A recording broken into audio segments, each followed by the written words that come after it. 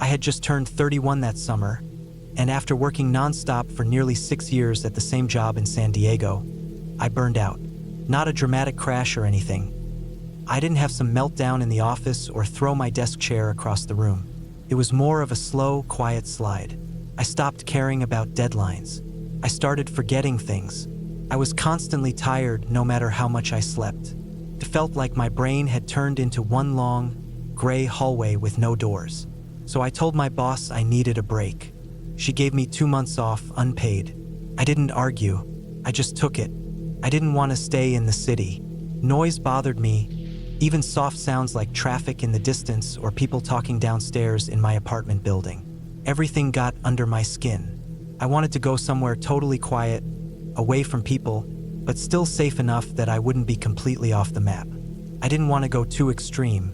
I wasn't trying to be a survivalist or anything. I just needed air. I needed space. I found a listing on a rental site for a private cabin up in the mountains near Bishop, California. It was a tiny A-frame, built back in the early 80s. No internet, no cable, no neighbors nearby.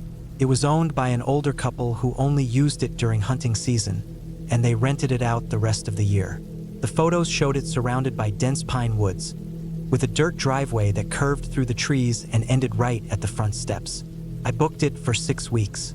I left San Diego early one morning in late August, packed with enough groceries to last a month, plus a few tubs of books, notebooks, and old camping gear I hadn't used since I was a teenager. The drive took about 7 hours. By the time I turned off the main road onto a narrow gravel trail that led up into the foothills, the sun was already starting to fall behind the mountains. I had the windows down and I remember how different the air smelled. Pine needles, dirt, and something crisp I couldn't name. I hadn't even gotten out of the car yet, and already I felt something close to peace.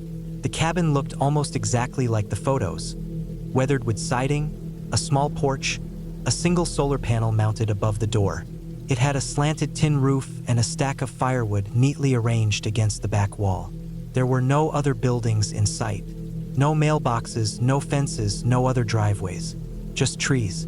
I unpacked fast. I wanted to get settled before it got dark. The inside of the cabin was one open room, with a kitchen area along the back wall, a fold-out couch, and a wood stove in the corner.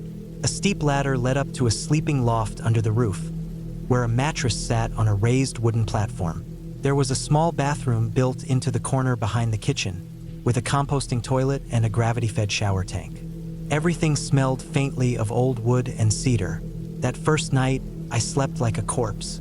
No car alarms, no sirens, no headlights flashing through the blinds. Just the sound of wind in the trees and the creak of the roof settling. I didn't wake up once.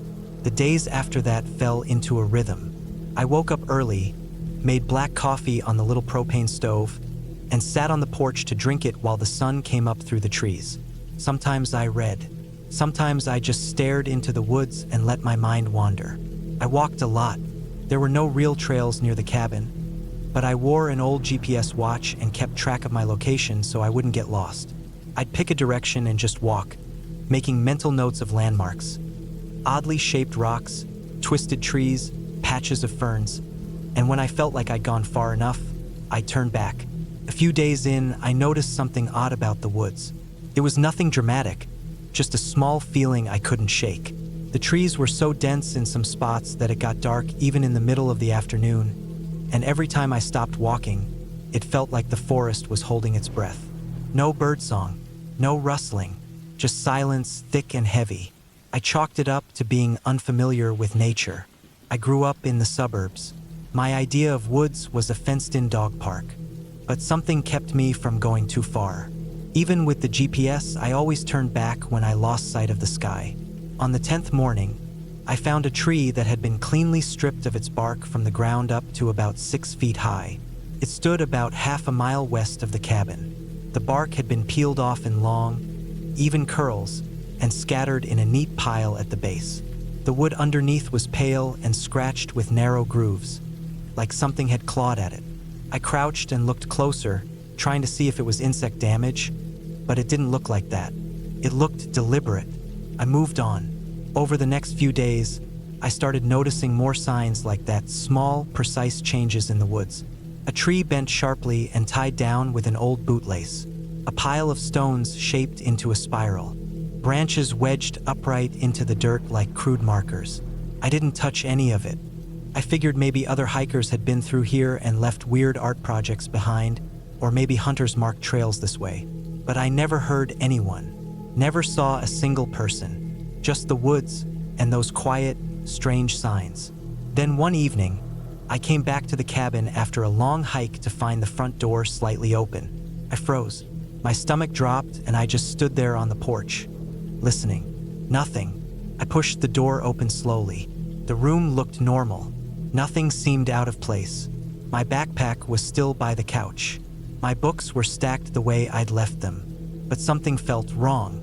I went through everything top to bottom. Nothing was missing. Nothing was broken.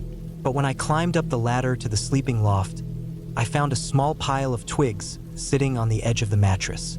Not scattered, arranged, like a small nest or bundle.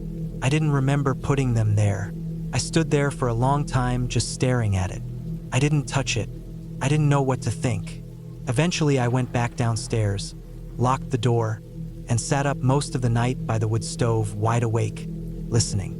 Every creak of the walls sounded like footsteps. The next morning, I packed a few things and drove down to the nearest town, about 45 minutes away, to get cell service. I called the cabin owners, told them someone might have come onto the property. They seemed surprised but not too concerned. Said it was probably just a local kid messing around. They offered to refund me for the rest of my stay if I wanted to leave early. I said I'd think about it. I didn't want to leave yet. I told myself I was being paranoid, that maybe I'd left the door open without realizing it, that maybe the twigs had fallen from the ceiling somehow. It all sounded weak, but I didn't have a better explanation. I bought more groceries, filled the gas tank, and drove back. That night it rained hard.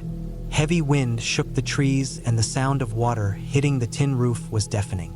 I stayed inside, reading by lantern light. Around midnight, the rain stopped, but the wind kept blowing. And then I heard something hit the side of the cabin. Just one sharp knock. Not a branch, not something falling. It sounded like a hand. I didn't move. I turned off the lantern and sat in the dark, holding my breath. I waited. Another knock lower down this time. Then silence. I stayed awake until dawn. When the sun finally came up, I went outside. There were no footprints in the wet ground. Nothing broken, but the side of the cabin had fresh scratches in the wood. Not random, parallel, deep. That was the day I decided to leave. I spent the morning packing. I didn't bother trying to clean up or organize things. I just shoved everything into the car. I kept looking out the windows, feeling like I was being watched, though I couldn't see anyone. I locked the cabin, started the car, and backed out of the driveway. About a mile down the gravel road, I saw something ahead of me. I hit the brakes. A tree had been dragged across the road. It wasn't just fallen.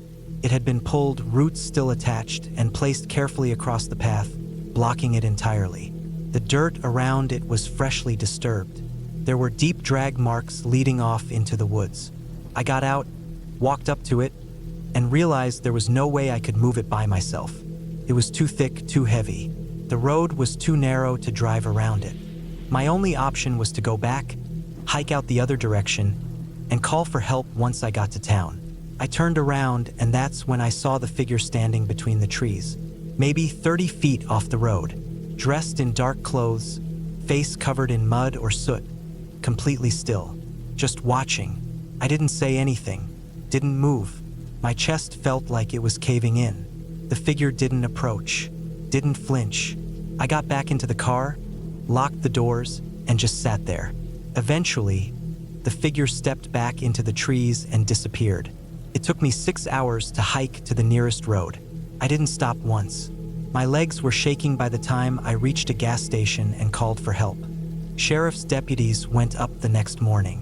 They found the tree across the road. They found the scratches on the cabin, but nothing else. No footprints, no signs of forced entry, no surveillance cameras out there.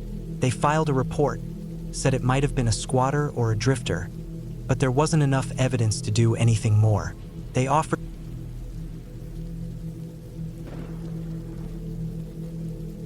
I took time off from work in the fall of 2019, around late October. I was 35 then, single, no kids, working a remote IT job that let me take a few weeks off without raising eyebrows. I was getting burned out and needed a break from city life. I wanted silence. I wanted stillness. I didn't want bars or tours or people. I wanted to be left alone somewhere cold and quiet.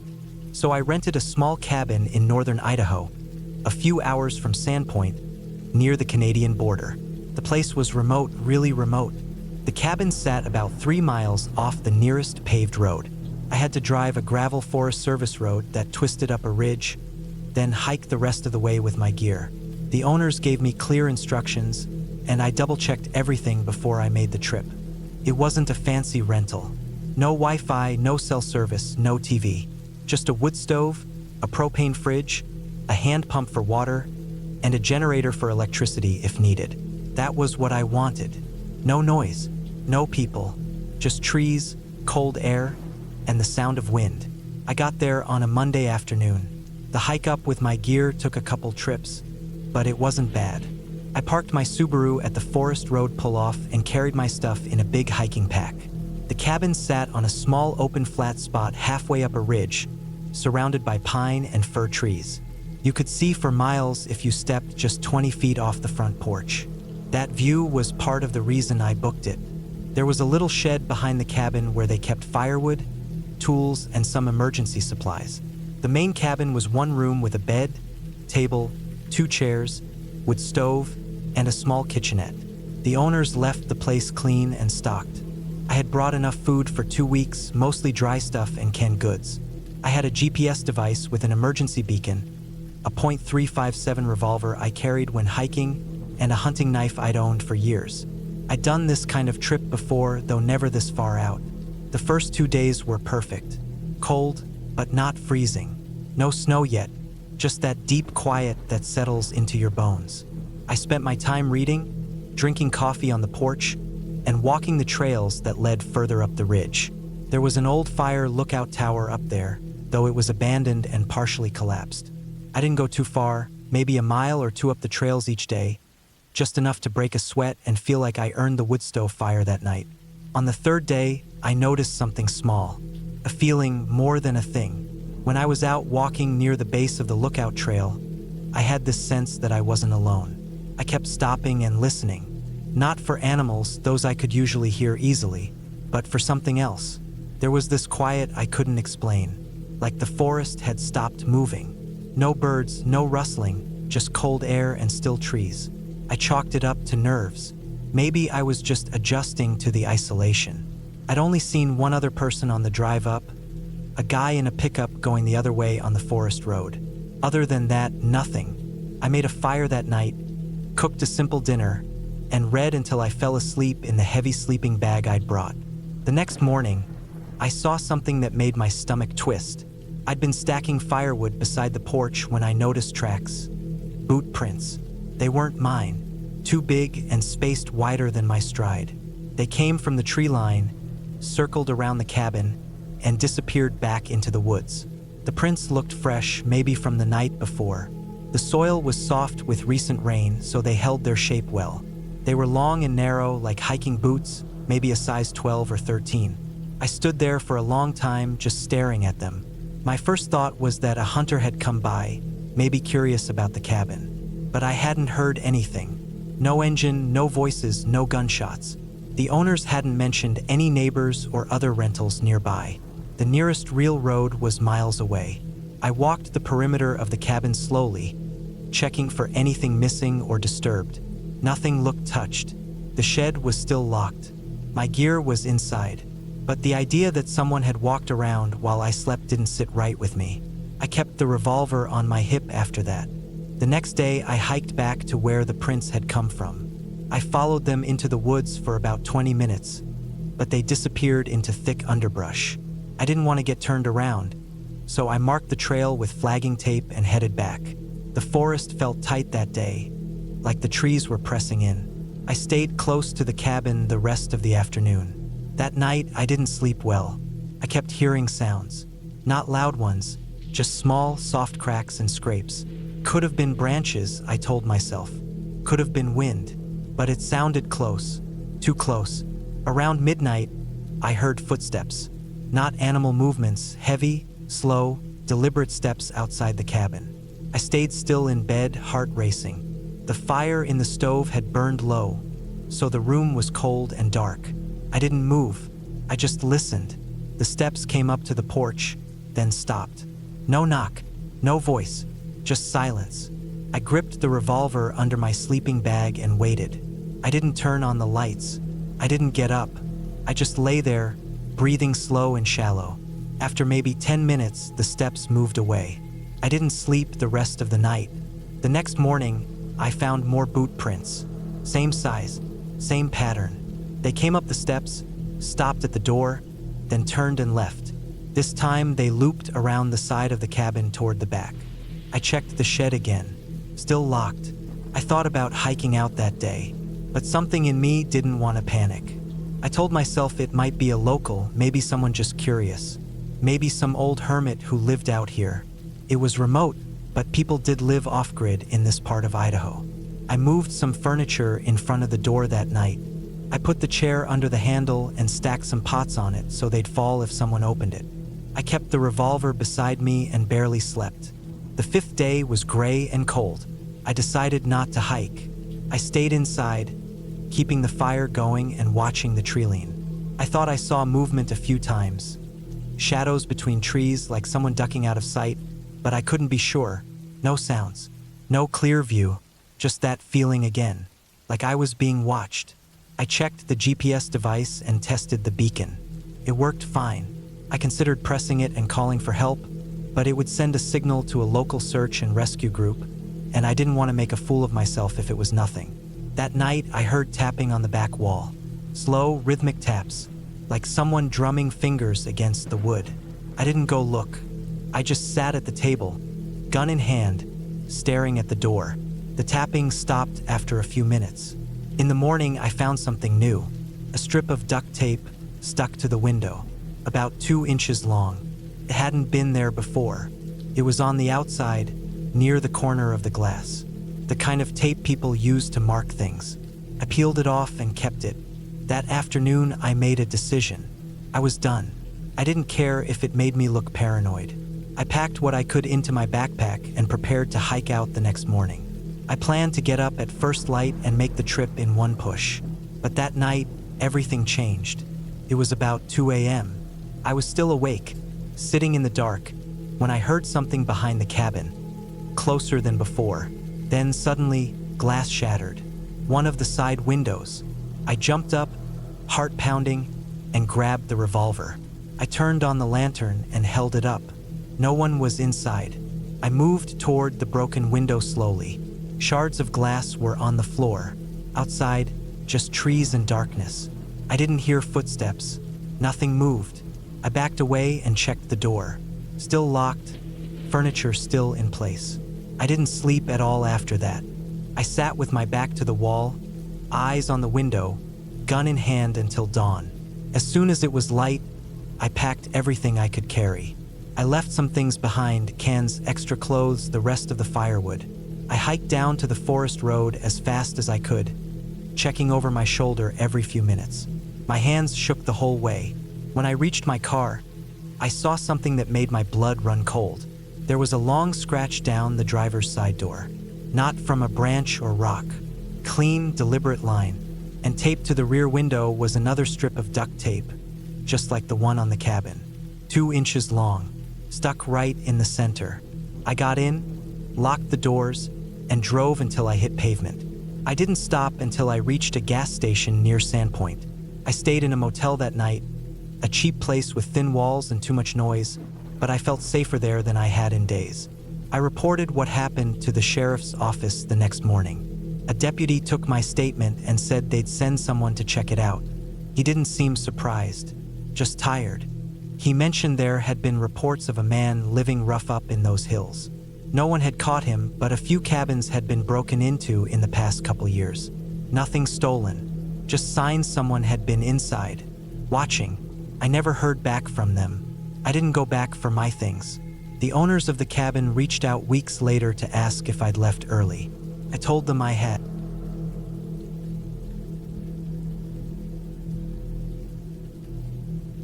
I'd been looking forward to this weekend for months. An entire break from the noise of the city. Just me, the woods, and a small, secluded cabin in the middle of nowhere. It seemed like the perfect way to unwind. The idea of solitude was a welcome escape, especially after everything had felt so chaotic lately. I had found the cabin online through some travel site. It was an old, rustic place, not too far from where I lived, deep in the forest of the Adirondacks. The listing had said it was simple, nothing fancy, just a small one-room cabin, but it came with a fireplace, a lake nearby, and a hiking trail that led into the forest. I booked it right away. I thought to myself that the isolation would be perfect for clearing my head. The drive out there was long, taking me on winding roads that eventually turned into narrow dirt paths. My car bumped and rattled, but I didn't mind. I was excited to finally arrive. It was a clear, cool afternoon in late September, the trees still full of green, but with hints of orange and yellow beginning to show in the leaves. I couldn't wait to get to the cabin and start my weekend. When I finally reached the cabin, it was even more charming than I had expected. It was small, maybe 20 feet long and 15 feet wide, with a steep, angled roof that made it look a little like a log cabin from an old movie. The wood was weathered, gray with age, but sturdy looking.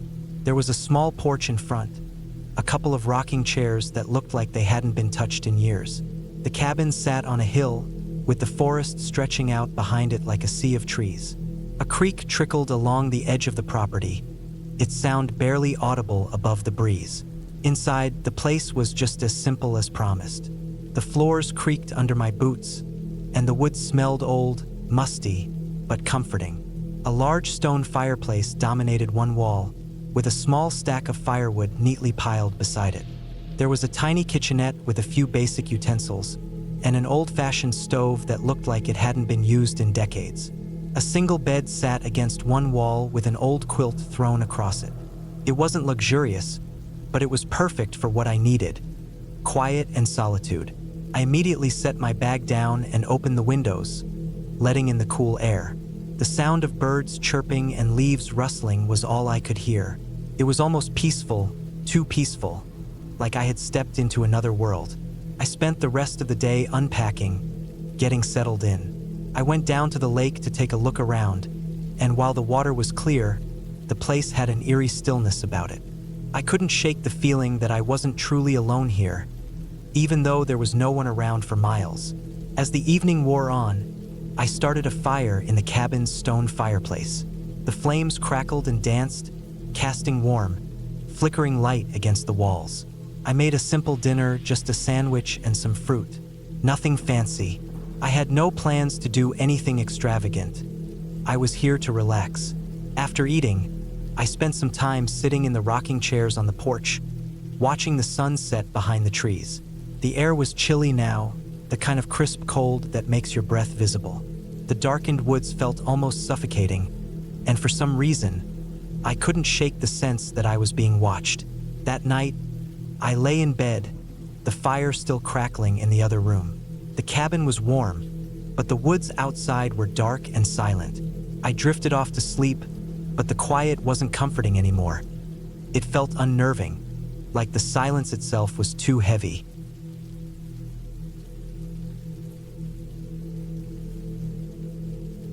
It was the kind of place people only talk about when they're back home safe, and even then, it's often described with a hint of disbelief. I didn't want to go to that cabin. I really didn't, but my best friend, Mark, insisted. He'd been planning this weekend trip for weeks. We were both in our late 20s, and despite our shared interest in the outdoors, we'd never actually been to a cabin quite like this one. It was in a remote part of the forest, deep in the Appalachian Mountains. The area had no cell service, no internet, and only a few scattered houses here and there. The drive up was long and winding. It had been raining on and off for days, so the roads were slick, and the trees seemed to press in on us as we drove further into the forest. I remember feeling a bit uneasy from the start. The air was thick, the trees were tall and unnervingly quiet. We reached the cabin just as the sun began to set. It wasn't the biggest or most modern place, but it had a certain rustic charm. It was made of old, weathered wood with a small porch and windows that looked out into the dense forest. I had no reason to be nervous. After all, I'd been to plenty of cabins before, but there was something about this one, something I couldn't quite shake. Mark was in high spirits, unpacking our gear, ready to start the fire and get things going. I, on the other hand, couldn't get rid of the feeling that something wasn't right. I chalked it up to the long drive, the isolation, and maybe even the strange weather. As the night settled in, we sat by the fire. The flames crackled and popped, but the quiet of the forest outside was almost deafening. It was a stillness that felt unnatural. There were no animals calling, no rustling in the trees, nothing. Just the sound of the fire and the occasional gust of wind through the trees. That first night, we barely talked about anything of real importance. We ate our food, had a few drinks, and then went to bed. The cabin was small and the walls were thin. I lay there in the dark, listening to the creaks and groans of the old wood, and something else. A sound that I couldn't quite place. It wasn't the wind. It wasn't an animal. It was like something or someone was moving outside. I tried to ignore it, thinking it was just my mind playing tricks on me. But the longer I lay there, the more it nagged at me. Eventually, I got up and peeked through the window, but saw nothing. Just the blackness of the night and the trees. I went back to bed, but sleep didn't come easy. The next day, things took a turn. We spent the morning hiking through the woods, trying to enjoy the fresh air, but it was hard to shake the feeling that we were being watched. It wasn't just the quiet anymore. It was something in the air, something that made the hairs on the back of my neck stand up. I could see it in Mark's eyes too, but neither of us said anything. We both knew it was just our minds working overtime. When we returned to the cabin in the late afternoon, I noticed something strange. The front door was slightly ajar. We hadn't left it that way. At first, I thought maybe I had forgotten to close it properly when we left, but it didn't feel right. The door creaked open with a soft, almost deliberate sound, and as I stepped inside, the smell hit me. It was a rancid, rotten smell, like something had died in there. It made my stomach turn. I called out for Mark, but there was no answer. The cabin was unnaturally still. I felt a knot tighten in my chest as I made my way through the rooms, but I didn't find anything out of the ordinary. No sign of forced entry, no sign of anything at all, really. But the smell lingered, and it was getting worse. I went outside, calling Mark's name, but he wasn't anywhere near the cabin. It didn't make sense. We'd been together the entire time since we returned from the hike. He couldn't have gone anywhere without me noticing. Panic began to rise in my chest. I searched the immediate area around the cabin, calling out for him, but there was no sign. After what felt like hours, I went back inside, hoping that maybe he'd just gone to the car or somewhere else nearby. I didn't realize it at the time, but the feeling I had when I stepped back into that cabin was different. It wasn't just unease anymore. It was something heavier, like the air itself had changed. It was colder inside, even though I'd left the fire going. I walked over to the window, and that's when I saw it. There, in the distance, at the edge of the trees, was a figure. It was barely visible, shrouded in shadow, but it was there, standing perfectly still. I couldn't make out any features, just the shape of a person standing motionless, staring in our direction. I wanted to call out to Mark, but I couldn't move. My body was frozen, my mind racing with every worst-case scenario imaginable. I knew I had to do something, but all I could do was stare. I waited for what felt like an eternity, but the figure never moved, never blinked. It was just there, watching. I grabbed my phone, desperate to call for help, but of course, there was no signal. My thoughts were racing, each one more frantic than the last. I ran to the door, but before I could open it, I heard footsteps behind me. I spun around so fast that I nearly stumbled, but there was nothing there. The cabin was empty, completely silent. The figure outside was gone. I spent the rest of the night in a state of restless alertness. I couldn't sleep, couldn't shake the feeling that something was wrong. Every creak of the house, every gust of wind outside made me jump. The thought of leaving never occurred to me. I was too scared to be alone outside, too terrified of what might be lurking in the dark. The next morning, Mark still hadn't returned. It had been over 24 hours now, and there was no sign of him anywhere. I searched the woods again, calling his name, but it was as if he had vanished into thin air. The dread in my stomach only deepened. Whatever had happened, whatever I had seen or felt, it was real. I had no choice but to leave. I packed up everything I could, locking the cabin behind me. The whole time, the feeling of being watched never left. I drove out of those woods as fast as I could, never looking back. It wasn't until I was home, safe in the comfort of my own space, that I allowed myself to think clearly. But even then, the nagging question stayed with me. What happened to Mark? Where did he go? And to this day, I've never gotten an answer. I've never gone back to that cabin, never even set foot in the area again. But I know one thing for certain. There was something out there, something that didn't want us to leave. The end.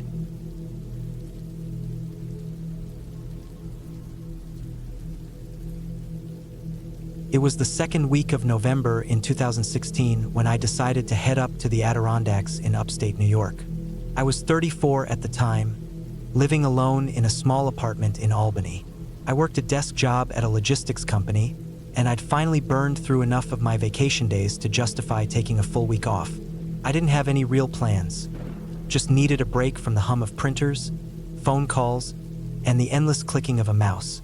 I wasn't a big outdoors guy, but I'd always been drawn to the quiet, and I thought a remote cabin might be exactly what I needed, somewhere to disappear for a little while. I found the place through an obscure website that listed off-season rentals. The photos looked dated, probably taken with an old digital camera, but it was enough. A simple one-bedroom log cabin tucked away near Indian Lake, far from any town or cell signal. The listing mentioned it was a 10-minute walk from the end of a private dirt road, completely off-grid, with a wood stove for heat and solar panels for limited electricity. I wasn't worried about the lack of amenities. I figured I'd bring enough food, books, and firewood to last the week. The remoteness was part of the appeal. I wanted quiet, and this seemed like a guaranteed way to get it. The drive up was long. I left early in the morning, and it still took me almost 5 hours to get there. The roads got narrower and rougher the farther I went, and by the time I hit the last stretch, a rutted-out dirt road with branches scraping the sides of my car, I already felt completely removed from everything. The trees were bare, all the leaves already fallen, and the wind had that sharp edge that told you snow wasn't far away. I parked where the road dead-ended near a rusted metal gate, loaded my gear into a backpack and duffel bag, and started the walk toward the cabin. The path was narrow but easy enough to follow. Moss-covered stones poked through the dirt, and I passed an old, dry creek bed lined with dead ferns and broken branches. The forest felt heavy around me, like the air was thicker beneath the trees. No birds, no wind, just the sound of my boots crunching the frost-hardened leaves. I wasn't scared, just alert. I could feel how far I was from anything. No phone signal, no people, no help if I needed it. I told myself that was the point. The cabin finally came into view after a bend in the path. It looked smaller than I expected. One story, a dark brown log structure with a sloped roof and a small porch on the front. A battered metal chimney stuck out the side, and the windows were square and fogged. The door was locked with a simple key that had been mailed to me ahead of time. I opened it, stepped inside, and was met with the smell of old wood and cold, stale air. It was basic but clean. A small kitchen on the left, a wood stove in the corner near a worn-out couch, and a table with 2 chairs near a dusty window. The bedroom was in the back with a narrow bed, a dresser, and a door leading to what looked like a composting toilet setup. No shower, just a basin and pump. I unpacked slowly, stacking my food in the cabinets and putting the perishables in a small cooler with ice packs. I brought enough canned stuff to last me, plus a small propane stove for cooking. I lit a fire in the stove using the pre-chopped wood stacked by the door and sat on the couch while the place warmed up. Felt good, quiet, isolated. That first night was uneventful. I read until the light started to fade, then lit a few lanterns and made some pasta.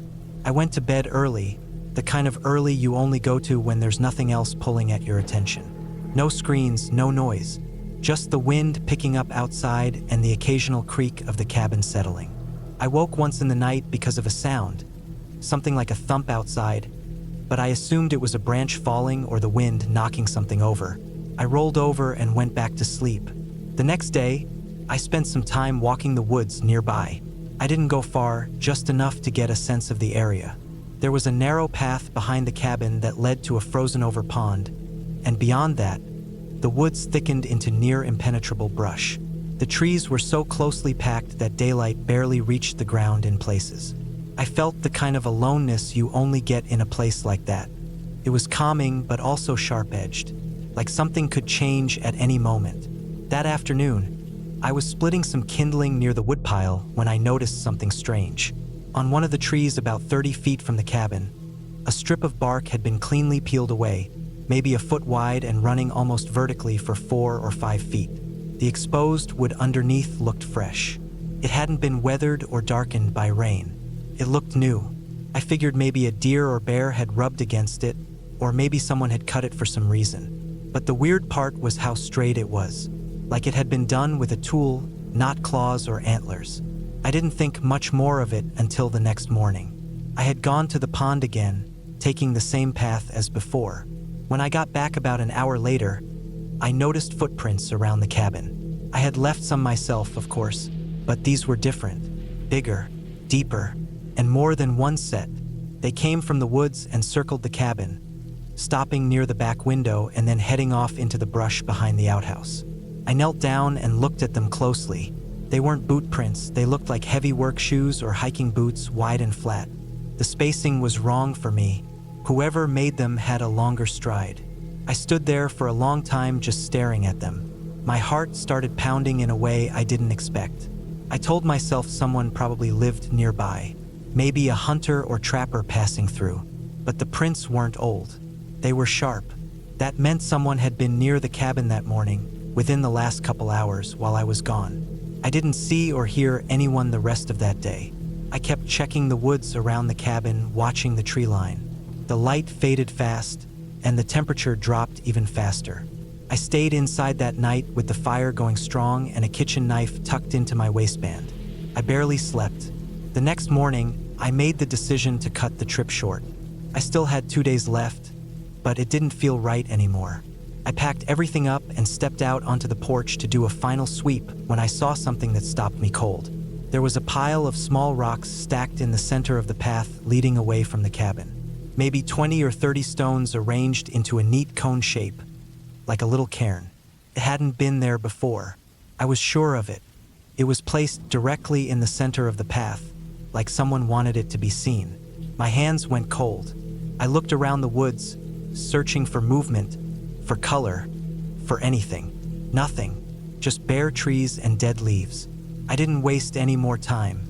I slung my bag over my shoulder and started down the path at a fast walk, heart pounding in my throat. I had gone maybe 200 yards when I saw the second one. Another rock pile, this one bigger, same shape, same kind of stones, just sitting there in the middle of the path. I walked around it fast, almost running now. A third pile was near the creek bed, then a fourth, each one a little closer together, as if marking something.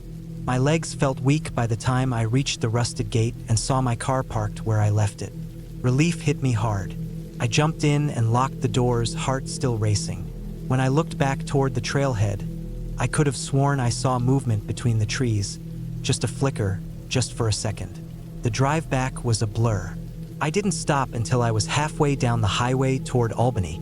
I pulled into a gas station, got out, and threw up in the trash can by the pump. My hands were shaking so badly I could barely hold the wheel. I never reported anything. I didn't know what to say. There had been no crime, no proof. Just tracks and rocks and something that felt wrong down in my bones. I never went back to that cabin. When I checked the listing site a few weeks later, the whole page had been taken down. No trace of it left. I tried to find the owner's name from the emails, but the messages bounced back. The phone number had been disconnected. It's been years now, and I still think about that trip almost every night.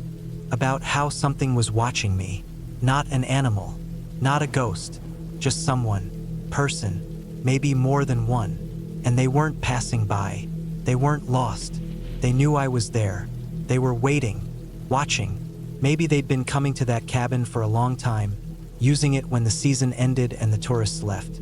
Maybe I just showed up at the wrong time. I think about what would have happened if I stayed one more night. I think about the rocks, the footprints, the peeled bark. I think about how they knew exactly when I left the cabin. And I think about how I never heard a single sound.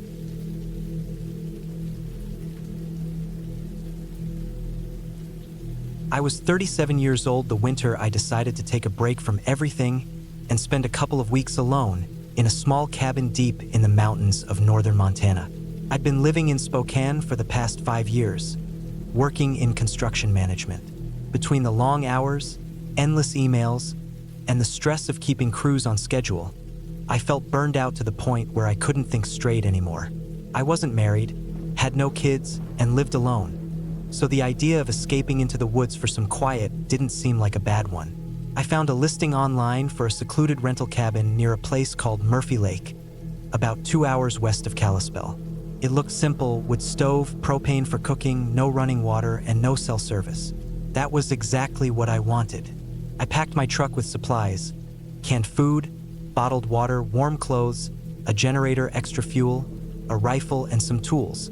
I brought paper maps, a satellite phone in case of emergencies, and printed instructions from the owner on how to access the property. He warned me that the road leading to the cabin could be tricky in winter, but my Tacoma had chains and I knew how to drive in snow. I left Spokane on the first Saturday in January 2022. The drive was peaceful. The roads were mostly clear, and the sky was overcast but calm. By the time I passed through Kalispell and started heading northwest toward the lake, snowflakes had started to fall. It wasn't heavy, just light flurries dancing in the air. I reached the turnoff for the dirt road that led to the cabin around 3 p.m. It was partially covered in snow but still drivable. The directions said to follow the road for about 8 miles, past an old gate and a small wooden sign that said Ward Creek Trail. After that, I'd see the cabin on the left near a clearing. The road narrowed quickly, and after the first couple of miles, the snow started getting deeper. I switched into 4-wheel drive and kept going slowly, trying not to veer off the ruts that someone must have made weeks ago. The forest was thick, mostly pine and fir, and the deeper I went, the more I realized just how far I was from anything. By the time I reached the sign and saw the cabin, the snow was coming down harder, and the daylight was already starting to fade. The cabin was smaller than I expected, but it looked sturdy. A-frame style with a sloped metal roof, a single chimney, and a wraparound porch half covered in snow. There was a small woodshed next to it, and behind that, the tree line. I parked the truck just off the road and began unloading. The cold bit through my gloves fast, so I worked quickly, bringing in food, my sleeping bag, and other essentials. Inside, it was cold but cozy. The floor was rough-hewn planks, and the furniture was basic but solid. A cot, a table, a couple of chairs, and some shelves with old pots and pans. I found the wood stove in the corner and started a fire right away. The chimney pulled strong, and within an hour, the room began to warm up. I spent that first night just getting settled. I cooked a can of chili on the propane burner, sipped some coffee from a thermos, and sat near the stove reading an old paperback I'd brought. Outside, the wind picked up, and the snow kept falling harder than before. I was tired from the drive and the cold, and I fell asleep early in my sleeping bag, listening to the fire crackle and the trees groaning outside. The next morning, I stepped out onto the porch and saw that nearly a foot of snow had fallen overnight. Everything was buried in white. My truck was almost invisible under the thick layer, and the sky was still gray, threatening more. I wasn't too concerned. I'd packed for 2 weeks, and I had enough food, fuel, and water. I spent that day chopping more firewood, shoveling out a path to the truck, and checking the cabin for any problems. Everything seemed fine. The solar panels on the roof were covered in snow, but I had the generator as backup. I didn't plan on needing much power anyway. Over the next 3 days, the storm didn't let up. The snow fell constantly, sometimes lightly, sometimes hard, and the wind howled through the trees almost every night.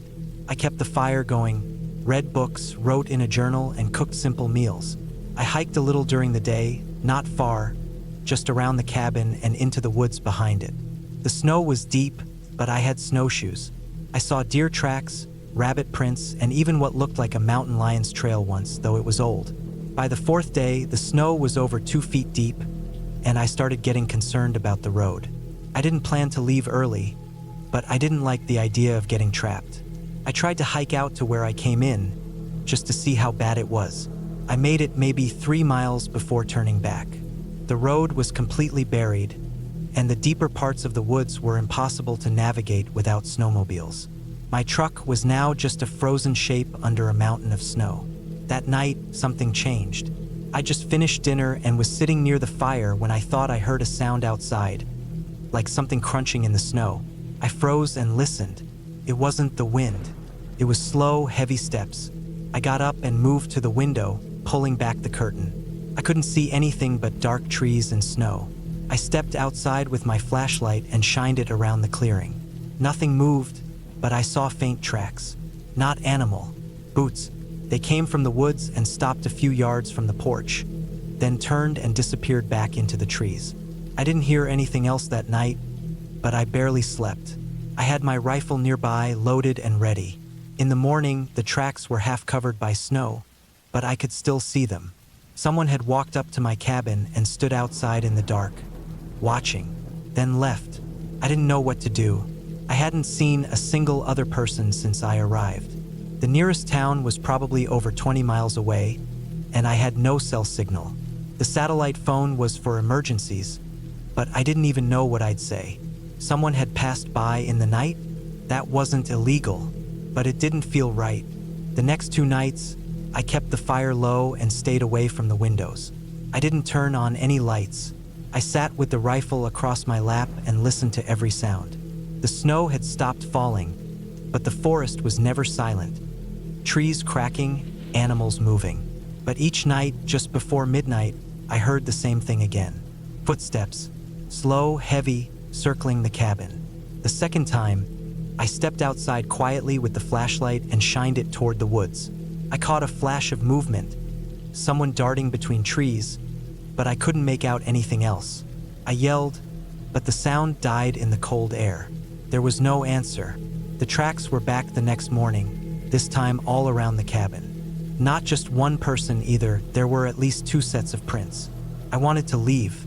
I tried digging out the truck again, but it was hopeless without help. The snow was too deep, and the road was impassable. I thought about using the satellite phone then, calling for help, but something in me hesitated.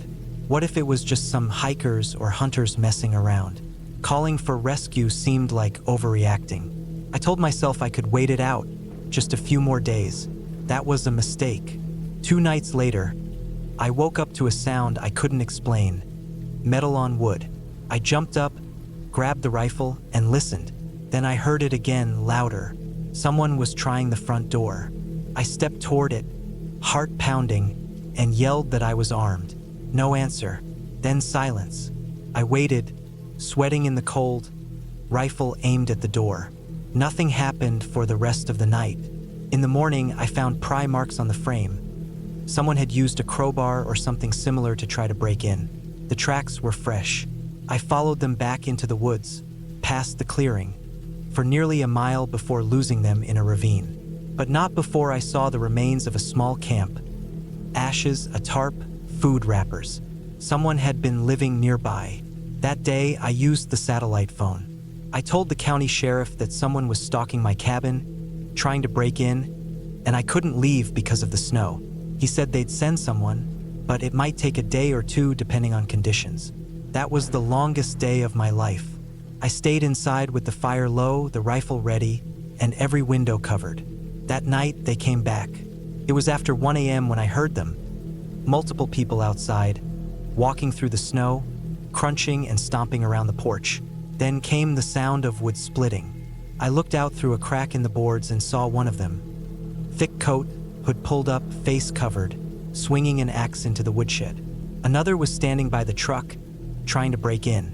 I don't know how they missed the fresh tire tracks from days earlier, but they clearly knew I was still there. I fired a warning shot through the open window. The noise was deafening in the cold air. They scattered like animals running into the trees. I didn't sleep. I kept the fire down, the rifle ready, and waited for daylight.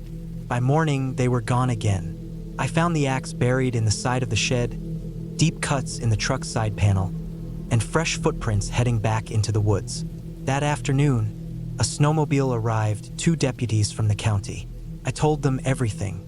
They searched the woods for hours, found the camp, the prints, and signs of recent activity. But no people. They towed me out with their...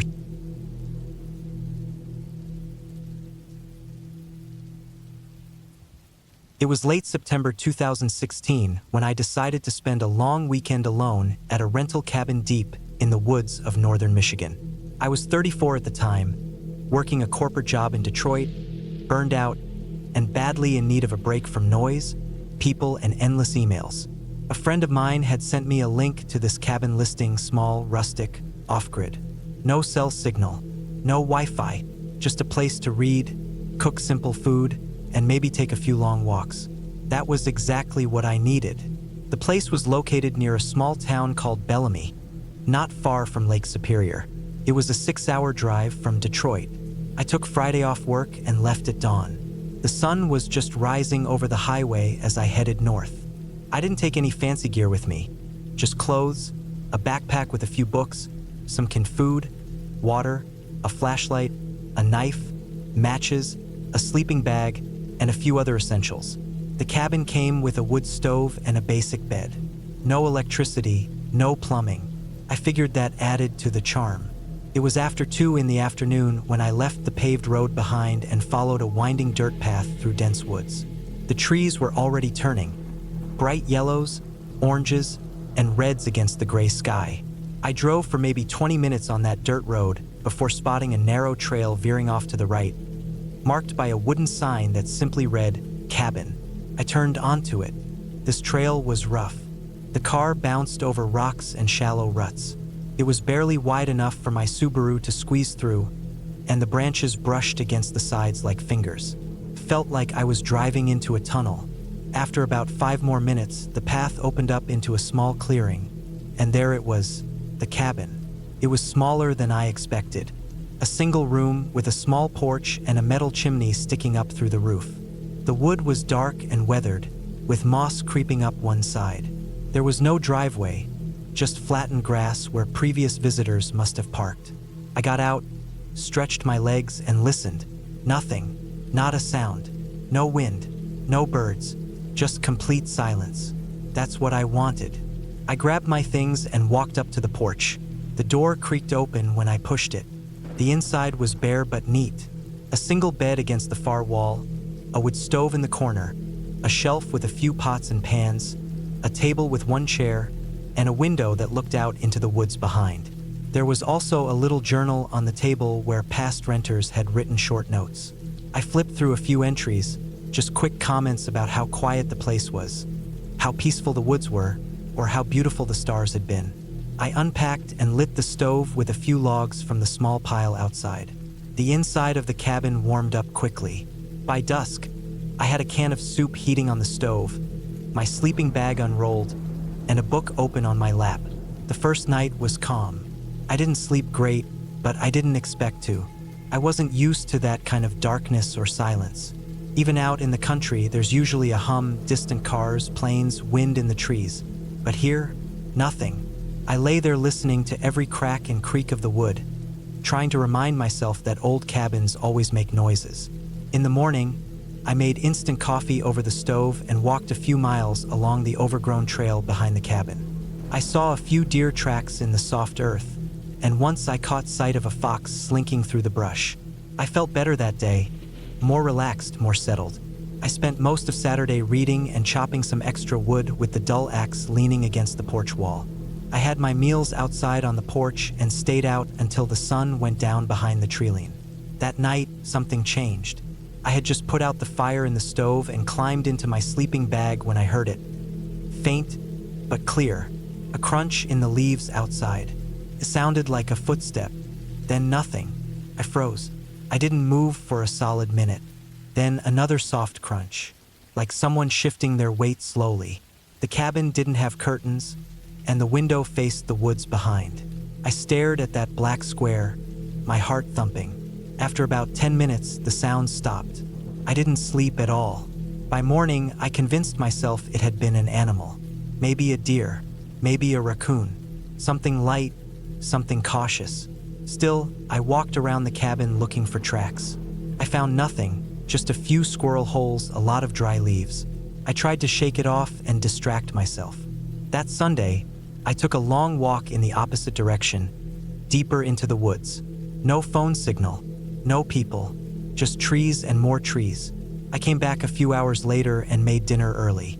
I decided I'd leave first thing in the morning. 3 nights would be enough. The third night was colder.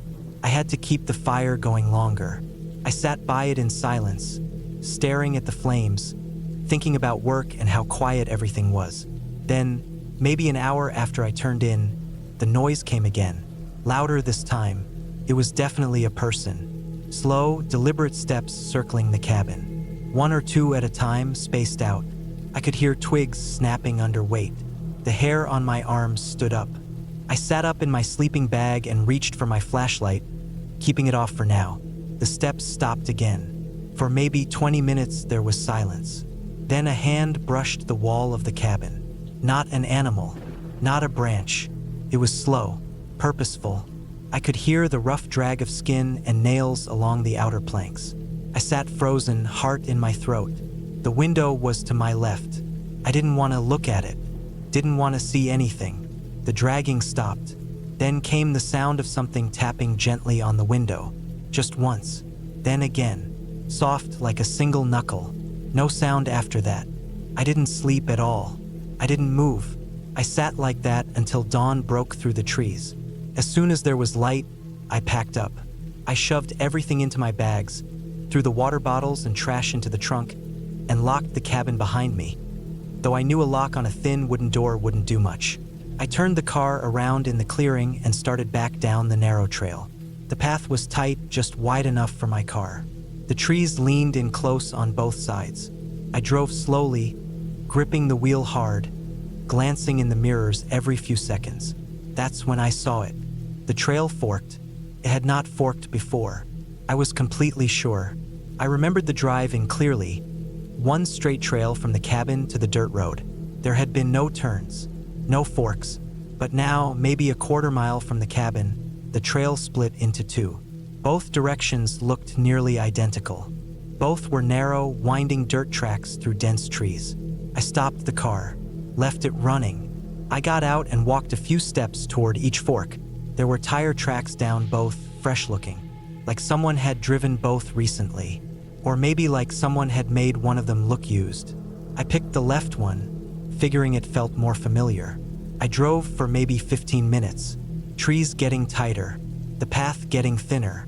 I started to get uneasy. This didn't feel right. It wasn't the same as the way in. I hadn't passed this crooked tree before. I didn't remember the steep dip in the trail. I didn't remember the big flat rock near the edge of the path. I stopped again. I got out, looked around. That's when I saw the wire. A thin piece of metal wire, stretched low between 2 trees on either side of the trail. It was at ankle height, thin enough to be almost invisible unless you were looking for it. I walked up slowly and looked closer. It was tied around 2 stakes driven into the ground. Tight and deliberate, a trip wire. I traced it with my eyes into the brush on the right side. There, partly hidden under leaves, was a piece of plywood covering what looked like a shallow pit. I backed away, heart racing. This wasn't just a forest path. Someone had rigged this. Someone wanted to stop vehicles coming this way, or maybe trap them. This wasn't right. I turned the car around in a panic. Barely enough room to do it without scraping the trees. I backed up, fast, following the trail the other direction, this time toward the other fork. I passed the fork again and took the right path this time. This one looked even older, more overgrown. Branches scraped the windshield. Leaves blocked the sun. I followed it for maybe 20 minutes, thinking it had to lead out. Then it ended, just stopped. A wall of trees, no clearing, no turn, no exit. I sat there in the car, sweating, engine idling, staring at the woods in front of me. I had no signal, no GPS, no way to know where I was. I turned around again and drove back to the fork. Sat there, tried to think. That's when I noticed the prints. In the dirt next to the fork, near where I had stopped the first time, were boot prints. Deep, fresh. They hadn't been there earlier. They led into the woods, not down either trail, just off into the trees. I followed them with my eyes until they vanished into the brush. And then I saw movement, about 30 yards into the woods. A shape, barely visible between the trees. Someone standing still.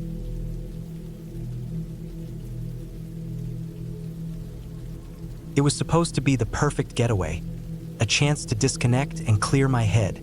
My friends and I had spent months planning the trip, renting the cabin, packing up all the gear we thought we might need, making sure we had everything from food to extra blankets, tools for any minor repairs, and, of course, firewood. We'd all been friends for years, and this seemed like the ideal way to enjoy a quiet weekend away from the city noise, with no distractions. I was 28, and I'd never really been out in the middle of nowhere like this before. The cabin was in the middle of a forest, near the edge of a large state park, somewhere in the Appalachian Mountains. The area had a reputation for being pristine and peaceful. There were no cell service, no nearby towns, no distractions, which was exactly what we wanted. We arrived late on a Thursday evening, the sun just barely dipping below the horizon, casting long shadows across the forest. The place looked picturesque at first, like something out of a catalog. A small, wooden cabin nestled among towering pine trees, with a wraparound porch and a stone chimney curling smoke into the cold autumn air. The place was old, maybe a century or more, but it had been refurbished recently, and everything inside was neat and modern. There was a feeling of anticipation as we stepped inside. The smell of fresh wood and a faint mustiness from the age of the building filled the air. We all made ourselves comfortable, unpacking, setting up the fire pit outside, and getting ready to settle in for the weekend. It wasn't until we started unpacking that the first strange thing happened. I found an old map tucked away in one of the drawers in the kitchen. It looked like something from the 1800s, the paper faded and torn at the edges. I showed it to the others, and they were immediately interested, but not in a way that felt natural. Everyone else dismissed it, and I put it back in the drawer without giving it much thought. But I kept glancing at it in the back of my mind, a nagging feeling tugging at me. That night, we gathered around the fire, telling stories and roasting marshmallows. The sound of the crackling fire was comforting, and the cold mountain air felt refreshing. But as the night wore on, I noticed something strange. There was a deep silence, an almost unnatural stillness that settled over the woods as we sat by the fire. No owls, no crickets, no distant sounds of wildlife. Just an unsettling quiet. At first, I thought it was just my imagination. Maybe it was the isolation, the way the mountains seemed to wrap themselves around us. But the longer I sat there, the more the silence gnawed at me. Felt wrong, like something was watching us. I shook off the feeling and tried to enjoy the evening, but it was difficult. The quiet seemed to press in on me from every side, suffocating. The others didn't seem to notice, or if they did, they didn't say anything. They were all too caught up in their own conversations.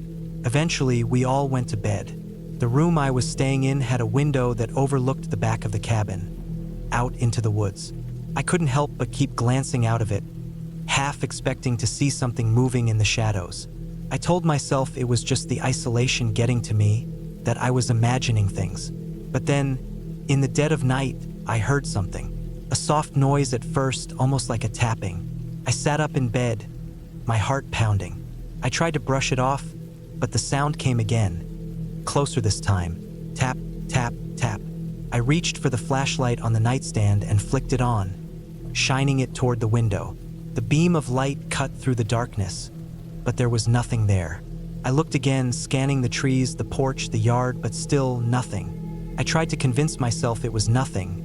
Maybe a branch scraping the window, or an animal moving around. But the sound came again, this time louder. It wasn't the wind. It wasn't an animal. I felt a cold shiver run down my spine. My thoughts raced, trying to come up with a logical explanation, but nothing made sense. I grabbed my phone to check the time, hoping the act of doing something would calm me down. It was nearly 3 a.m. I didn't sleep much after that. Every creak of the house, every gust of wind, set my nerves on edge. I kept thinking I'd hear that tapping again, but it didn't come. The next morning, everyone else woke up and acted like nothing had happened. They were all full of energy, eager to start the day with a hike up to the ridge to get a better view of the mountains. I felt exhausted, my mind still lingering on the strange noises from the night before, but I didn't say anything. I didn't want to be the one to ruin the mood. As we set off on our hike, the beauty of the forest was almost overwhelming. The towering trees, the vibrant colors of the fall foliage, the sound of the breeze rustling through the branches. It was all so peaceful. But the deeper we went into the woods, the more I couldn't shake the feeling that something wasn't right. The further we went, the quieter it became. There was still no wildlife, no birds or insects. The silence from last night had followed us. We reached the ridge around noon, and I sat down to catch my breath, staring out at the view. It was stunning. The landscape stretched out for miles, and I could see the outline of the cabin far below, nestled among the trees. But as I looked closer, something caught my eye. A small clearing just to the side of the cabin. It wasn't visible from where we had parked earlier, but now that I could see it, something seemed off about it. The trees around the clearing seemed unnaturally spaced apart, and there was a strange shape in the middle of it. A stone structure? It looked too perfect, too deliberate for nature. My curiosity got the better of me, and I mentioned it to the others. They were quick to dismiss it, but the unease in my chest grew heavier.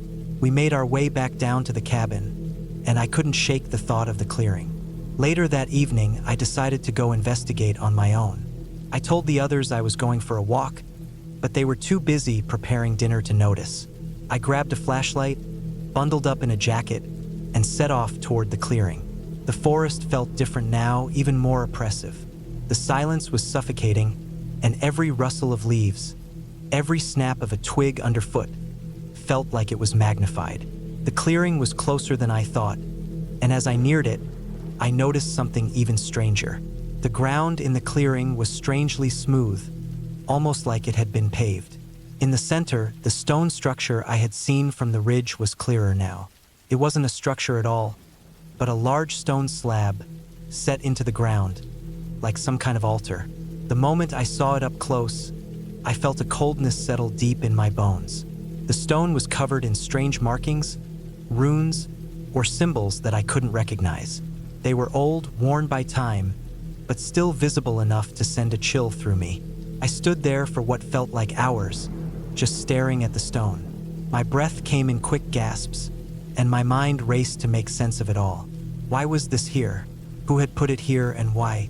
The feeling of being watched came back with a vengeance, and I quickly turned to leave. But as I did, I stepped on something, a small twig, and it snapped loudly in the silence. My heart skipped a beat. I froze, listening. The silence was now deafening, and then I heard it, a soft, distant tapping sound.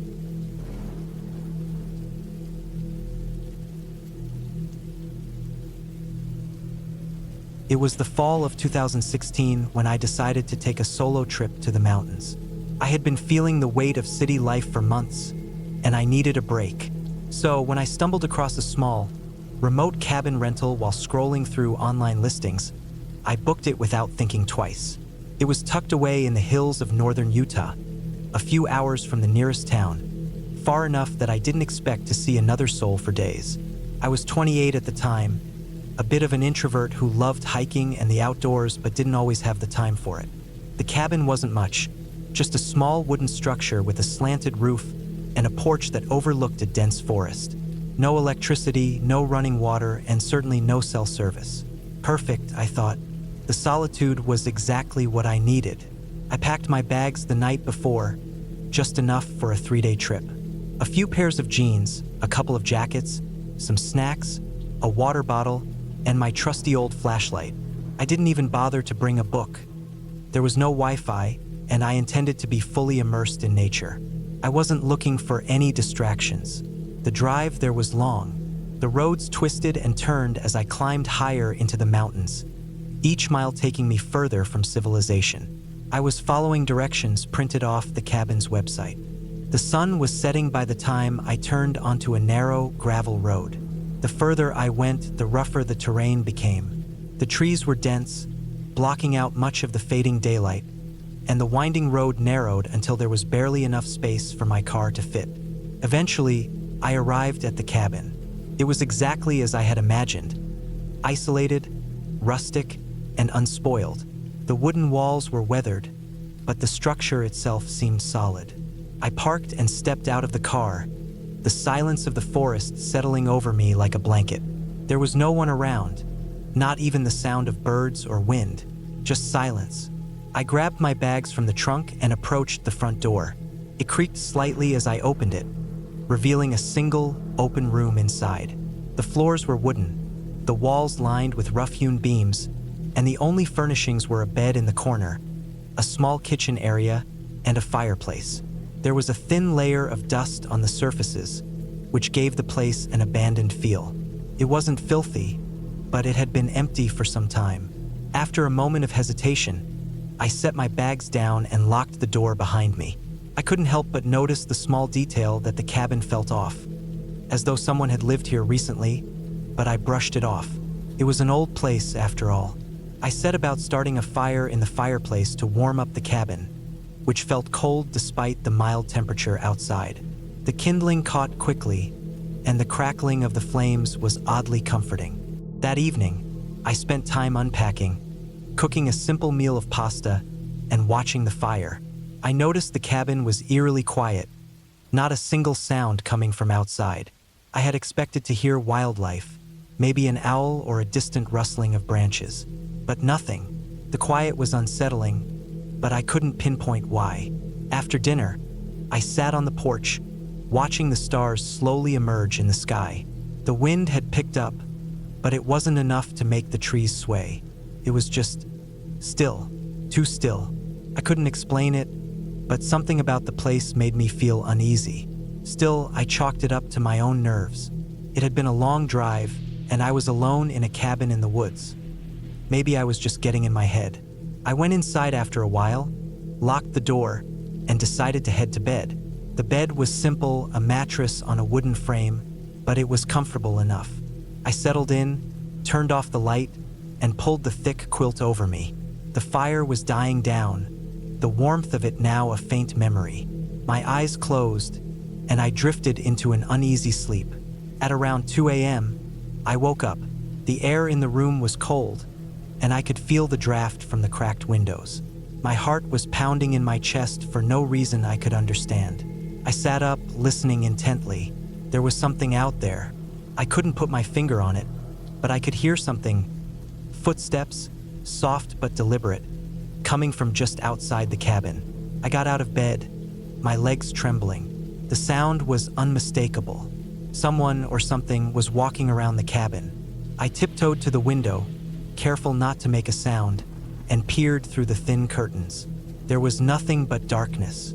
No figure, no movement, just the vast blackness of the forest. My mind raced. I was alone, and there was no one else around for miles. Could it be an animal? A bear? Maybe, but the footsteps didn't sound like any animal I knew. They were too human. Slowly, I backed away from the window and grabbed the flashlight from the bedside table. I crept to the door, heart racing, every nerve in my body on high alert. I reached for the handle and paused. The footsteps had stopped. I stood still, holding my breath, but all I could hear now was the sound of my own pulse in my ears. Whatever it was close. Too close. I stepped back from the door, my hands shaking as I tried to calm myself. Maybe it was just my imagination. After all, I had been cooped up in that cabin all day with nothing but my thoughts. It was easy to get paranoid. But then I heard it again. Tap. Light but deliberate, like something or someone was trying to get in. I ran to the fireplace and grabbed the iron poker. My grip tightened around it, and I stood in the middle of the room, waiting, listening.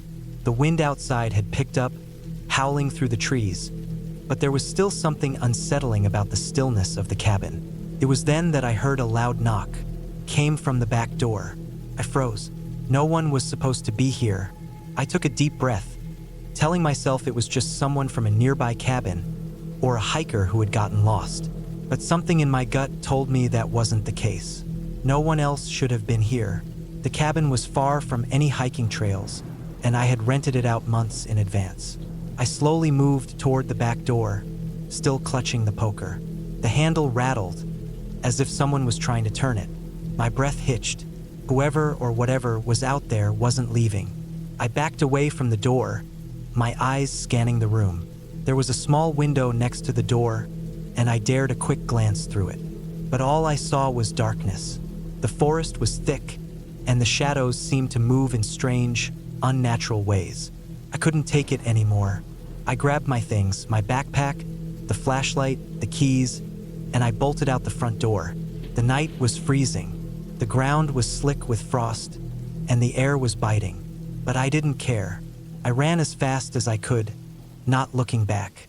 The forest was dense, and the wind screamed through the trees, but all I could focus on was getting to the car.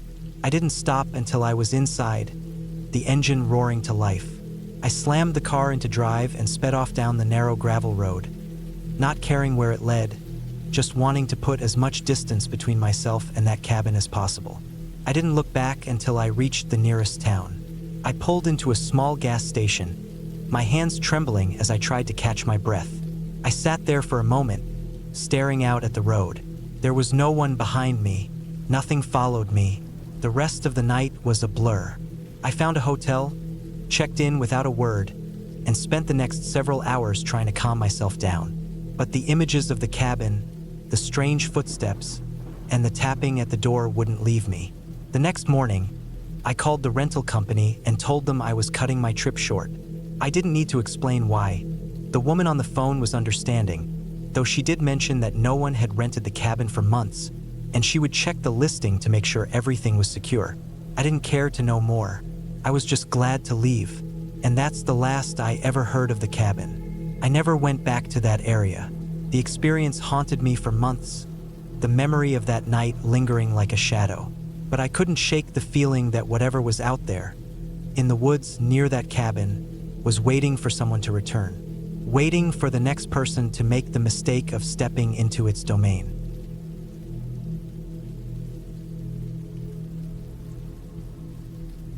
My name's Darren Nolan. I'm 38 now, but this happened in late November of 2016, when I was 29. I used to be the kind of guy who thought getting away from the city for a week in the woods was the best way to clear your head. No phone signal, no emails, no noise, just the cold, the trees, and the silence. I used to love that kind of thing. Used to. I had found this old rental cabin in the Adirondacks, tucked deep in the hills near a place called Snow Creek. It wasn't even on Google Maps properly, just a pin dropped near a stream. I found it through a guy I worked with back then. He knew someone who knew someone, and it was cheap because it had no modern plumbing or heating. Just a wood stove, an old generator, and a well pump. I didn't mind roughing it, especially not back then. I got there on a Wednesday afternoon, right before a storm was supposed to hit. It had been a light snow year so far, but they were calling for a big one over the weekend. I figured I'd be out of there before the worst of it hit. I brought plenty of food, firewood, and fuel for the generator. I packed 2 5-gallon cans of gas and a bunch of propane bottles for cooking. I had a Ruger .22 rifle with me, not for hunting but for peace of mind. I didn't expect to need it.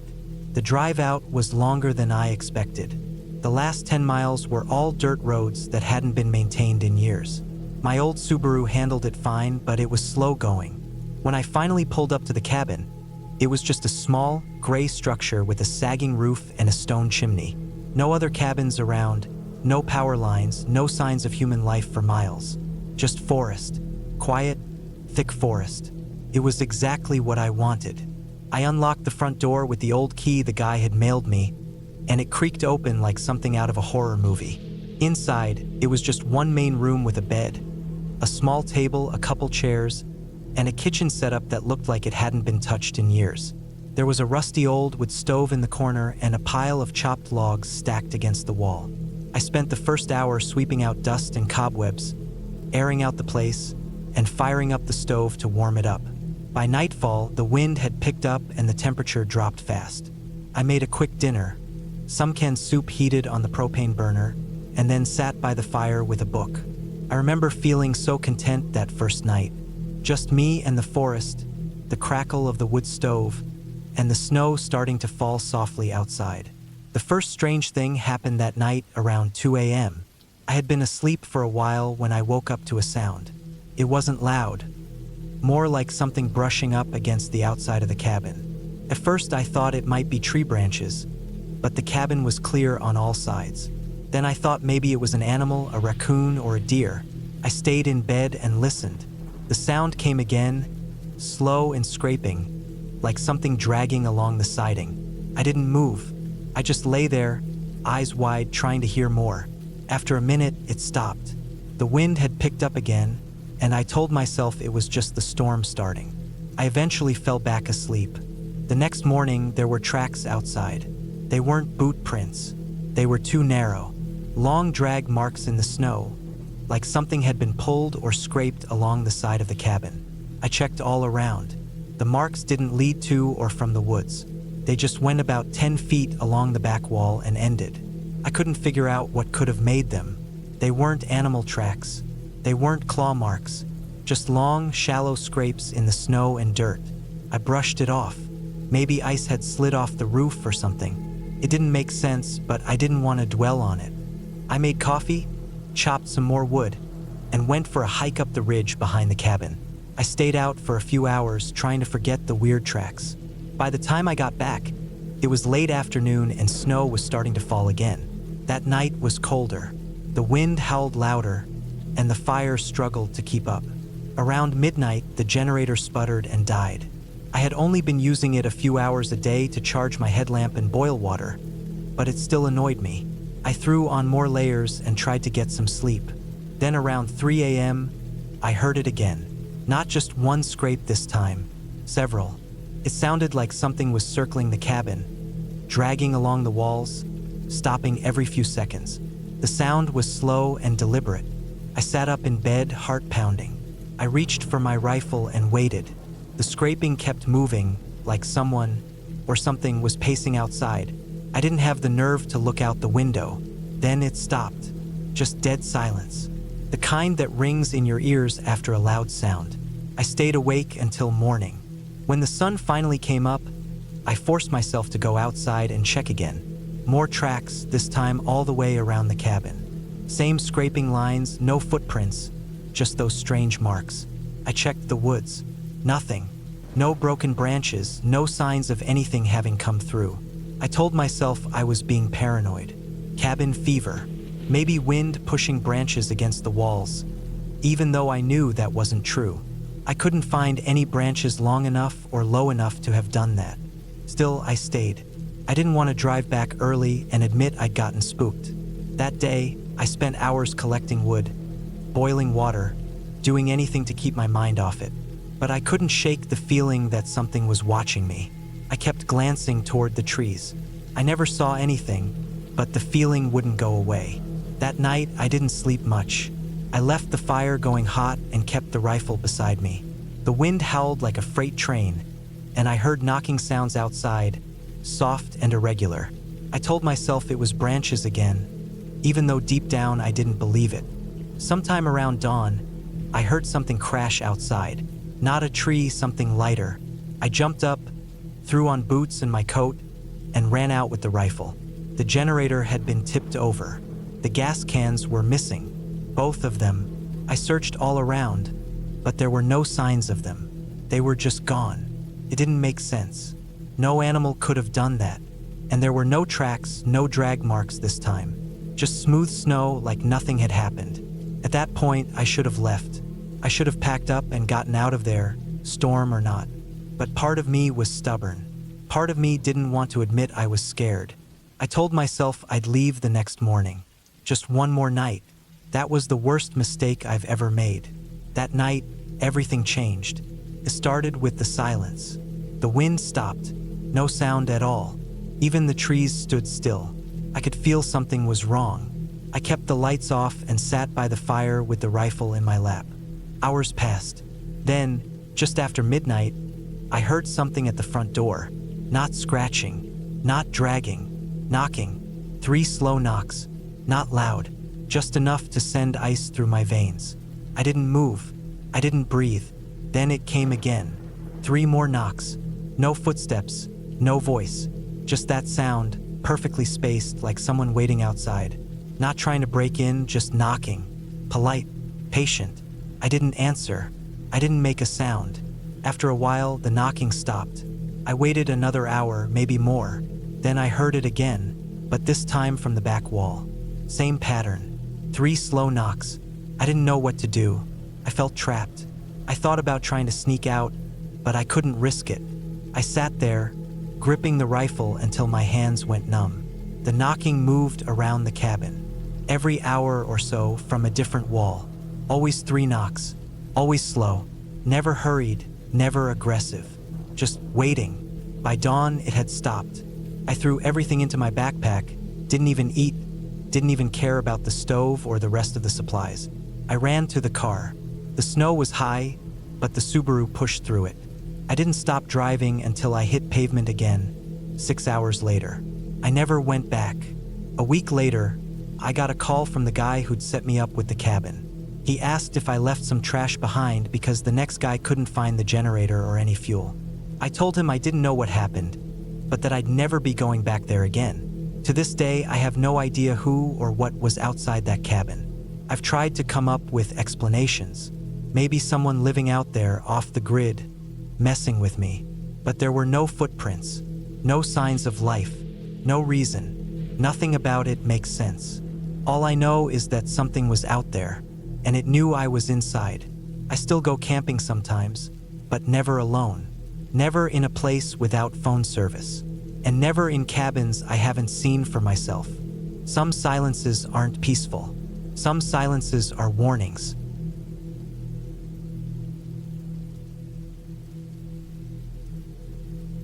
I had always been drawn to the idea of escaping the noise of everyday life.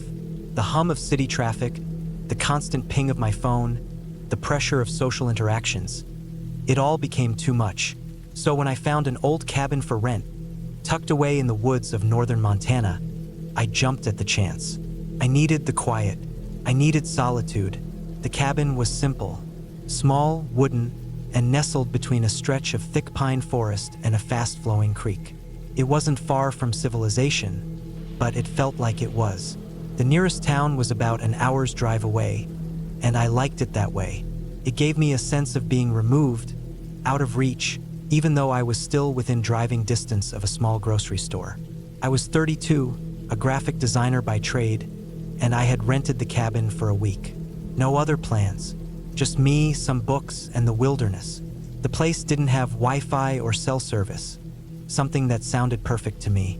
I'd been looking forward to it for weeks. I drove up there in early September, the weather still warm but starting to shift. There was a slight crispness in the air as I unloaded my bags from the back of my old truck. The cabin was exactly how it had looked in the pictures. Weathered but sturdy, surrounded by trees that looked like they had stood there for centuries. The kind of trees that whispered when the wind blew through them, their branches creaking like old bones. I unpacked quickly, eager to get settled. The cabin smelled like wood and earth, a scent I immediately liked. The inside was simple, just a small living room, a kitchen, a single bedroom, and a bathroom. Nothing fancy. There was a fireplace in the living room, and I could already picture myself sitting by it at night, the fire crackling, a mug of coffee or tea in hand. I spent the first couple of hours just getting comfortable. I put away my groceries, unpacked my clothes, and then sat by the window, watching the creek that ran behind the cabin. The sound of the water flowing over the rocks was soothing. It was just the kind of peacefulness I needed. That first night, as the sun dipped below the horizon, I made a small fire in the fireplace. I didn't have any plans, really. I was just content. The silence was so complete, so vast, that I didn't even realize how dark it had gotten until I noticed the glow of the flames flickering on the walls. I settled into the chair by the fire, a book in my hands, but I wasn't reading much. I was too aware of my surroundings. The quiet was almost oppressive. It made me feel more alone than I had expected, but I pushed the feeling aside. This was why I had come here, to get away from everything. I'd find my rhythm soon enough. I cooked a simple dinner, something quick: pasta, salad, and some canned soup. Nothing fancy. As I ate, I kept the lights low, just the fire and a small lamp next to me. It was peaceful, but I couldn't shake this strange feeling. The wind had picked up, and I could hear it howling outside. The trees were bending with it, groaning in the wind. Later that night, as I turned in, the wind outside seemed to get worse. The cabin creaked, the wood shifting with the gusts. It felt like the whole place was moving. I tried to ignore it, but sleep didn't come easily. Around midnight, I woke up to a sound. At first, I thought it was the wind again, but then I heard something else, like a faint knock. I sat up in bed, the covers rustling around me as I listened intently. Knock, knock. My heart skipped a beat. The sound was faint, almost like it was coming from the front door, but it didn't make any sense. Who would be out there at this hour? The nearest neighbors were miles away. I lay there for a moment, trying to convince myself it was just an animal, maybe a branch hitting the door. But then the knocking came again. Knock, knock, knock, 3 times just like before. I slid out of bed and grabbed the flashlight I had left on the dresser. My mind raced. There was no one out there, I told myself. It had to be the wind, or maybe a tree branch brushing against the cabin. Still, I felt uneasy as I moved toward the front door. I hesitated, the beam of my flashlight flicking across the darkness. I opened the door slowly, the old wood creaking, and stepped outside. The cold air hit me like a slap in the face, and I pulled my jacket tighter around me.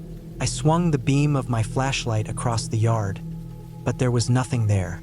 Just trees, the creek, and the path that led down to the water. No sign of anyone. I took a deep breath, trying to steady my nerves. Maybe it was just an animal or the wind playing tricks on me. But something didn't feel right. I couldn't shake the feeling that I was being watched. I went back inside, locked the door, and checked all the windows, making sure they were secure. But the unsettling feeling lingered. I tried to go back to sleep, but every little creak of the cabin, every rustle of the wind outside, kept me awake. The next day, I tried to shake off the anxiety from the night before. I spent the morning walking around the cabin, exploring the area. The woods were thick and wild, with only the faintest traces of human presence.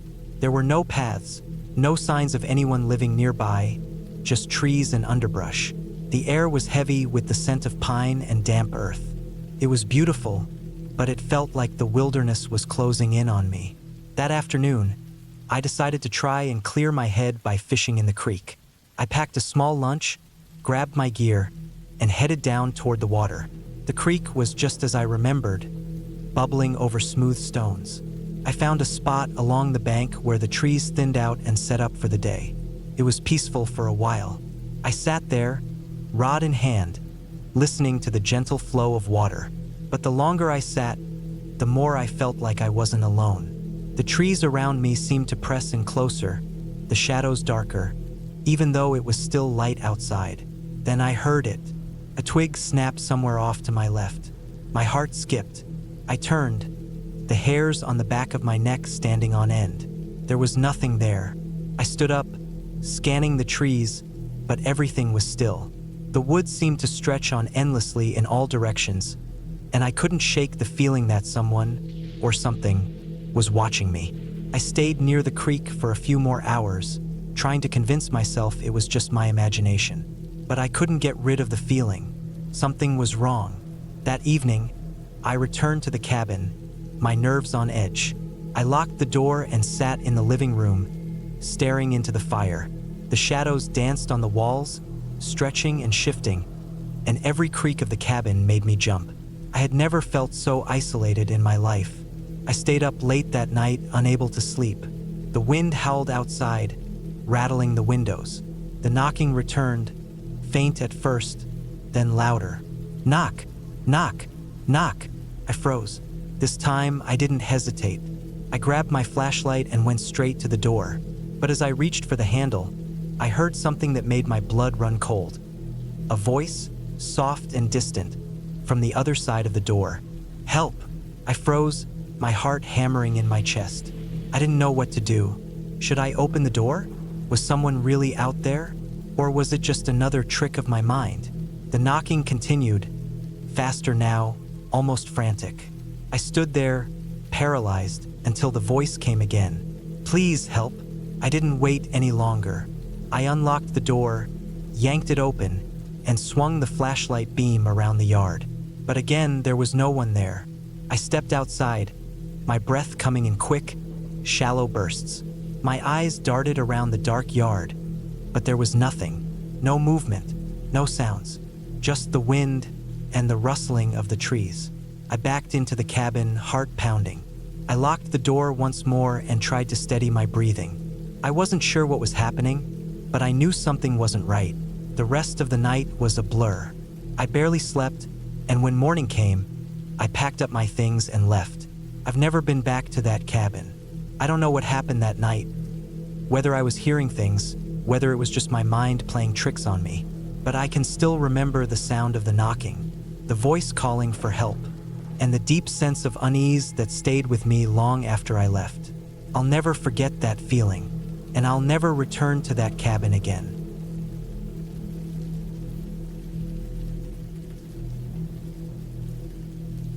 The cabin sat about 4 miles off the main highway, hidden deep in the woods outside a small town in northern Minnesota. I was 35 back then, living in Duluth, working a desk job that I hated, and trying to find some kind of balance after my divorce. My uncle had left me the cabin in his will. It had been in the family since the 1960s, a hunting spot mostly, used in the fall for deer season, but for the most part, it sat there empty, old and weather-worn, surrounded by dense pine forests and long-forgotten ATV trails. I hadn't been there in almost 10 years. The last time I went, I was still in college. My uncle had taken me for a long weekend during the fall. Just the two of us, eating canned chili, drinking cheap beer, and sitting around the fire until late at night. That was before his heart gave out a few years later. No one had really gone up there much after that, but it was still in my name. And after the divorce, I needed to get away for a while. I had the time off work saved up, and I wanted to be somewhere quiet, somewhere I didn't have to think about anything for a while. So I packed up my truck with supplies: canned food, bottled water, tools, sleeping bag, axe, first aid kit, lanterns, matches, batteries, everything I thought I'd need to be up there for a week or so. I brought my uncle's old bolt-action rifle too, mostly out of habit. I had no plans to hunt. The drive from Duluth took about 2 hours. I turned off the main highway at a faded sign that had been nailed to a birch tree decades ago. The gravel road leading in was rough, more pothole than road, but I took it slow and eventually reached the small clearing where the cabin sat. It looked about how I remembered. A single-story wooden structure, probably 20 feet by 30, with a sagging porch and a tin chimney sticking out the side. The wood was darker now, weathered gray instead of the rich brown it had once been. The front windows were dusty but intact. I parked beside the clearing and took a minute to breathe. It was quiet, real quiet. No cars, no people, no hum of electricity. Just wind through the pines and the occasional chirp of a bird. I got the door open with the key still hidden in the same spot under a loose porch plank. Inside, it smelled like dust and pine. The cabin had one main room with a wood stove, a small kitchen area, and a single bedroom in the back. A few animal heads still hung on the walls, trophies from my uncle's hunts. The old cot was still in the bedroom, and a rusty lantern sat on the table. It was strange being back after so long. I felt like I was walking through someone else's memory, but I tried to settle in. I unpacked my supplies, aired the place out, and swept the floor. That first night, I made a small fire in the stove, cracked open a can of beans, and sat outside on the porch with a blanket around my shoulders, watching the sky turn black. I didn't sleep well. The forest makes a lot of noises at night, more than people realize. Twigs snapping, branches brushing against the roof, the occasional distant call of an owl. I kept waking up, thinking I'd heard something just outside the cabin, But when I turned on my flashlight and checked through the windows, there was nothing there, just darkness and trees. The next day, I spent chopping some firewood, fixing a broken hinge on the back door, and hiking around a little to get my bearings. I hadn't remembered how isolated the place was. No cell signal, no radio stations, just trees in every direction. The trails were overgrown, and I doubted anyone had been back there in years. That's probably what made what happened next feel so wrong. On the third day, I noticed something odd. I'd gone for a long walk that morning, following an old deer trail that looped around a small creek. I came back a few hours later and found a fresh boot print near the cabin. Just one. It was near the back corner of the cabin, in a patch of soft dirt. It didn't look like mine. The tread was different. I checked my own boots to be sure. The pattern didn't match. I tried to tell myself it was nothing. Maybe just an old print I hadn't noticed before. Maybe from some hiker or hunter months ago. But something about it made my skin crawl. It was too fresh. The edges were sharp. No rain or wind had touched it. And it was deep, like whoever made it had some weight on them. That night, I didn't sleep much either. I kept hearing things. Scratching noises, faint ones. I convinced myself it was mice in the walls. Or maybe a raccoon nosing around outside. But I couldn't shake the feeling that someone had been there while I was gone. I started checking the cabin more carefully each morning. I'd look for footprints, moved objects, anything out of place. For a couple of days, everything seemed normal. I tried to relax, even forced myself to go fishing at a nearby stream one afternoon. Then, on the fifth night, I woke up around 3 a.m. to the sound of the back door creaking. Not slamming, not banging, just creaking. Slowly, like it was being pushed open inch by inch. My heart froze. I laid there, staring at the ceiling, afraid to move. I reached slowly for my flashlight and rifle. The flashlight was already in my sleeping bag with me, and the rifle was leaned against the cot. I clicked the flashlight on and pointed it toward the hallway. Nothing. I got up, crept toward the back of the cabin, stepping carefully on the old wooden floorboards. I didn't hear the creak anymore, but I could feel the air, colder now, moving through the cabin in a way it shouldn't have been. I got to the back door and saw that it was open by about 6 inches. I slammed it shut, locked it, and braced a chair under the knob. Then I stood there in the dark kitchen, barely breathing, listening. Nothing moved. No footsteps, no voices, nothing. But I didn't sleep again that night. The next morning I checked around the cabin. More boot prints. This time 2 sets, both different from mine. One set was the same as the earlier print, and the other had a different tread pattern entirely. I followed them for a while, but they didn't go far.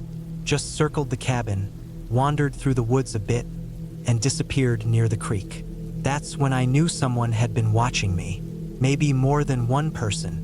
I couldn't think of any reason someone would be out there, walking around a stranger's cabin in the woods in the middle of the night, unless they were planning something bad. I loaded the rifle, kept it with me all day, and made sure every door and window was locked. That night, I didn't sleep at all. I sat in a chair near the front window with the lights off, watching the tree line. Every so often I thought I saw movement. Shadows between the trees, quick flashes of someone ducking behind a trunk, but I couldn't be sure. My eyes were tired. My mind felt like it was unraveling. Just after midnight, I heard the sound again, the creak of the back door. But this time, it was followed by the sound of footsteps inside. I stood up slowly, rifle in hand, heart pounding so loud I could barely think. I didn't turn on the light. I didn't want to give away my position. I moved silently toward the back of the cabin, every board under my feet groaning louder than I wanted. The footsteps stopped when I did. Then I heard another sound, a click, like metal against metal. I burst into the hallway and shouted. But again, there was no one there. The back door was open again, wider this time. I ran outside with the flashlight, sweeping the beam across the clearing. Nothing. No one. I fired a single round into the trees, hoping to scare them off if they were still close. I spent the rest of the night sitting on the porch, rifle across my lap, flashlight pointed into the woods. I didn't hear anything else. No footsteps. No sounds at all except the wind and the rustling of trees. When morning finally came, I walked the entire perimeter of the cabin. More prints, fresh ones. Same 2 tread patterns circling the cabin like they had the night before. I packed my things. Took me less than 20 minutes to load the truck. I didn't bother cleaning up or putting things away.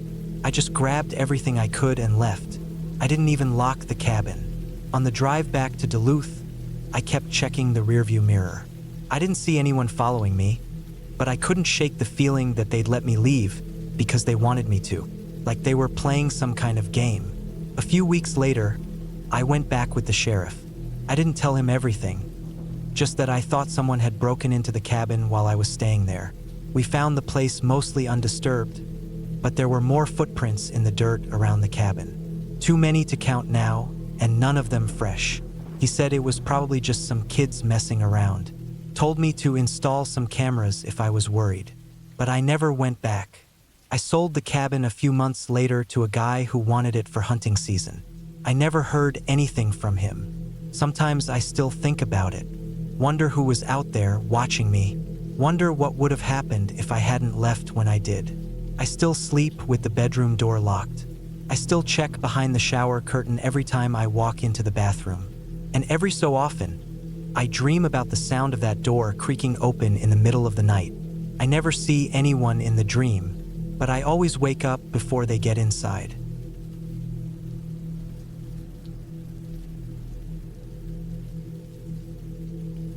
It was the fall of 2018 when I decided to take a weekend getaway to a secluded cabin in the woods. I had been working nonstop for months, and the stress was starting to get to me.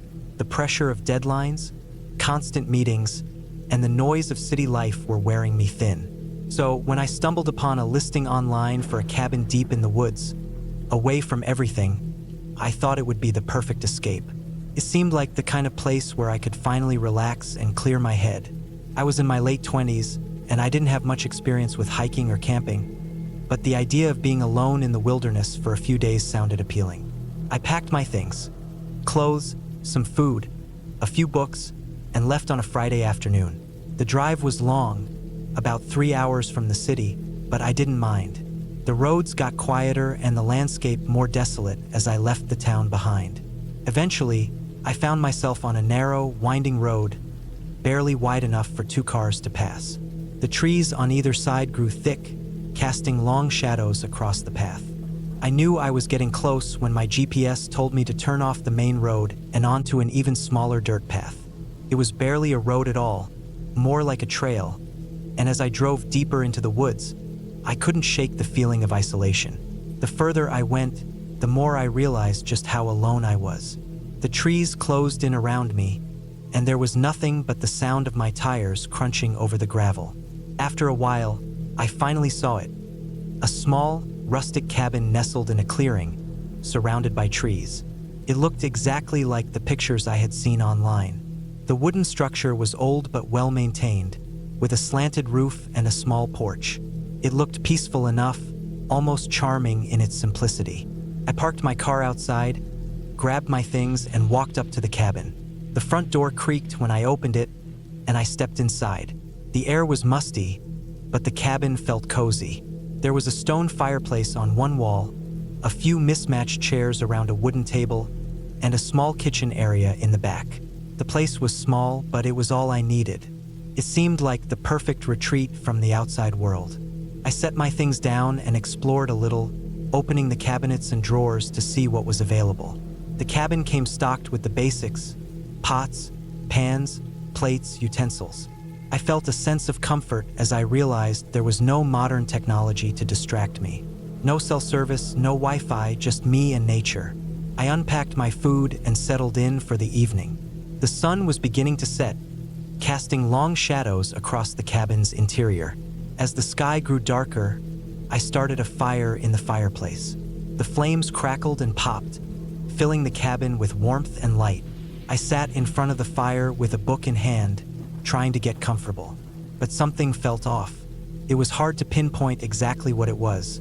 Maybe it was the silence, the kind of silence that was so deep it almost felt suffocating. Or maybe it was the way the wind howled outside, making the trees groan and creak. I shrugged it off as just my imagination. I was here to relax, after all. I didn't need to be paranoid about something as simple as wind. I decided to go to bed early, thinking a good night's sleep would help clear my head. I made sure to lock all the doors and windows before crawling under the thick quilt on the bed. That night, I slept fitfully. It wasn't the kind of sleep that comes easy when you're in a new place. Every little noise seemed amplified in the quiet of the cabin. Every creak of the floorboards, every rustle of the trees outside. I woke up several times throughout the night, heart racing, not sure if I had heard something or if it was just the wind. Each time I checked, everything seemed normal. By morning, I was exhausted. The sun was just beginning to rise, casting a soft golden light through the cabin's windows. I dragged myself out of bed and made some coffee, sitting down to drink it by the fire. It was a beautiful morning, the kind of morning where everything felt still, like the world was holding its breath. But even with the beauty of it all, I couldn't shake the unease that had been building since the night before. I decided to spend the day exploring. I grabbed my jacket and went outside, taking in the fresh, crisp air. The cabin was surrounded by dense forest, and I could hear the sounds of birds and squirrels in the trees. I followed a narrow trail that seemed to lead deeper into the woods. The further I walked, the more isolated I felt. It was peaceful but eerily quiet. No other signs of life, just the occasional rustling in the leaves. I wasn't used to being so far from civilization, and the quiet was starting to feel unnatural. I had expected the sounds of nature, but it was almost as if everything had gone still. As I walked, I couldn't help but feel as though I was being watched. The hairs on the back of my neck stood up, and I kept glancing over my shoulder, half expecting to see someone, or something, lurking behind me. But every time I turned around, there was nothing, just trees and the endless stretch of forest. I eventually came to a small clearing and stopped to catch my breath. There was a fallen tree in the middle of the clearing, and I sat down on it to rest. As I looked around, something caught my eye, a faint trail of disturbed earth, as if something heavy had passed through recently. It led off into the woods, disappearing into the trees. For a moment, I considered following it, but something told me not to. I had no idea what could have left that trail, but it didn't feel right. I got up and turned back, heading toward the cabin. The rest of the day passed uneventfully. I spent it reading and cooking a simple meal. As night fell, the unease returned. It was the silence again. It was too quiet. The wind had died down completely, and the only sound was the occasional crackle of the fire. I kept hearing something outside, something faint, like footsteps or branches snapping. But when I looked out the windows, I saw nothing. No animals, no people, just darkness. That night, I tried to convince myself that I was just being paranoid. It was probably just an animal, I told myself. I even double-checked the locks on the doors and windows before going to bed. But sleep didn't come easily. I tossed and turned, listening to every sound that came from outside. Felt like the cabin was holding its breath, too. And then I heard it, a low, dragging noise, like something heavy being pulled across the ground. I froze. My heart pounded in my chest. The noise was coming from outside the cabin, just on the other side of the wall. I could hear it clearly now, the scraping sound of something moving across the dirt. It wasn't the wind. It wasn't an animal. This was something different. I lay there in the dark, too afraid to move, wondering if I should investigate. But the thought of stepping outside into the darkness, not knowing what was out there, made my stomach churn. I didn't know what to do, so I did nothing. I stayed under the covers, listening to the sound for what felt like hours. Eventually, the noise stopped. The silence returned. But now it wasn't peaceful. It was oppressive. I couldn't shake the feeling that something was wrong. Something was out there, and it was getting closer. I didn't sleep at all that night. In the morning, I was exhausted, my mind racing with all the possible explanations for what I had heard. But none of them made sense. I couldn't convince myself that it was just an animal or the wind or anything else logical. There was something in the woods, and I was sure of it. I decided I couldn't stay there any longer. I packed my things quickly, moving as fast as I could, but the unease in my gut only grew the more I rushed. When I was finally ready to leave, I grabbed my keys and made my way outside, and that's when I saw it. The trail I had noticed earlier was no longer faint. It was clear now. It was fresh, and it led right up to the front door of the cabin. I don't know what I saw that day, but I do know that I never went back to that cabin. I couldn't shake the feeling that something had been watching me. Something had been following me, and it was still out there, waiting for me to make the wrong move. I drove away, my heart pounding, and I didn't stop until I was back in town. And I've never been able to forget it.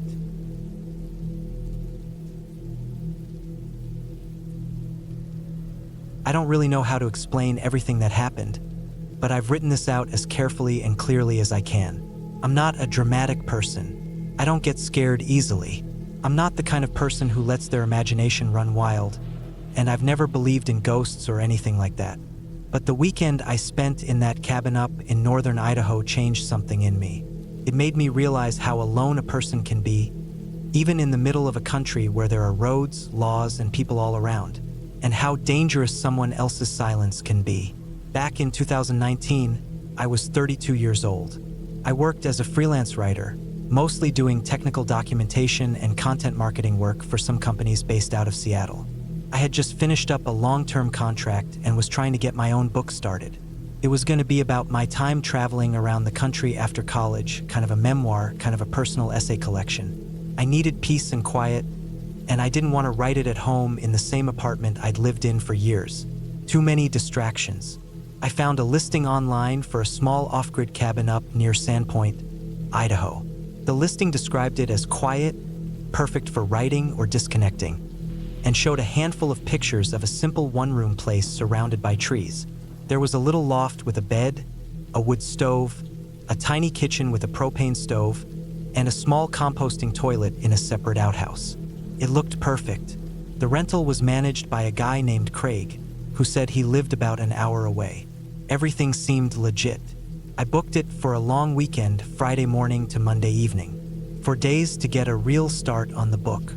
I left Spokane early Friday morning, right around 6. It was late October, and the mornings were already cold. I had packed up my laptop, some notebooks, warm clothes, canned food, a few gallons of water, and a duffel bag full of basic stuff like coffee, granola, and a sleeping bag. The drive took a little over 3 hours. The last 45 minutes or so were on a gravel road that curved around a small lake, climbed through pine forest, and eventually narrowed to what barely qualified as a trail. I had to stop at one point and move a fallen branch just to keep going. I didn't pass a single car once I left the highway. The cabin was tucked into a shallow dip in the trees, completely out of sight from the road. I almost missed the turnoff. There was a little wooden sign nailed to a tree that just said, Bear Creek, and the rest of the way was a narrow path that scraped the bottom of my car as I eased it down the slope. At the bottom was a little clearing with just enough room to park. The cabin stood about 20 yards away from the car, behind a patch of tall grass and under a heavy canopy of spruce. It looked exactly like the pictures, small, weathered but sturdy, with a metal roof and dark green trim. A stack of chopped firewood sat beside the door. There was a little porch with 2 chairs and a rough plank table. The air smelled like pine needles and cold damp earth. It was dead quiet except for the rustling of leaves. I didn't have cell signal out there, which I had expected. That had been part of the appeal. I let myself in with the key that had been left in a small lockbox beside the door. The inside was clean, simple, and smelled faintly of wood smoke and cedar. There was a small table beside the window, an old recliner near the stove, and a ladder up to the sleeping loft. A small solar panel kept a few lights running. I put my food away, unrolled my sleeping bag on the mattress in the loft, and set my laptop on the table. Everything felt right, peaceful, still. I spent most of that first day writing. I opened the windows to let some fresh air in, brewed some instant coffee on the stove, and tried to settle into a rhythm. I wrote maybe 3,000 words. Nothing amazing, but enough to feel like I had made a real start. I went for a short walk in the afternoon and found a shallow creek about 5 minutes downhill. There were old animal tracks in the mud, deer, maybe an elk or two, and some smaller prints that could have been raccoons or foxes. I didn't see or hear another person all day. That night, I built a small fire in the wood stove and made canned chili for dinner. I read for an hour by the light of a single solar lamp, then climbed up to the loft and fell asleep to the sound of wind in the trees. It was one of the best nights of sleep I'd had in months. The next morning, I woke up a little later than planned. The light filtering through the loft window was soft and gray. I climbed down, made coffee, and got started on writing again. It was maybe around 10 a.m. when I first noticed something that didn't quite fit.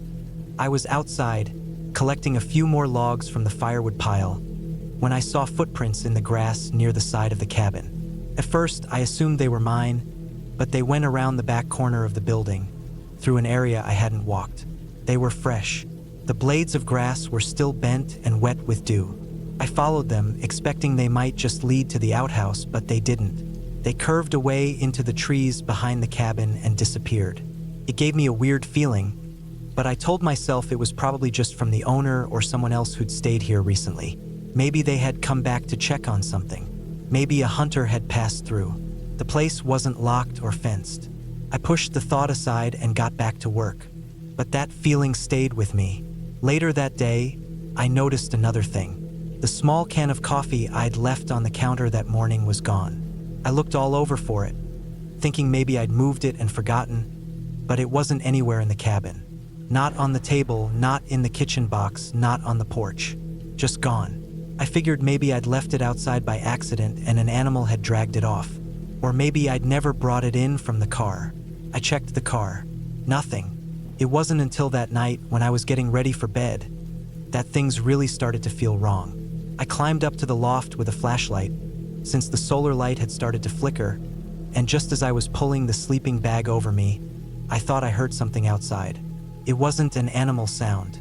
It was a short, sharp noise, like something scraping wood. Then it stopped. Then another sound, like a soft thud. I turned off my light and sat up, listening hard. There was nothing, just the wind. Then another noise, a creak. It sounded like it came from the porch. I stayed frozen for maybe 5 minutes, listening, heart thudding hard in my chest. I didn't hear anything else. I finally climbed down, slowly and quietly, and peeked through the window. The porch was empty. The yard was empty, just trees and dark. I didn't sleep much that night. I kept the flashlight on and stayed in the sleeping bag with my ears open. Every small noise made my muscles tense. Every creak of the wood or whisper of wind outside made me feel like something was just beyond the glass. The next morning, I found the porch chair had been moved. It had been right next to the wall the day before, but now it was turned toward the woods. It wasn't much, but it was enough. I checked the lockbox, still closed. I checked the car, nothing missing. I had a knife in my bag, a folding camping knife, and I started carrying it in my pocket after that. I didn't do much writing that day. I tried to stay busy, kept the fire going, read, walked down to the creek again, but the whole time I felt watched. It was like I wasn't alone anymore, like someone was just out of sight. That night, it escalated. I had just climbed into the loft around 9 p.m. when I heard the sound of something bumping against the door. Quick, dull knock. Then another. Not hard, just enough to hear. Then silence. I lay perfectly still. I didn't move. I didn't breathe. I waited for something else, but it never came. After maybe 20 minutes, I got up and looked through the loft window. I couldn't see much in the dark. No lights, no figures. Just the trees, the wind, and the faint outline of the clearing. I didn't sleep at all.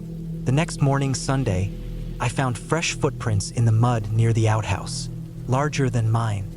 Boots, wide stride. They hadn't been there before. Whoever it was, they had walked around the cabin at some point in the night, and they were close enough to knock. I packed my bag before noon. I didn't care about losing the last day. I just wanted to be out of there.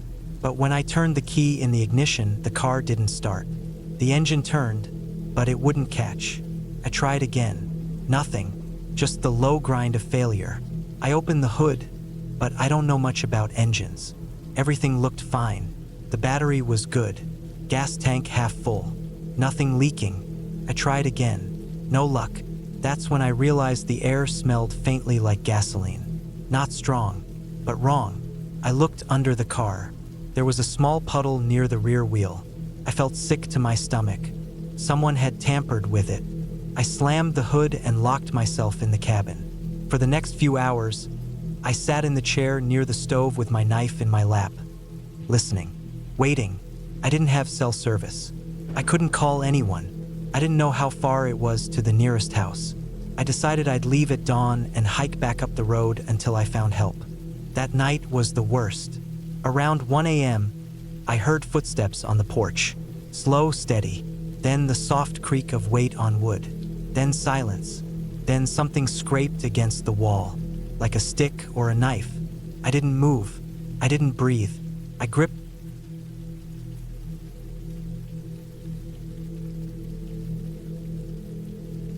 I was 28 when I decided to spend 2 weeks alone in a cabin up in the mountains of western Colorado.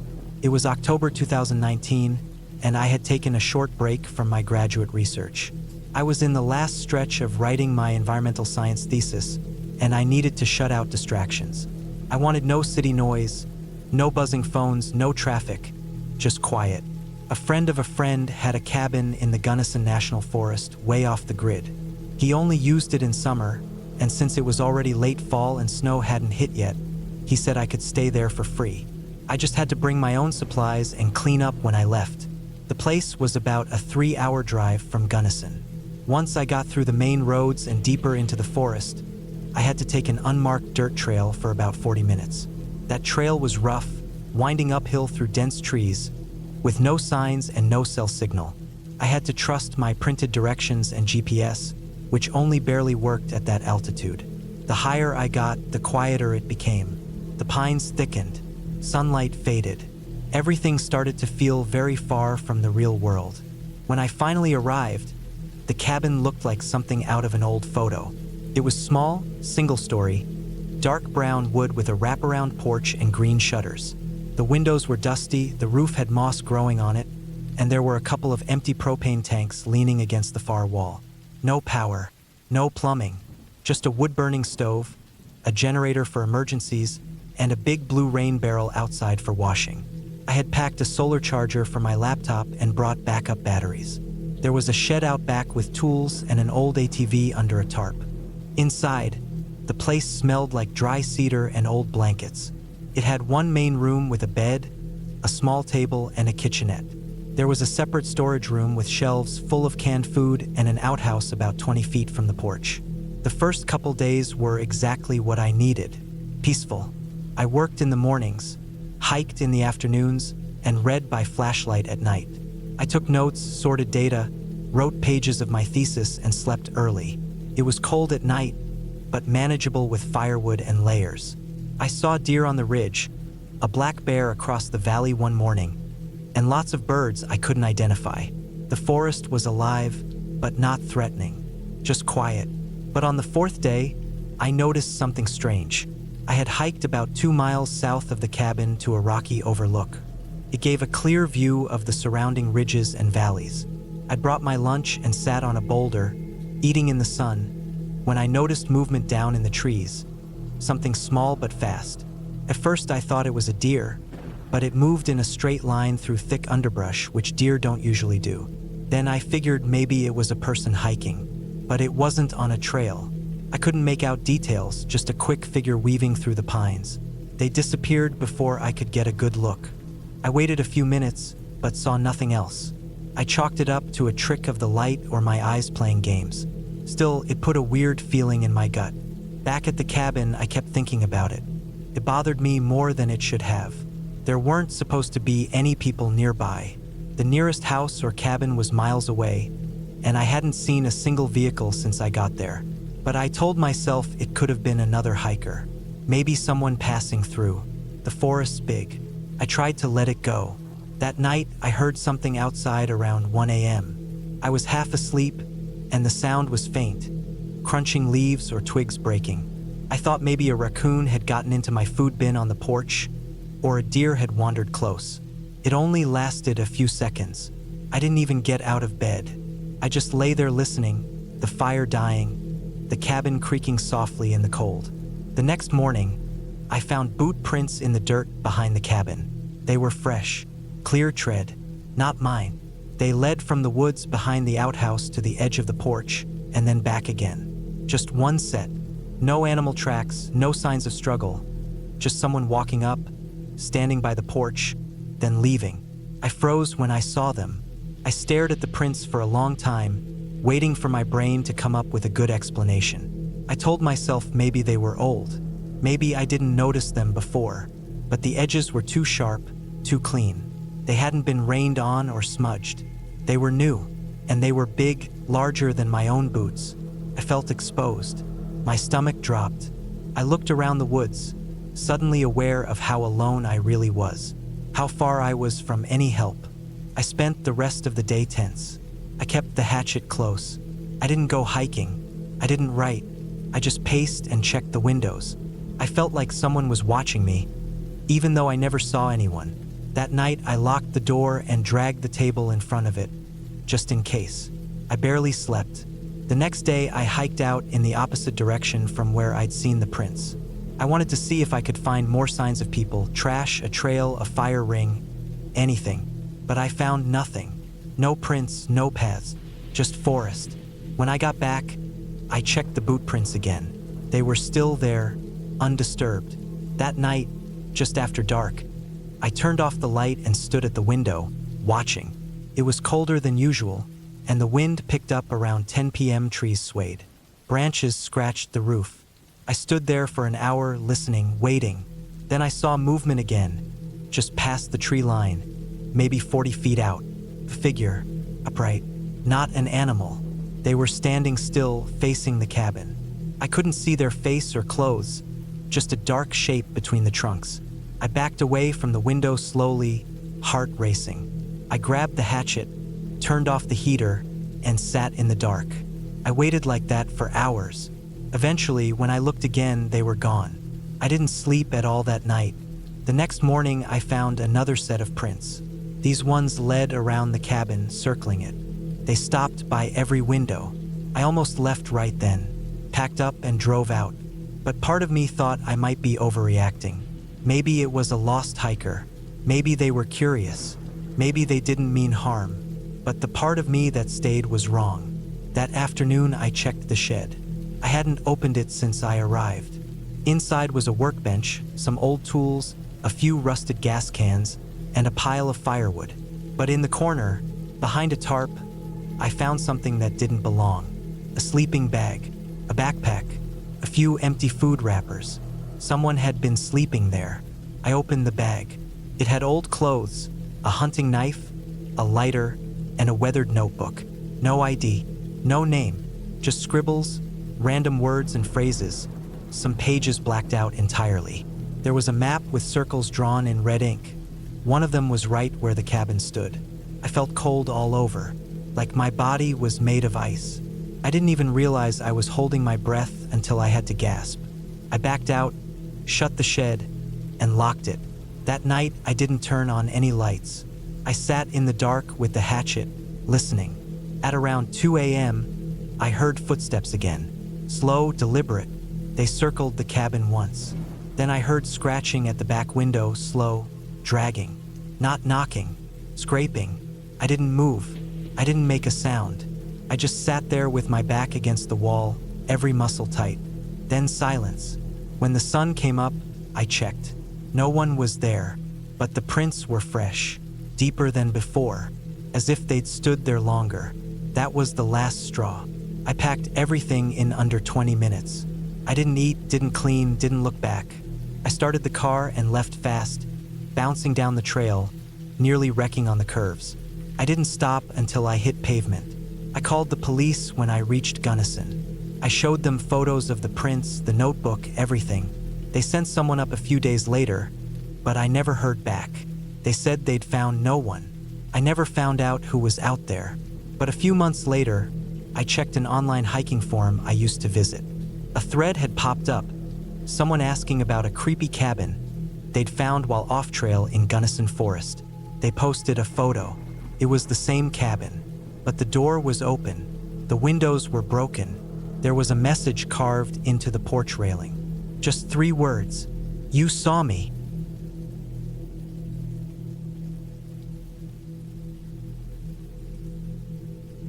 I was 34 that year, just coming off a draining 6-month work stretch at the logging company where I handled field equipment inspections across Alberta.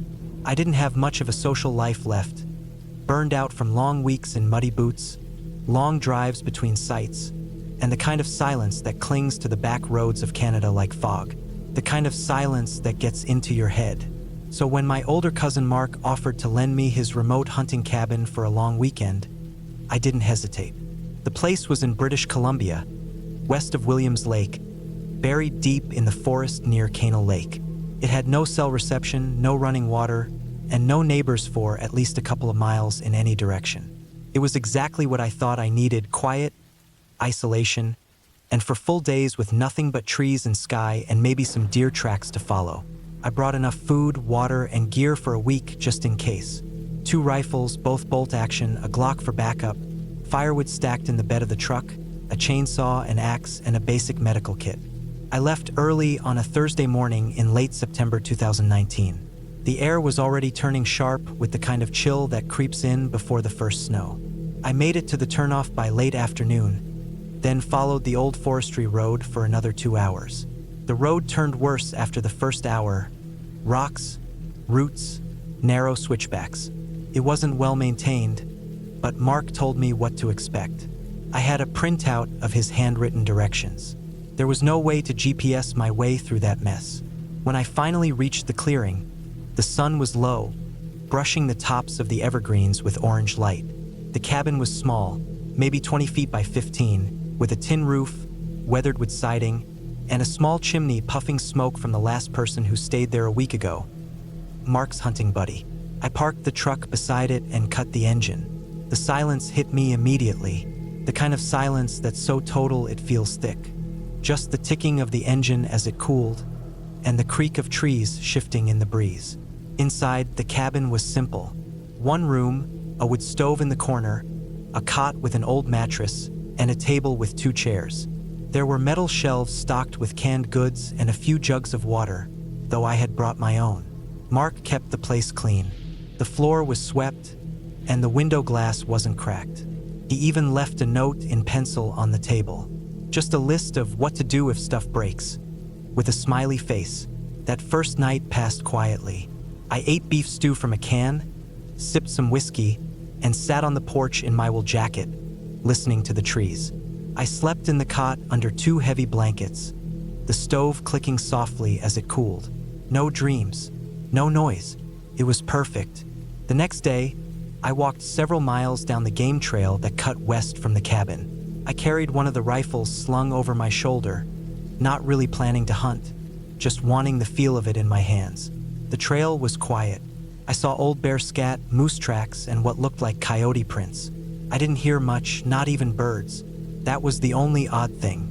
Usually in late September you'd hear flocks heading south, maybe squirrels in the trees. But it was dead quiet. I chalked it up to the weather. Maybe something was coming in, a storm front, early snow.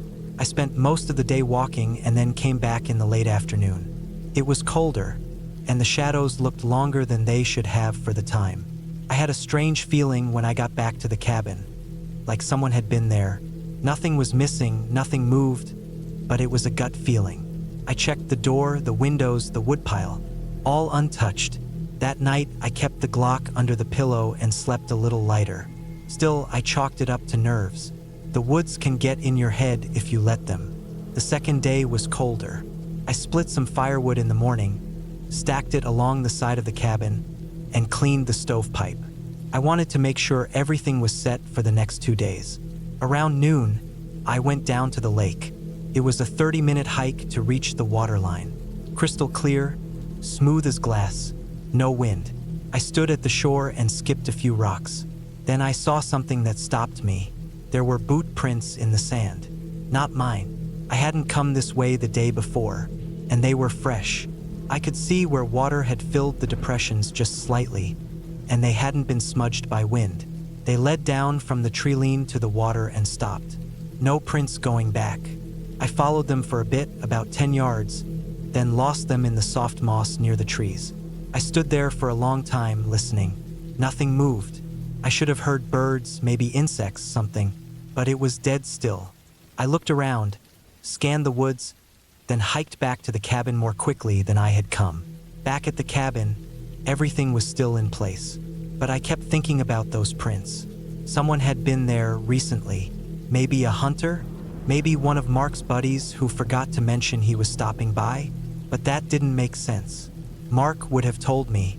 He was the kind of guy who labeled his freezer trays. I stayed close to the cabin that night. I kept the stove burning hot and every few hours stepped out onto the porch with the rifle to scan the clearing. The moon was up, big and yellow behind wisps of cloud. I didn't see anything. No lights, no movement, just the same eerie stillness. Sometime around 2 a.m., I heard the first real noise.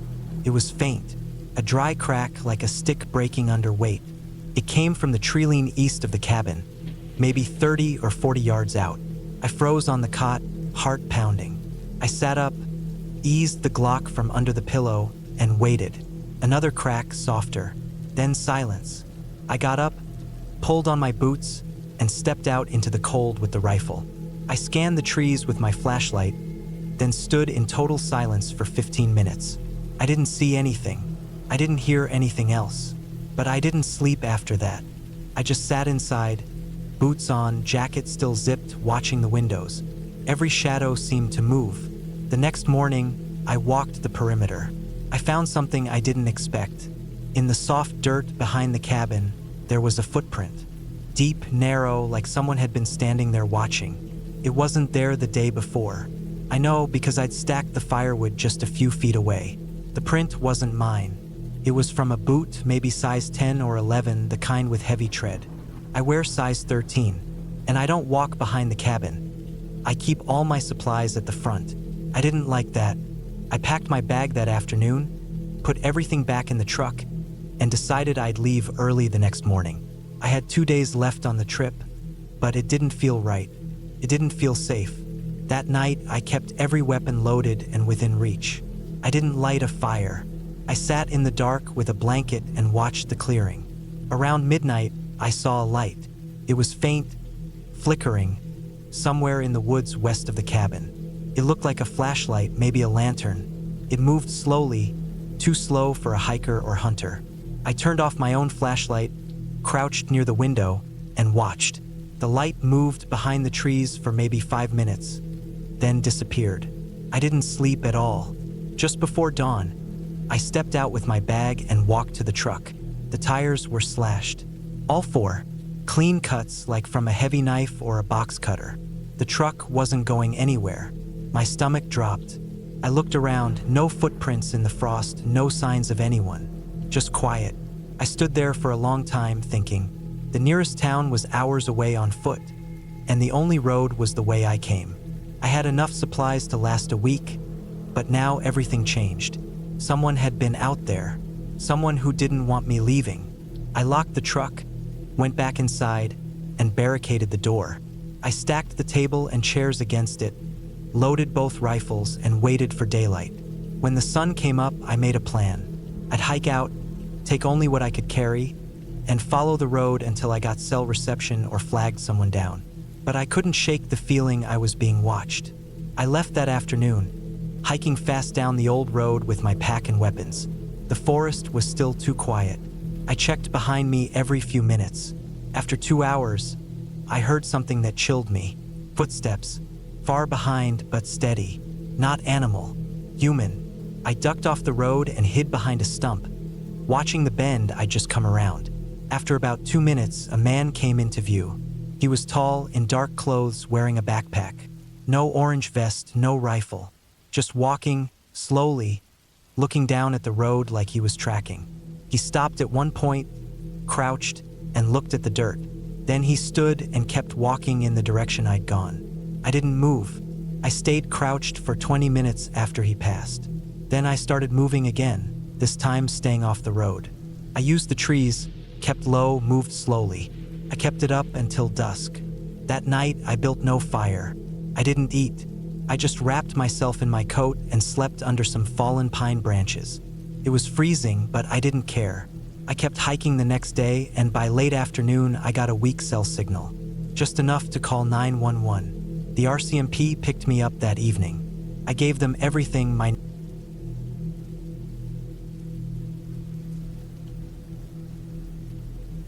never thought I'd find myself in this situation. To be honest, I didn't even want to go on this trip, but after hearing my cousin Ben and his wife, Sarah, talk about it so much, I thought, why not? A weekend away in a remote cabin up north, away from the usual distractions of life. Just the woods, the lake, and the people I care about. That sounded peaceful, right? It wasn't. Not by a long shot. I should have known something was off the moment we pulled up to the cabin. It was smaller than I had imagined, tucked deep in a patch of trees that seemed to stretch for miles in every direction. The paint was chipped, the roof looked a little saggy, and there were no neighbors for miles. It wasn't a cozy, rustic cabin you'd see in a magazine. Felt forgotten, like no one had cared for it in years. Still, Ben was excited. He had this wide grin on his face as he unloaded the car. He and Sarah had booked the place through some website, promising it would be secluded and peaceful, which in hindsight should have been a red flag. As soon as I stepped onto the porch, I could feel a slight chill in the air, even though it wasn't cold. My stomach twisted a little, but I pushed the feeling aside. "Come on, don't stand there all day," Ben called out. "Let's get inside and make ourselves at home." I followed them in, trying to shake off the feeling of unease. The inside wasn't much better. The wood floors creaked under my feet, and the furniture was old, really old. The couch looked like it had been there for decades, and there was a strange smell, a mix of dampness and something I couldn't quite place. It wasn't horrible, but it wasn't pleasant either. "Let's unpack," Sarah said, as she set down a bag and moved to the kitchen area. Ben nodded and started checking out the rooms. I took a deep breath and decided to explore outside. The fresh air might clear my head, I thought. The porch overlooked the lake, which was serene, with just the faintest ripple disturbing the surface. I could hear the rustling of the trees around me and the occasional bird call that echoed through the forest. It was beautiful in a way, but there was still something off, a sense that I wasn't truly alone here. As the evening came on, the weather shifted. The skies darkened, clouds rolling in quickly as if they had been waiting for the right moment. We set up the fire pit and roasted marshmallows, trying to ignore the mounting tension in the air. Ben and Sarah chatted away, but I couldn't focus on their words. My eyes kept drifting to the shadows in the trees, feeling like something was watching us. Every now and then, I'd catch a glimpse of movement out of the corner of my eye, but when I turned to look, there was nothing there. "Relax," Ben said, his voice pulling me back to the present. "You're acting like there's something in the woods. It's just trees and animals. It's perfectly safe here." I smiled weakly and nodded, but my stomach still twisted. There was something more out there, something I couldn't put my finger on. Later that night, after we'd finished our dinner and the fire had burned out, I retired to my room. The place was quiet, too quiet. I lay in bed, the sheets cold against my skin, and stared at the ceiling, unable to shake the unease that settled in my chest. I tried to tell myself it was just the unfamiliar surroundings, just nerves, but the longer I lay there, the more I felt like I wasn't alone. The silence was too oppressive, like something was waiting just beyond the walls. It didn't take long before I heard the first noise, a soft scratching sound coming from somewhere outside my window. It was too rhythmic to be an animal, too deliberate. I sat up in bed, my heart racing. The sound stopped suddenly, and for a few moments I just listened. Everything was still. I told myself I was being ridiculous. There were animals out there, raccoons or maybe a stray cat, looking for food. But then the scratching started again. Only this time it was louder, more persistent, and it was coming from the corner of the cabin, near the porch. My mind raced. Could it be someone? Person? But who would be out here in the middle of nowhere? I tried to ignore it, but my fear was growing. I couldn't shake the feeling that someone, was moving around the cabin, waiting for me to do something, to make a mistake. I turned on my phone's flashlight and stepped out of bed. The cold wooden floor made me shiver as I crossed the room. I stood in front of the window, staring out into the night, trying to see anything that could explain the noise. But there was nothing, just the darkness of the trees and the glimmer of the lake in the distance. The scratching continued, now louder and closer.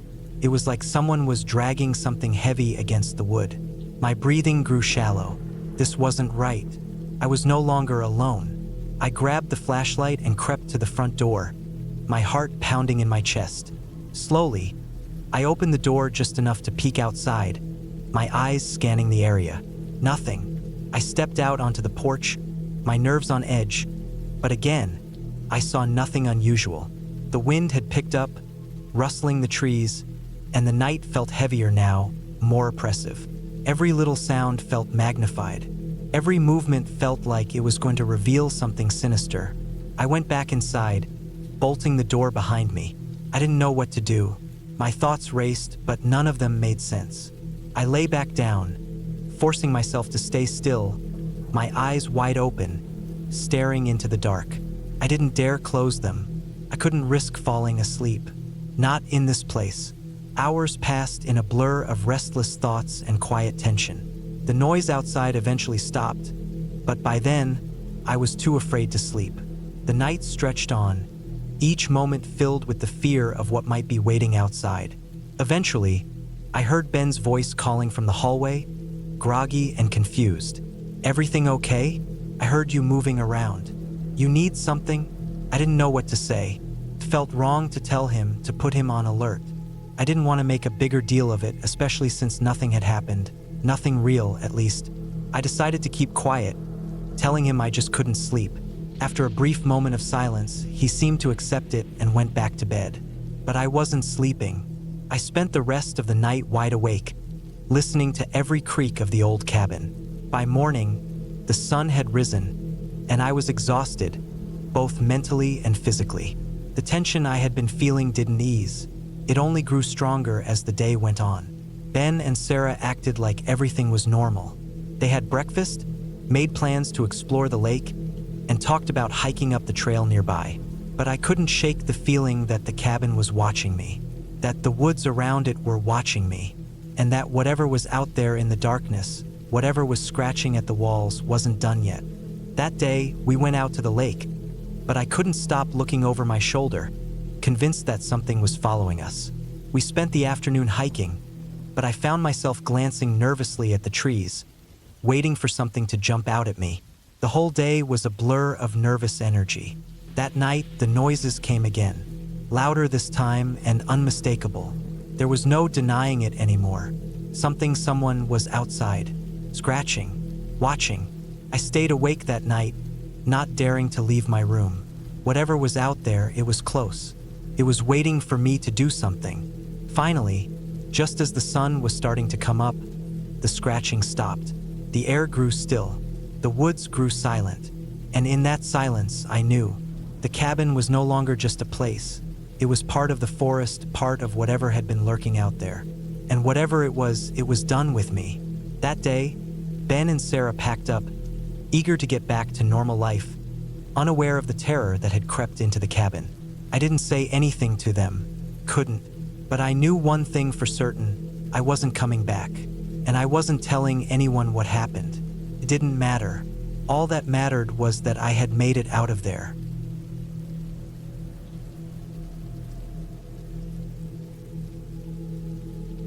The sun had barely set as I drove down the narrow, gravel road, the tires kicking up dust behind me.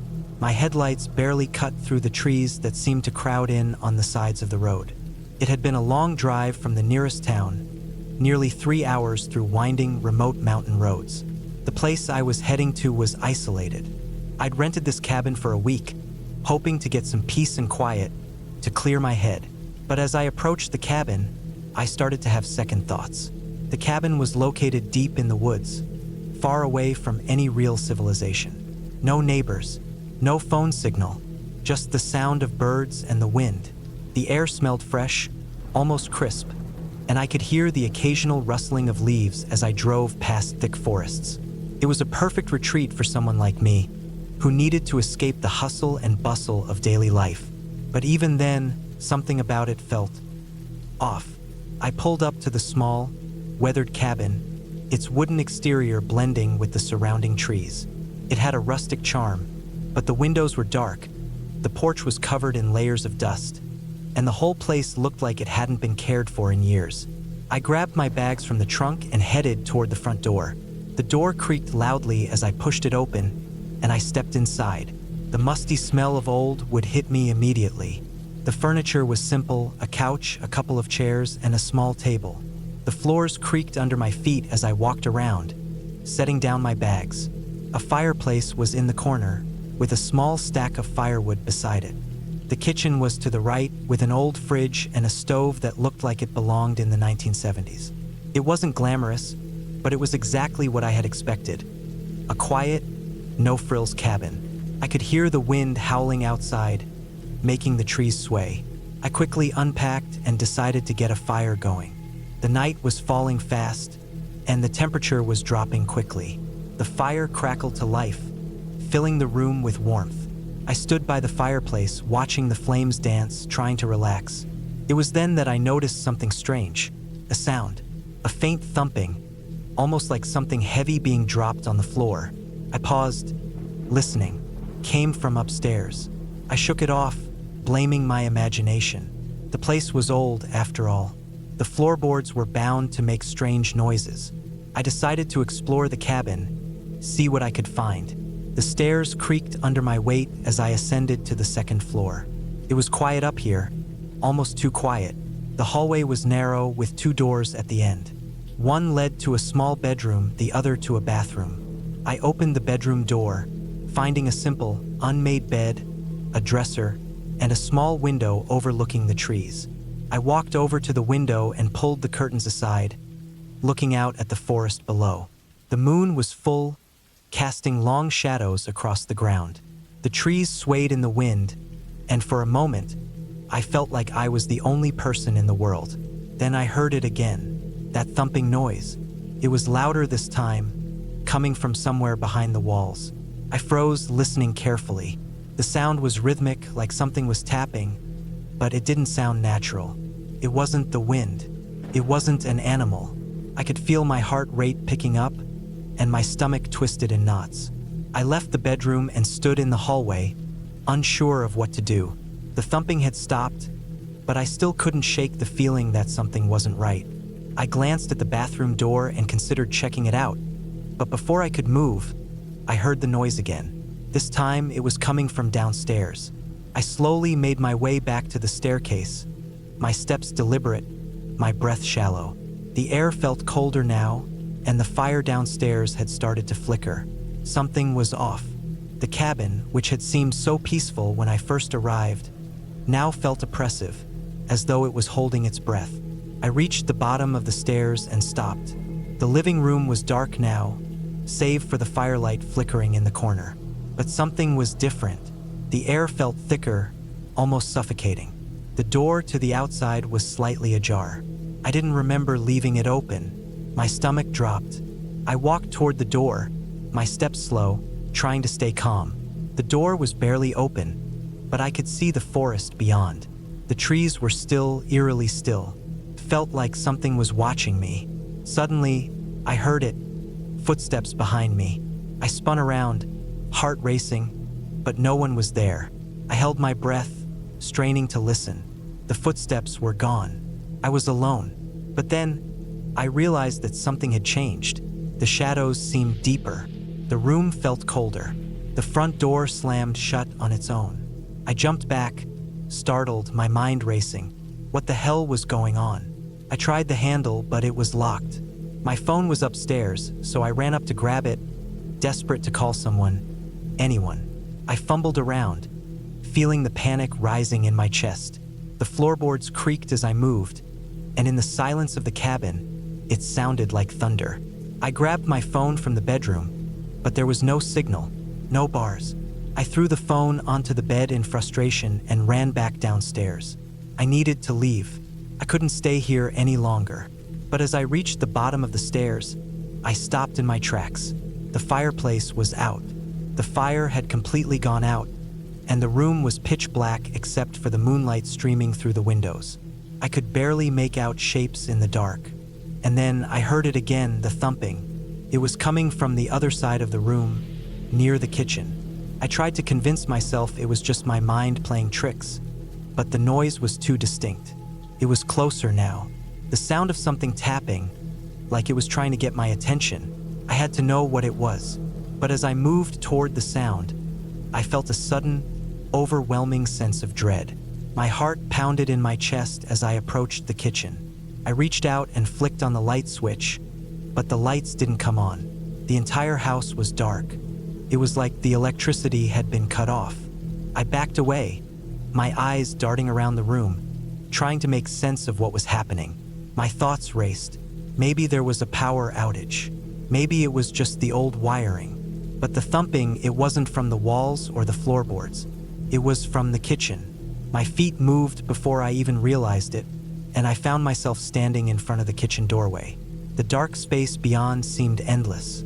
The thumping stopped suddenly. I stood there, waiting. There was no noise, no movement, just silence. I took a step inside. The floor was covered in dust, and the old wooden cabinets creaked as if in protest.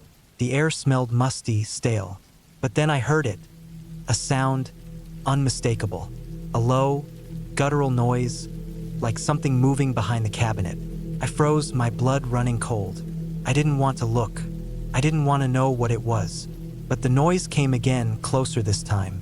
It was followed by a scrape, like something metal dragging across the floor. I slowly backed away from the doorway, my mind in overdrive. What the hell was going on? My instincts screamed at me to get out, to run, but my legs were frozen. I couldn't move. Suddenly, the scraping stopped. The air was thick with tension. My breath came in shallow gasps, and my heart pounded in my chest like a drum. I turned around, ready to run, but as I did, I caught a glimpse of something in the corner of my eye. It was a figure, a shadow, standing in the doorway. I didn't hesitate. I turned and bolted for the front door. My fingers fumbled with the lock, but the door wouldn't budge. It was stuck. I pulled with all my strength, desperate to escape. Finally, it gave way, and I threw the door open, stumbling out into the night. I didn't stop running. I didn't even look back. I made it to my car and sped off, not caring where I was going, just needing to get away from that place. The woods, the cabin, everything about it felt wrong. As I drove, I couldn't shake the feeling that something was following me, watching me from the shadows. But when I finally reached the nearest town, my hands trembling on the wheel, I pulled over and tried to calm down. The place felt like a bad dream, a nightmare I couldn't escape. But as I sat there, staring at the dark, empty road, I realized something. There was no explanation for what had happened. It was just a cabin in the woods where something went terribly wrong. And that was enough. I never went back. I never even looked for another cabin in the woods. The fear, the unsettling silence, and the strange noises that came from nowhere, they stayed with me long after I left. Some things are better left unexplored.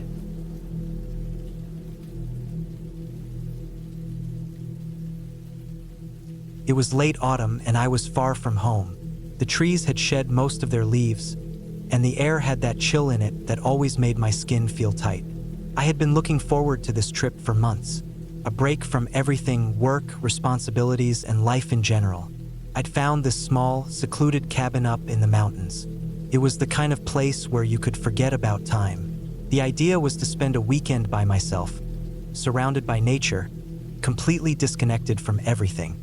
The cabin was simple, nothing fancy. Wooden walls, a small kitchen, and a loft that looked like it hadn't been touched in years. The man I rented it from seemed nice enough when I spoke to him over the phone, but there was something in his voice that stuck with me. It wasn't anything overt, but I couldn't shake the feeling that he was trying a little too hard to be friendly. He gave me the key and told me to enjoy my stay, but his eyes lingered a bit too long, and when I asked about nearby hiking trails, he seemed hesitant. I shrugged it off, though. Maybe I was just overthinking things. The drive up had taken longer than expected. I'd left early, hoping to get there while there was still daylight, but the mountain road had been rougher than I anticipated. By the time I arrived, it was already getting dark. The cabin sat at the edge of a small clearing, surrounded by dense trees on all sides. It was the perfect place to get away. The first thing I noticed when I stepped out of the car was how quiet it was. I mean, completely silent. No birds, no rustling of leaves. Nothing. The kind of silence that almost felt unnatural. I felt the hair on the back of my neck prickle as I stood there for a moment, looking at the cabin. It didn't help that the sky had turned a dull gray and clouds were beginning to roll in. I couldn't shake the thought that the weather was turning bad, but I told myself it would pass. I unlocked the cabin door and stepped inside. It smelled like wood and dust, like a place that hadn't seen much use in years. There was a stone fireplace against one wall, with a few logs stacked nearby. The rest of the furniture was simple. A small table, a couple of chairs, a worn-out couch. The kitchen was basic: sink, stove, refrigerator, and there was a small bathroom tucked in the corner. The first few hours went by uneventfully.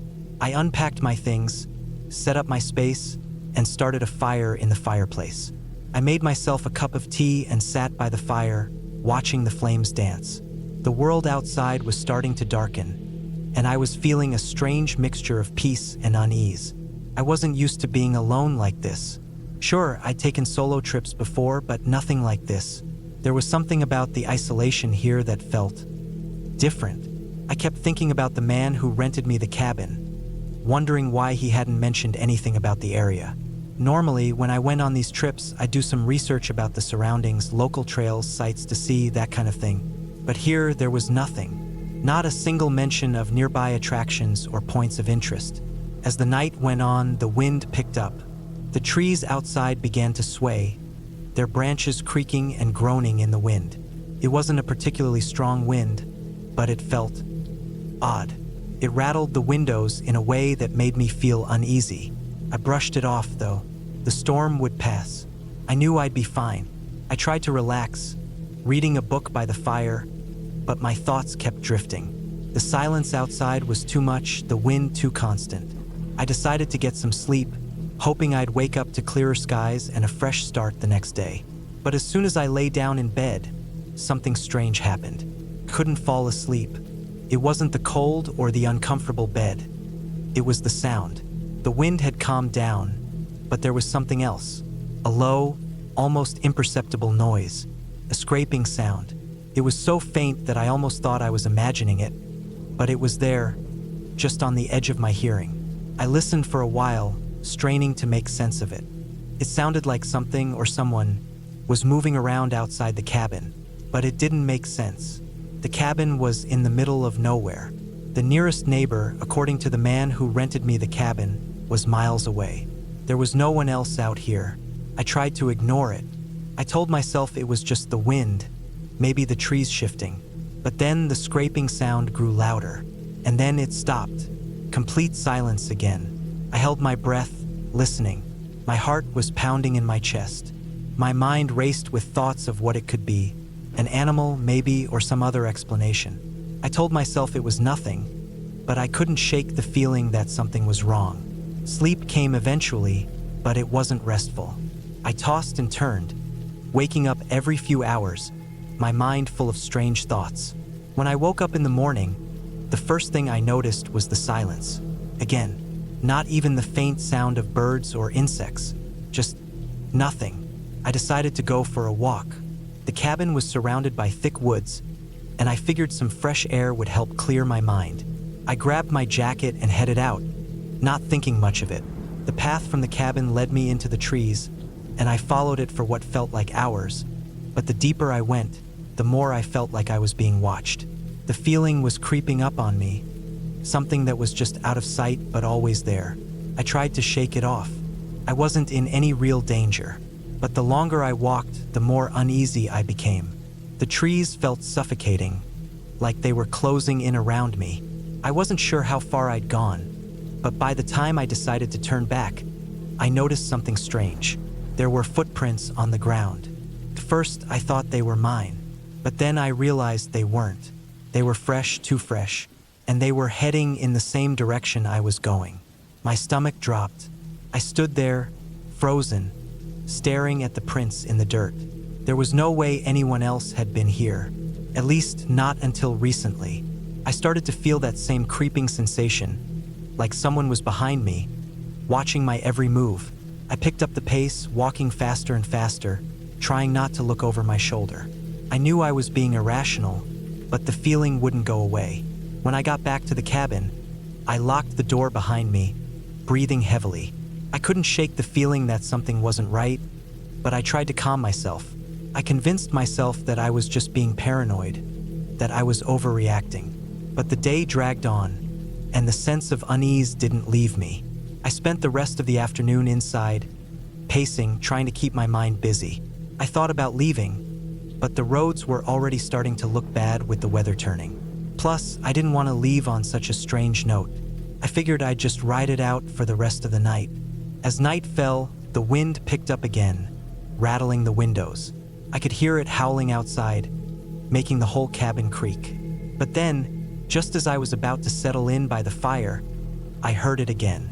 That scraping noise, louder this time. I froze.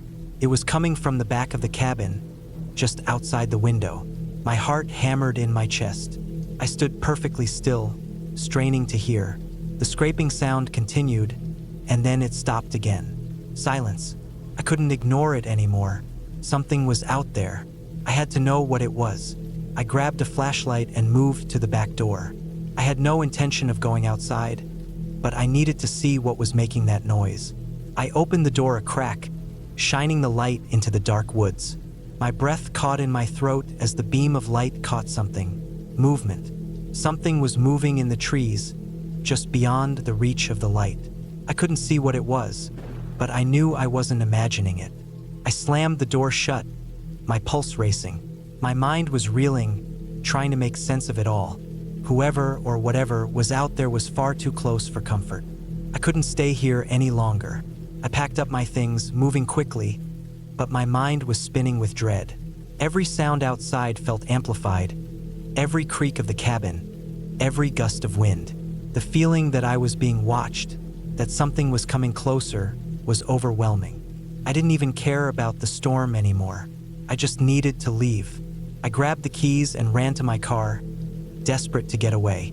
As I drove down the mountain road, my headlights cut through the trees, illuminating the road ahead.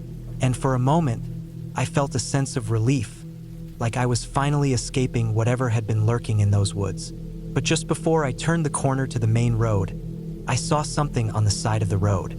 A figure, standing in the trees, just outside the light's reach. I didn't stop. I didn't look back. I drove faster, pushing the car to its limits until I reached the main road. The fear, the tension, the dread. It all melted away as I left the mountain behind. It wasn't until I was safely back home, far away from that cabin, that I realized what had been wrong all along. It wasn't just the strange sounds, the footprints, or the feeling of being watched. It was the isolation. The cabin was too far removed, too disconnected from everything, to allow for any sense of safety. And the man who rented it to me, I never heard from him again. I don't know if he knew what was out there, or if he was part of it, but I'll never forget the feeling of being trapped, the suffocating silence.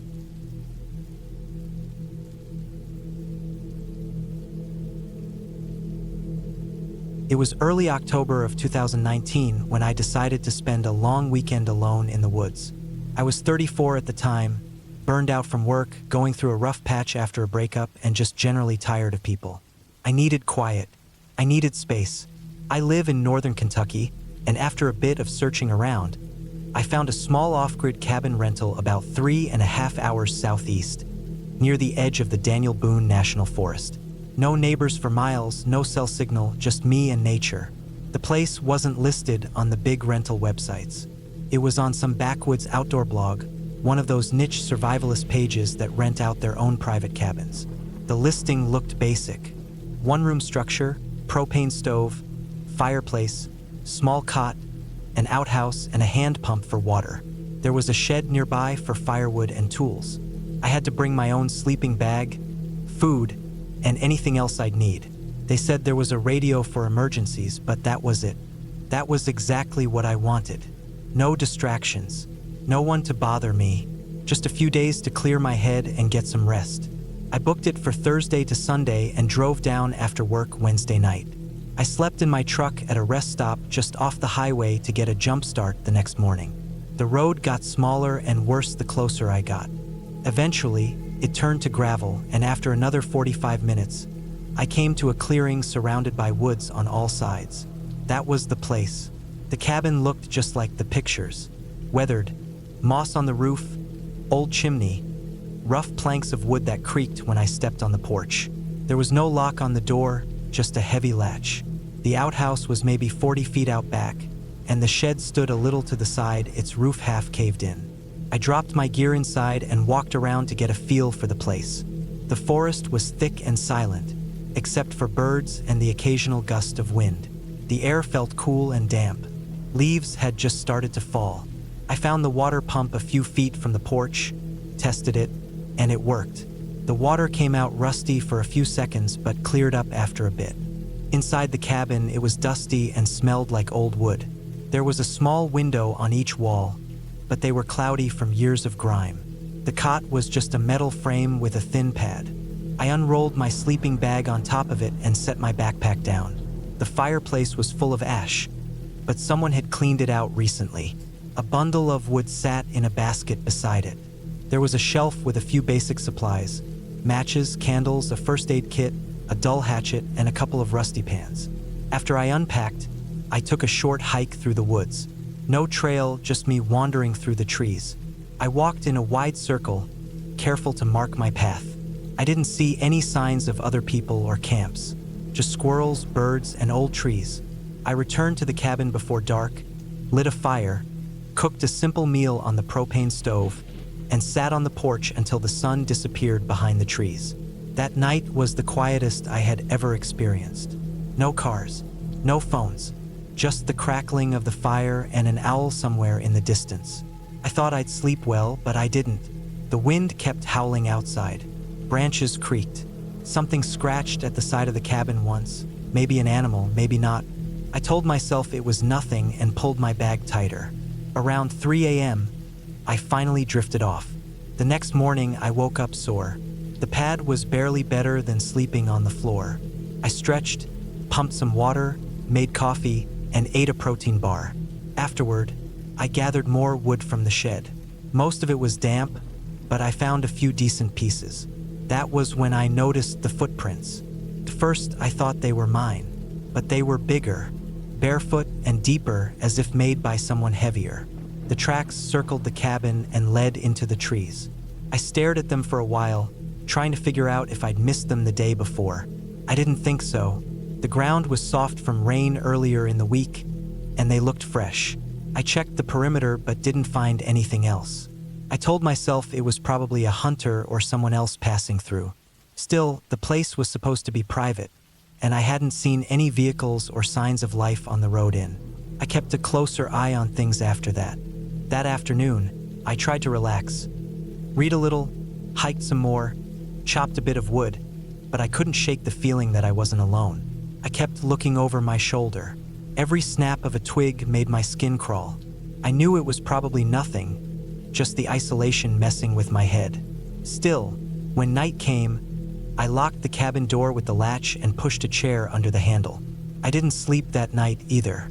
I kept hearing things. Footsteps? Maybe. Soft sounds just outside. Couldn't tell. I turned the lantern off and lay in the dark, straining my ears. Once, I thought I heard someone breathing on the other side of the wall. Then a low scraping sound near the front door. I sat up, heart pounding. I didn't move for an hour. When I finally worked up the nerve to check, there was nothing there. But the wood near the doorframe had a fresh scratch in it, long and thin, like something had been dragged across it. I didn't go outside that day. I stayed in the cabin with the fire going, the hatchet close by. I kept glancing out the windows. I saw movement once, a figure through the trees, maybe 40 yards out. It disappeared before I could get a good look. My first instinct was to call someone, but I didn't have service. I checked the emergency radio, but it didn't work either, just static. That afternoon, I packed my gear and loaded it into the truck. I planned to leave the next morning, but I wanted to be ready. I barely ate that night. I stayed up late, keeping the fire going, staring out the window. Around midnight, I heard footsteps on the porch. Slow, heavy. They stopped by the door. I didn't move. I held my breath. The footsteps shifted. Something brushed against the wall. Then silence. When the sun finally came up, I opened the door, hatchet in hand. Nothing. No sign of anyone. But the footprints were back, clearer this time. The same large, barefoot prints. They went from the edge of the trees to the porch, then back again. I didn't wait. I locked the cabin, started my truck, and drove. Except the road wasn't right. Somewhere along the way, I took a wrong turn. I was sure I followed the same path, but the trees looked different, and the gravel gave way to dirt. My GPS was useless. I kept driving, hoping I'd reconnect with the main road. After an hour, I saw a shack. Small, run down, nearly swallowed by the woods. I didn't stop. Something about it made my stomach tighten. I drove past it and didn't look back. Another half hour later, I finally found pavement again. From there, it took me a few more hours to get home. I didn't stop until I was back in my apartment. I didn't unpack for 2 days. I didn't sleep much either. I emailed the blog that listed the cabin, asked if anyone else had reported strange things out there. I never got a response. The page was taken down a few weeks later. The cabin listing vanished completely. For a while, I tried to forget about it. I told myself I was just being paranoid. Maybe someone else was using the woods. Maybe it was just bad luck that we crossed paths. But I couldn't shake the feeling that someone had been watching me, waiting. A few months later, in January, I saw a local news story about a man who had been arrested in the same area. He was found squatting in an old shack, not far from where I'd stayed.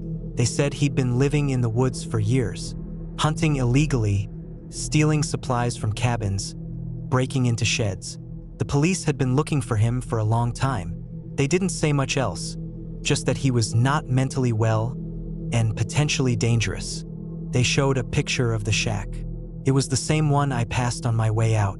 That's when everything clicked. The footprints, the sounds, the figure in the woods, the scratches on the wall. That man had been stalking cabins out there. Probably saw me arrive, waited until I was alone, and then circled. I don't know what his plan was, but I'm thankful I left when I did. Since then, I haven't been back to any off-grid cabins. I still love the woods, but I'm more careful now. I research every spot. I bring backup batteries, check radio signals, and never go alone. That trip changed how I see being alone in nature. It's not just the animals or the weather you have to worry about. Sometimes the scariest thing out there is another person.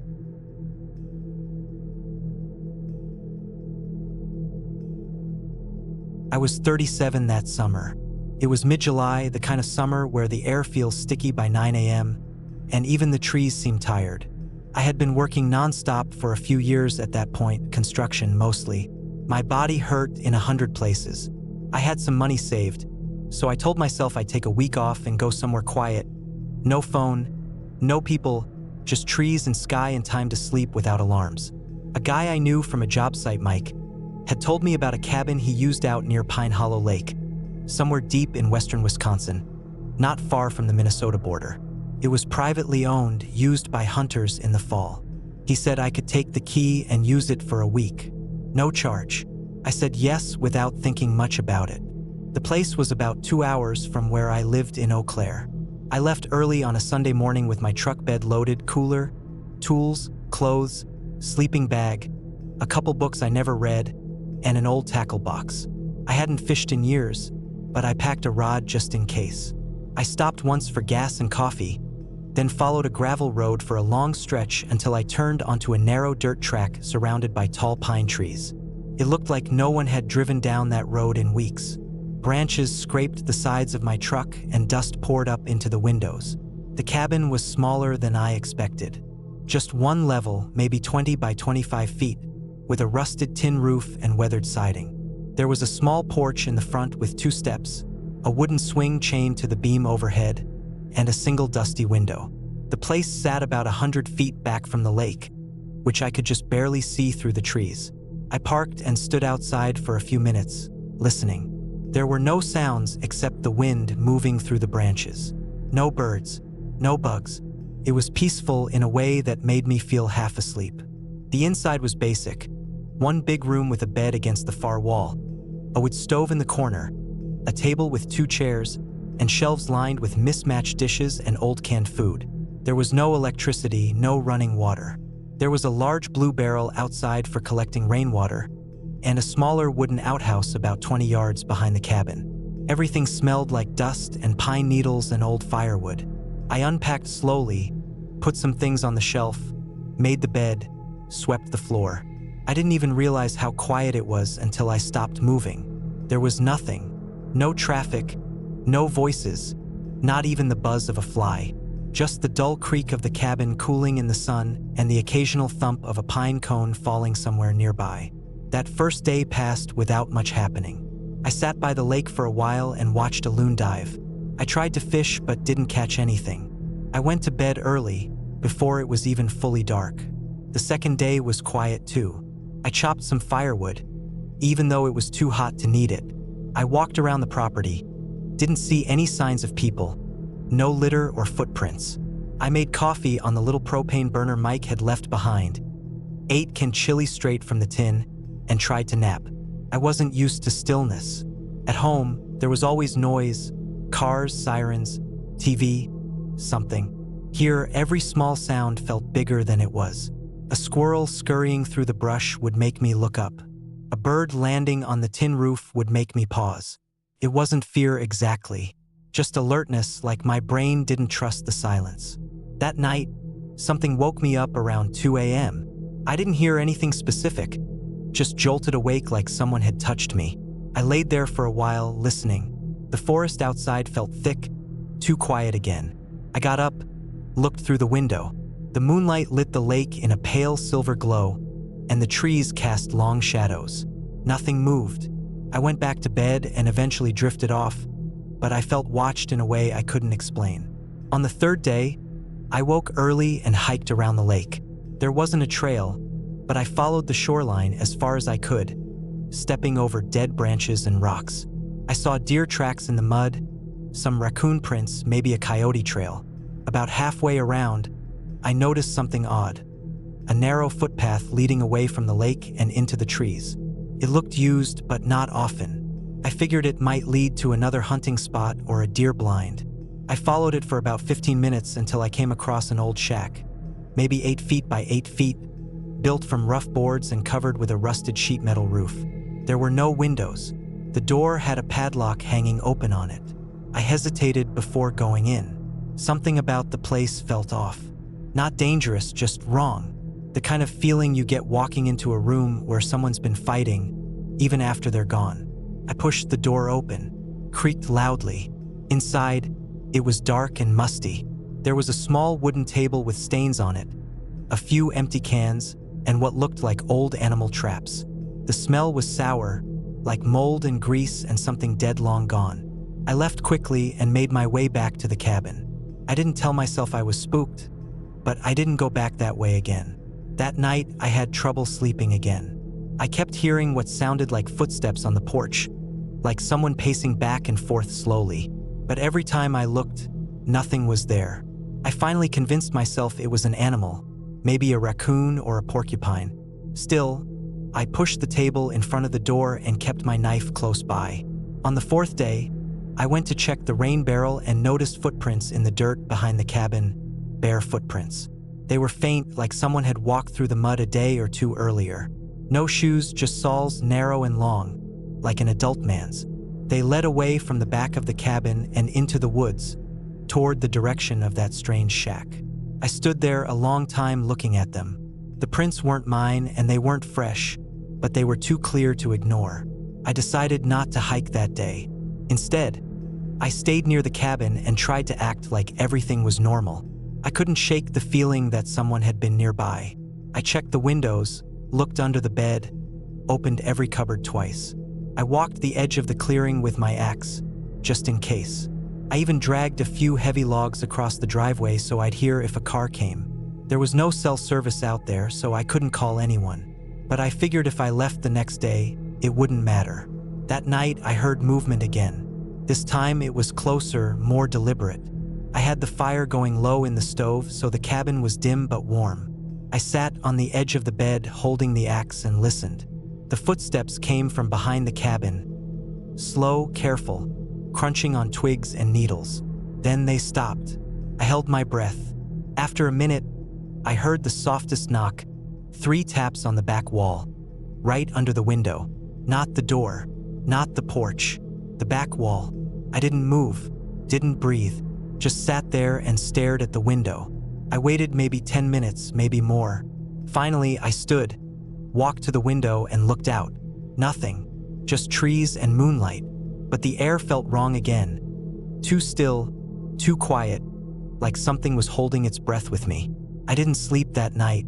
I sat with my back against the wall, axe across my lap, and waited for the sun. In the morning, I packed everything. I didn't eat. I didn't make coffee.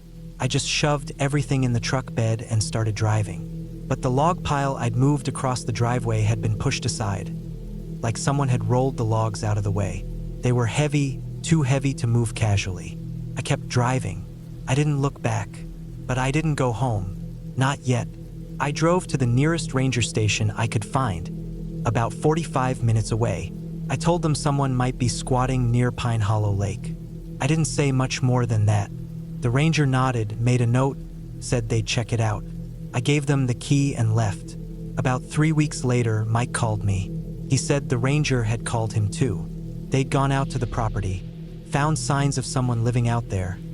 Trash, old bedding, a dugout fire pit near that shack. They didn't find anyone, but they said it looked like someone had been there recently. A hunter, maybe, or a drifter. I didn't go back. I didn't want the key. I told Mike he could keep it. Now, whenever I think about that week, I remember the silence. Not the fear, not even the footprints, just how quiet it was, how the trees held their breath, how something moved just out of sight, always one step behind me. It never showed itself, never made a sound it didn't want me to hear, and that's what scared me the most. It wasn't a ghost. It wasn't a monster.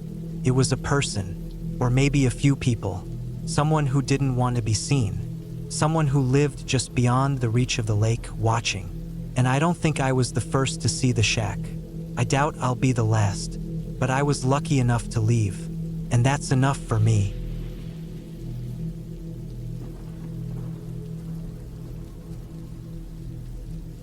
I was 34 when I decided to take a solo break in the woods.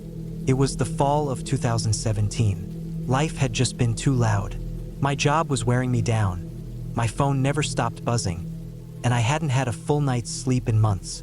I lived in Central Ohio at the time and worked in logistics for a freight company. The job was good money, but it was the kind of stress that stuck in your bones. I'd been dealing with late shipments, office drama, and non-stop deadlines. I needed out just for a while.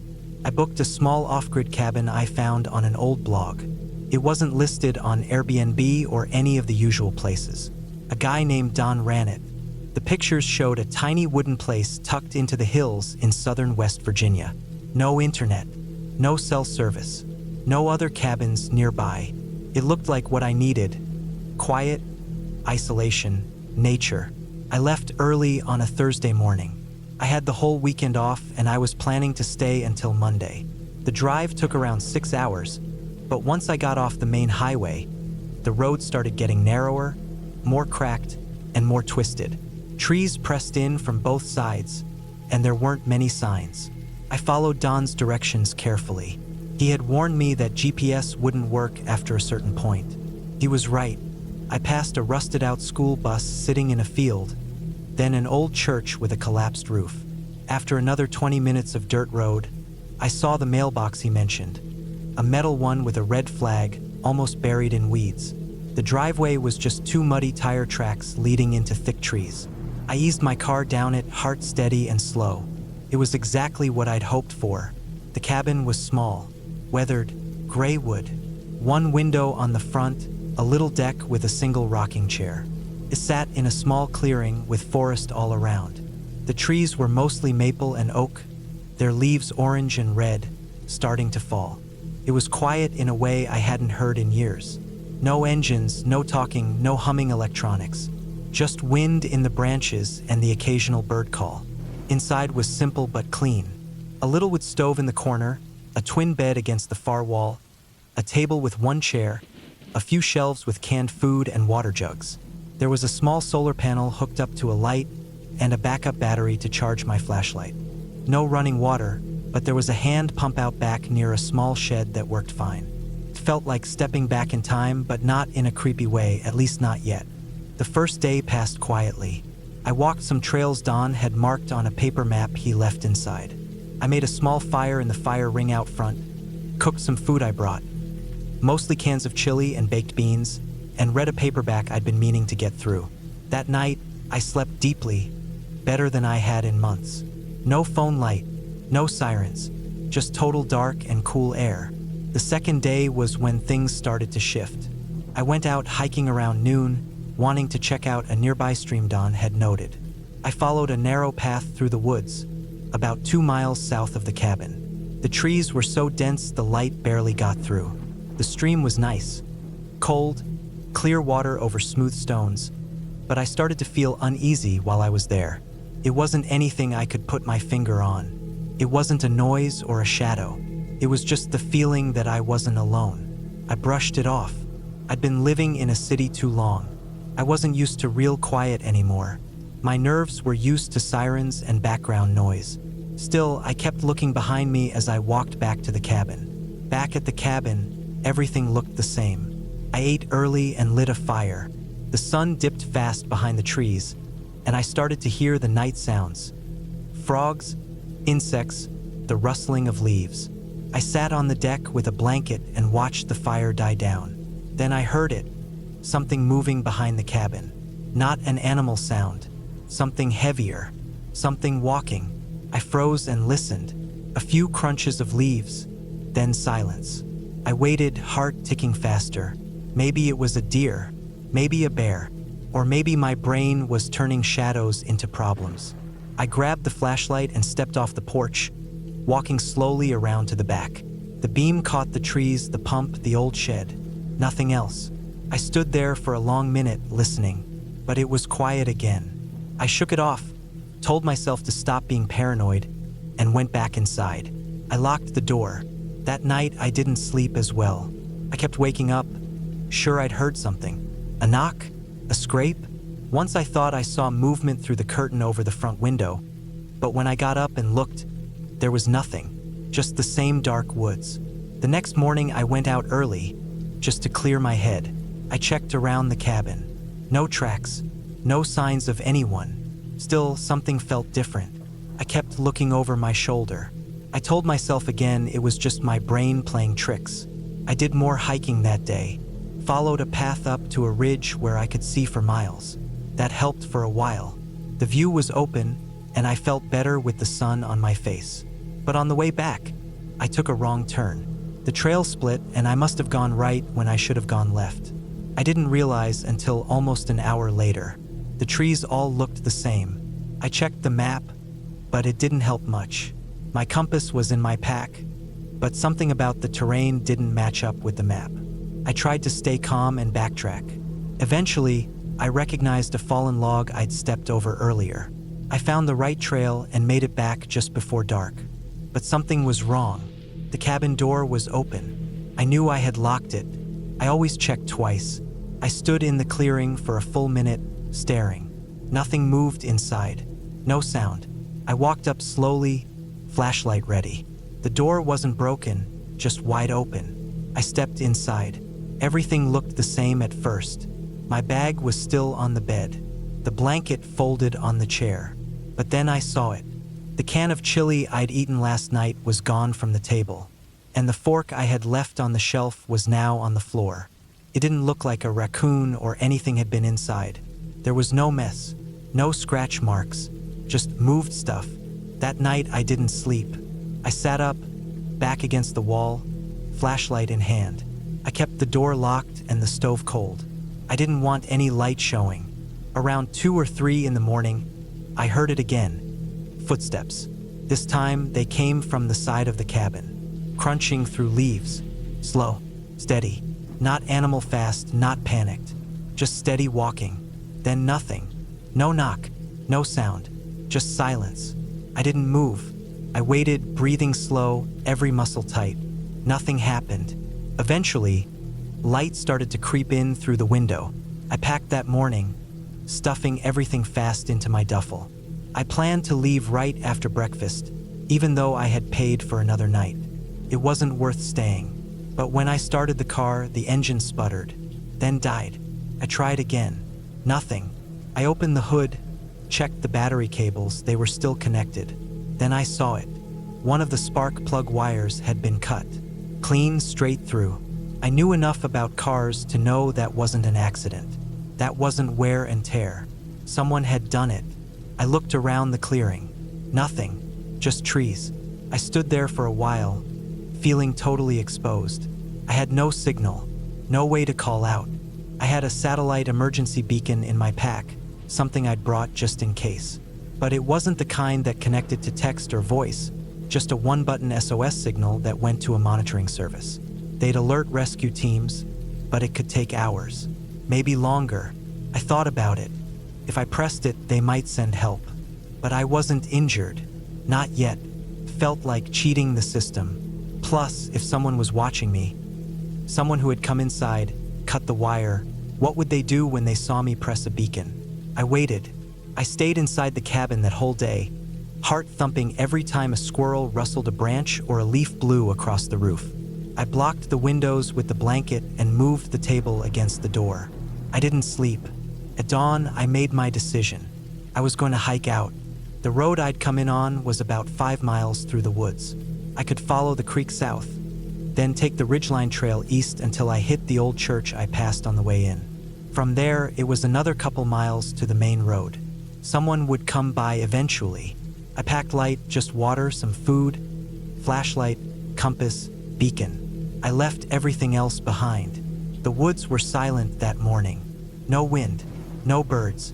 I moved fast, kept to the trail as best I could. I didn't see anything at first. Then, after about an hour, I noticed something. Footprints. Not mine. Not boot tracks. Bare feet. Wide, thick soles. Deep impressions. Whoever it was, they were walking ahead of me. But barefoot? In October? I stopped moving. Listened. Still nothing. I turned off the trail, took a detour through a dry creek to avoid being easy to follow. My heartbeat was pounding. I didn't want to believe I was being tracked.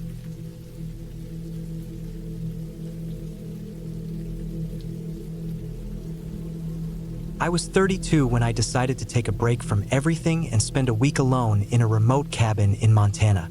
I'd been working nonstop for 8 years as a plumber in a small town just outside of Fort Collins, Colorado, and even though I had built a steady routine, I was burned out.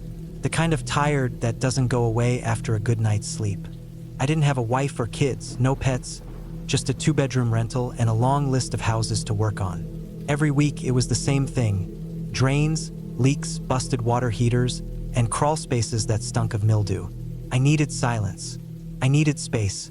I didn't want to wake up to my phone vibrating on the nightstand or emails from a landlord asking about their ancient pipes. I wanted no traffic noise, no small talk with neighbors, no schedule. Just me, the trees, and hopefully some clarity. I found a listing for a private cabin about 4 hours northwest of Bozeman. It was one of those old properties you could only book if you called and spoke with the owner directly, the kind of place that never makes it onto the popular rental sites. The photos showed a weathered little A-frame sitting at the edge of a thick pine forest. No neighbors, no towns close by, and no signal. Exactly what I was looking for. I packed my truck with canned food, bottled water, extra clothes, a toolbox, and some basic supplies. I left early on a Sunday morning in mid-September, just as the leaves were starting to yellow. The drive was quiet and smooth for the first few hours. But after I turned off the main road and followed the narrow gravel path that twisted through the trees, I didn't see another vehicle. That last hour, it was like I was the only person left in the world. When I reached the cabin, it was late afternoon. The place looked even more isolated in person. It sat about 20 feet back from a shallow creek, half hidden by a thick stand of pine and birch trees. The nearest road was a good 2 miles away, and even that was just a dirt path that probably hadn't been maintained in years. The air was cold but dry, and it smelled like pine needles and old wood. I unpacked quickly. The cabin was basic. No electricity, no plumbing, just a wood stove for heat and a few dusty shelves with lanterns and old canned goods. There was a small outhouse a short walk behind the cabin, and a hand pump well nearby. Everything was quiet. Too quiet, almost. The kind of quiet that starts to feel loud after a while, where your own breathing feels out of place. I spent the first night reading by lantern light and drinking instant coffee. I didn't sleep much. I never do that first night in a new place, but this was different. Every time the old wooden walls creaked or a gust of wind pushed against the siding, I'd open my eyes. I kept telling myself it was just because I wasn't used to it yet. The second day, I hiked around the area. I wanted to get familiar with the layout in case I decided to stay longer.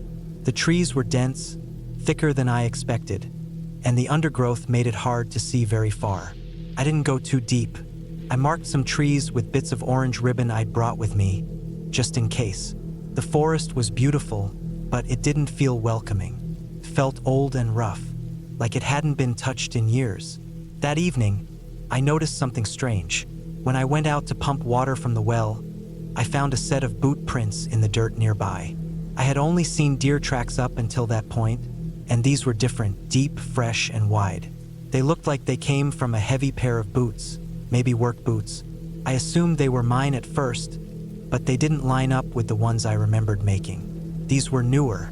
I checked around the cabin and didn't see any other signs of someone being there. No trash, no markings, no broken branches. It bothered me, but I brushed it off. Maybe the prints were from someone who came through before me, and the ground was soft enough that they held on longer. I tried not to overthink it. That night, something woke me up. It was late, well after midnight, judging by how cold the cabin had gotten. I heard movement outside. Not animals. It was slower, heavier, like footsteps, crunching leaves. Then it stopped. I held my breath and sat up in the cot, trying to hear over the thumping in my chest. The footsteps didn't come back. Nothing knocked or scratched or called out. It just went quiet again. I stayed awake until the sky turned gray. I told myself again it was probably a deer, maybe an elk, something heavy that wandered close. But my gut was telling me otherwise.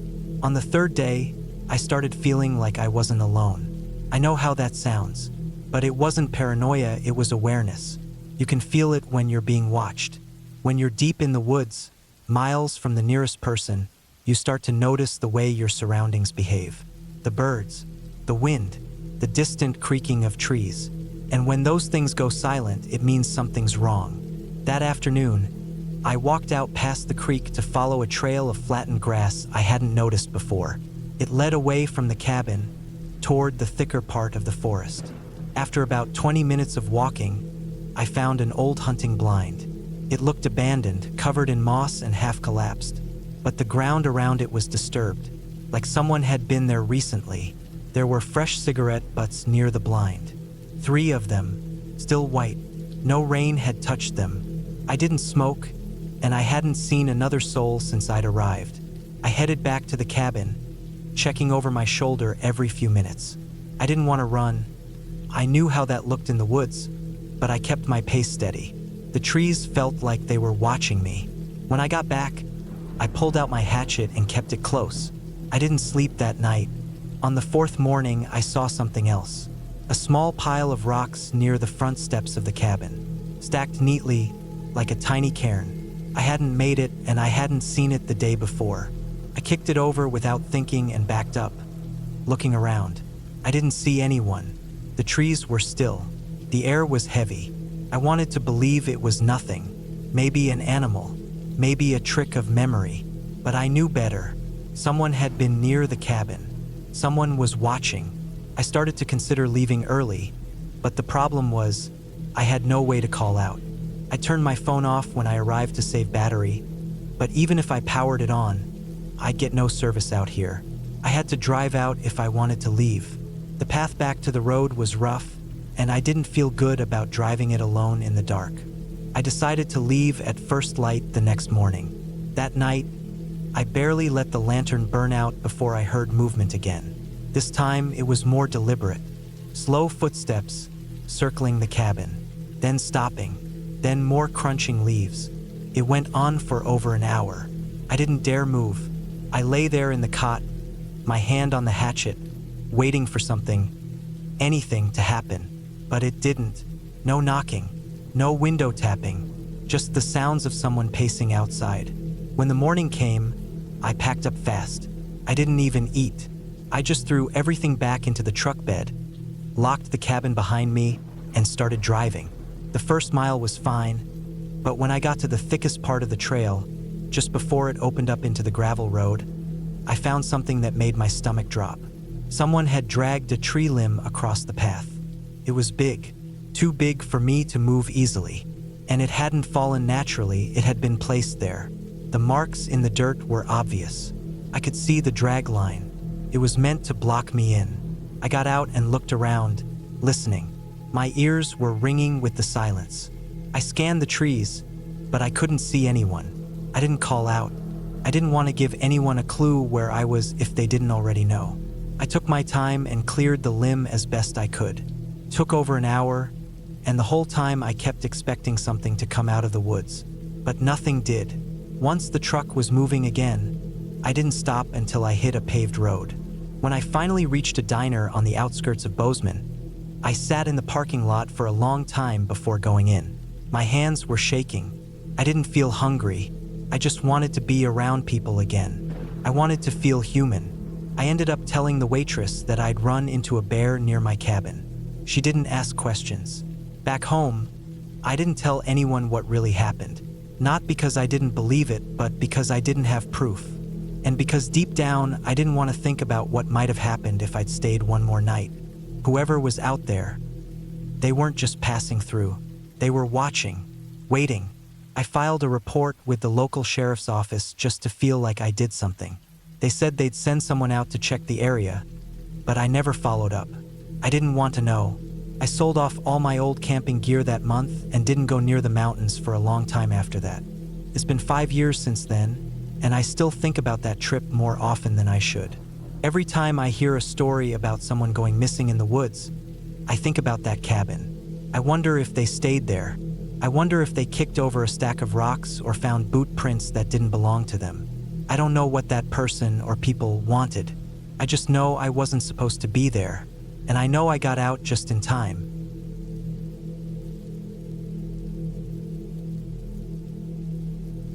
I wasn't the kind of person who got spooked easily.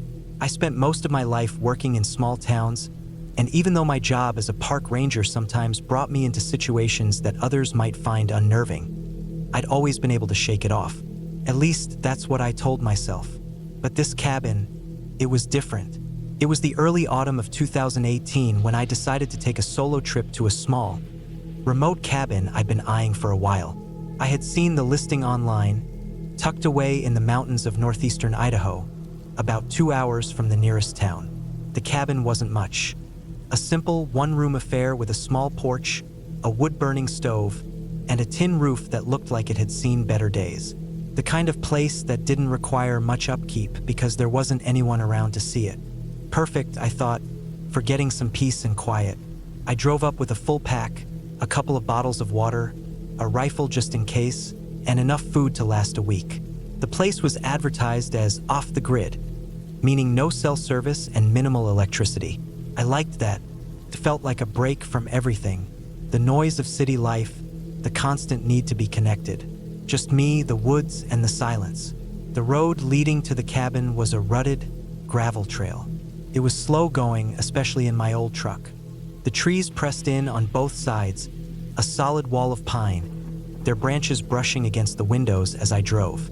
I could feel the air growing colder as the sun sank lower, casting long shadows across the narrow path. I had to pay close attention, keeping my eyes on the road, wary of any rocks or branches that could throw me off balance. It was about an hour before sunset when I finally arrived. The cabin was perched at the edge of a small clearing, with a steep hill rising up behind it. There was a small creek that ran along one side, the sound of water trickling over stones just barely audible. I parked the truck and took in the view. The cabin seemed completely isolated. There was no other house for miles, just the wild, open forest stretching out in every direction. I unloaded my gear and hauled it inside.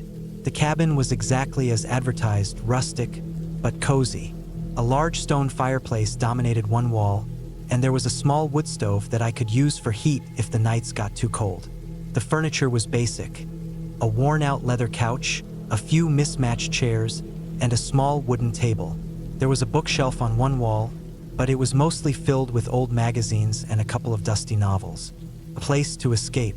I spent the first hour settling in, unpacking my things and chopping some firewood. It was cold, the kind of chill that seeped into your bones, so I started a fire to warm up. The flames crackled and danced, filling the cabin with a comforting, orange glow. I made myself a quick dinner, some beans and rice, a simple meal, and ate in silence, listening to the wind rustling outside. It wasn't until after dark that I started to feel it. The unease. It wasn't that the cabin was strange. It wasn't. It was exactly as I had imagined. But there was something about the place. Something about being this far out in the middle of nowhere with no one for miles that made me feel off. I couldn't shake the feeling that I was being watched. At first, it was just a whisper in the back of my mind, something I could easily ignore. But then, as the night wore on, it became harder to ignore. The wind outside began to pick up, howling through the trees. The cabin creaked in response, its wooden beams groaning under the pressure. It wasn't anything I hadn't heard before, but still, I felt a little on edge. Every time the wind gusted, it sounded like there was someone standing just outside the cabin, waiting. I tried to shake it off. This wasn't my first time in a secluded place. I had worked in the wilderness for years, often staying in isolated ranger stations. I had spent countless nights alone in the woods, but this felt different. It was the silence, the kind of silence that presses in on you, wraps around you like a heavy blanket. The only sounds were the crackling of the fire and the occasional gust of wind. I decided to turn in early, hoping a good night's sleep would clear my head. I crawled into bed, pulling the thick quilt up to my chin, and tried to relax. But every time I closed my eyes, my mind kept drifting back to that nagging feeling of being watched. The cabin was still, too still. As I lay there in the dark, I began to hear something. A faint, almost imperceptible sound, like a twig snapping outside. I stiffened, holding my breath, straining my ears. But when I listened closely, the noise stopped. I told myself it was just a branch breaking in the wind, or an animal scurrying across the ground. But then I heard it again. This time it was louder. A snap of something breaking, followed by a rustle. Someone or something was definitely outside the cabin. I was on edge now. My heart was pounding in my chest, but I didn't want to move. I didn't want to make any noise and draw attention to myself. But I couldn't just lie there, waiting. I slowly slipped out of bed and crept over to the window, trying to peer through the thin curtains without making a sound. I couldn't see anything, just darkness. The trees outside were swaying in the wind, but there was no sign of movement. I told myself it was just my imagination, but I couldn't shake the feeling that I wasn't alone. I grabbed the flashlight from the table and quietly opened the door, stepping out onto the porch. The cold hit me immediately, and I pulled my jacket tighter around my body. My eyes scanned the area, looking for anything unusual, but everything appeared normal. The trees were still, and the wind had died down. Then I heard it again, this time much closer. A sharp snap, followed by a rustling sound that came from the direction of the creek. My pulse quickened, and my hand instinctively went to the rifle slung across my back. I didn't know what it was, but I wasn't about to wait around to find out. I grabbed the rifle and moved toward the sound, my boots crunching on the dry leaves as I made my way toward the creek. The moon was barely visible through the thick trees, but there was enough light to see the ground ahead of me. I moved cautiously, my eyes darting around, scanning for any movement. The air was thick with the smell of pine and earth, and every little noise seemed amplified. The creek was only a few yards ahead, but as I got closer, I realized something didn't feel right. The hairs on the back of my neck were standing up, and the sense of being watched was even stronger now. I reached the edge of the creek and stopped dead in my tracks. There, in the mud, were fresh footprints, bare footprints, large and unmistakable. Whoever had been outside the cabin wasn't just wandering around. They had been standing there, watching the cabin. I froze, my breath catching in my throat. I couldn't explain it. It didn't make sense. There shouldn't have been anyone out here, not this deep in the woods. The nearest neighbor was miles away, and yet, these footprints were undeniable. I backed away slowly, trying not to make any noise. My mind raced as I thought through my options. I had a rifle. I had my truck. I could leave, but there was no guarantee that whoever was out there would stay away. I decided to head back to the cabin, but I didn't go inside. I crouched low behind the porch, waiting, listening. The wind had died down, and the forest was eerily quiet. Minutes passed. The feeling of being watched never left, but nothing happened. No sounds, no movement. By the time the sun finally began to rise, I was exhausted. My nerves were shot, but I knew I couldn't stay there much longer. Whoever or whatever had been out there was still in the area, and I wasn't taking any chances. I packed up my things quickly, my hands shaking as I threw everything into the truck. I didn't even bother to check the cabin again. I just wanted to get out of there. As I drove down the dirt road, my eyes kept flicking to the trees, half expecting to see someone standing just out of view. But nothing, just the endless stretch of wilderness. I never went back to that cabin. It was like it had been waiting for me, and when I left, it let me go. I still don't know what I saw that night or who or what was out there, but I know one thing for sure.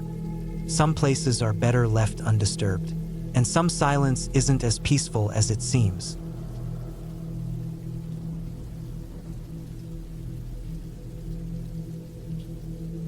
I was 38 when I finally took a solo trip I'd been talking about for years. I'd been working nonstop at a small construction company in southern Missouri for almost 2 decades. Never took more than a weekend off. I helped manage the crew, hauled materials, handled permits, everything. But that summer, my back had started acting up, and the stress from the job was turning me into someone I didn't like. I figured I needed some time away. Just me, nature, and no damn emails. It was late September of 2022 when I rented a small cabin through a private listing I found online. The place was tucked back in the Ozarks, not far from a place called Rockwell Ridge. It wasn't on any main rental sites, and I only found it through a local classifieds group. Some older guy named Don listed it for cheap. He said it used to be a hunting cabin his family built back in the 70s. No internet, no cell service, but it had solar power, propane heat, and a clean water tank. That was all I needed. The photos showed a tiny A-frame structure sitting in a clearing surrounded by trees. The place looked like it hadn't changed in decades. Green tin roof, with siding weathered to a soft gray, 1 door, 2 little windows. I liked how remote it looked. I'd grown up around cabins like that, so I wasn't worried about being off-grid. I actually wanted it that way. I loaded up my truck with a week's worth of food, a couple coolers of ice, clothes, tools, a rifle just in case, and a backup generator. Took me about 6 hours to get there from my house in Springfield. The last hour was all winding gravel roads through thick forest, where you wouldn't pass another car for miles. I had to stop once to move a fallen tree limb, which should have been a sign the trail wasn't used often. I arrived late in the afternoon. The sun was dropping behind the trees, casting long shadows across the clearing.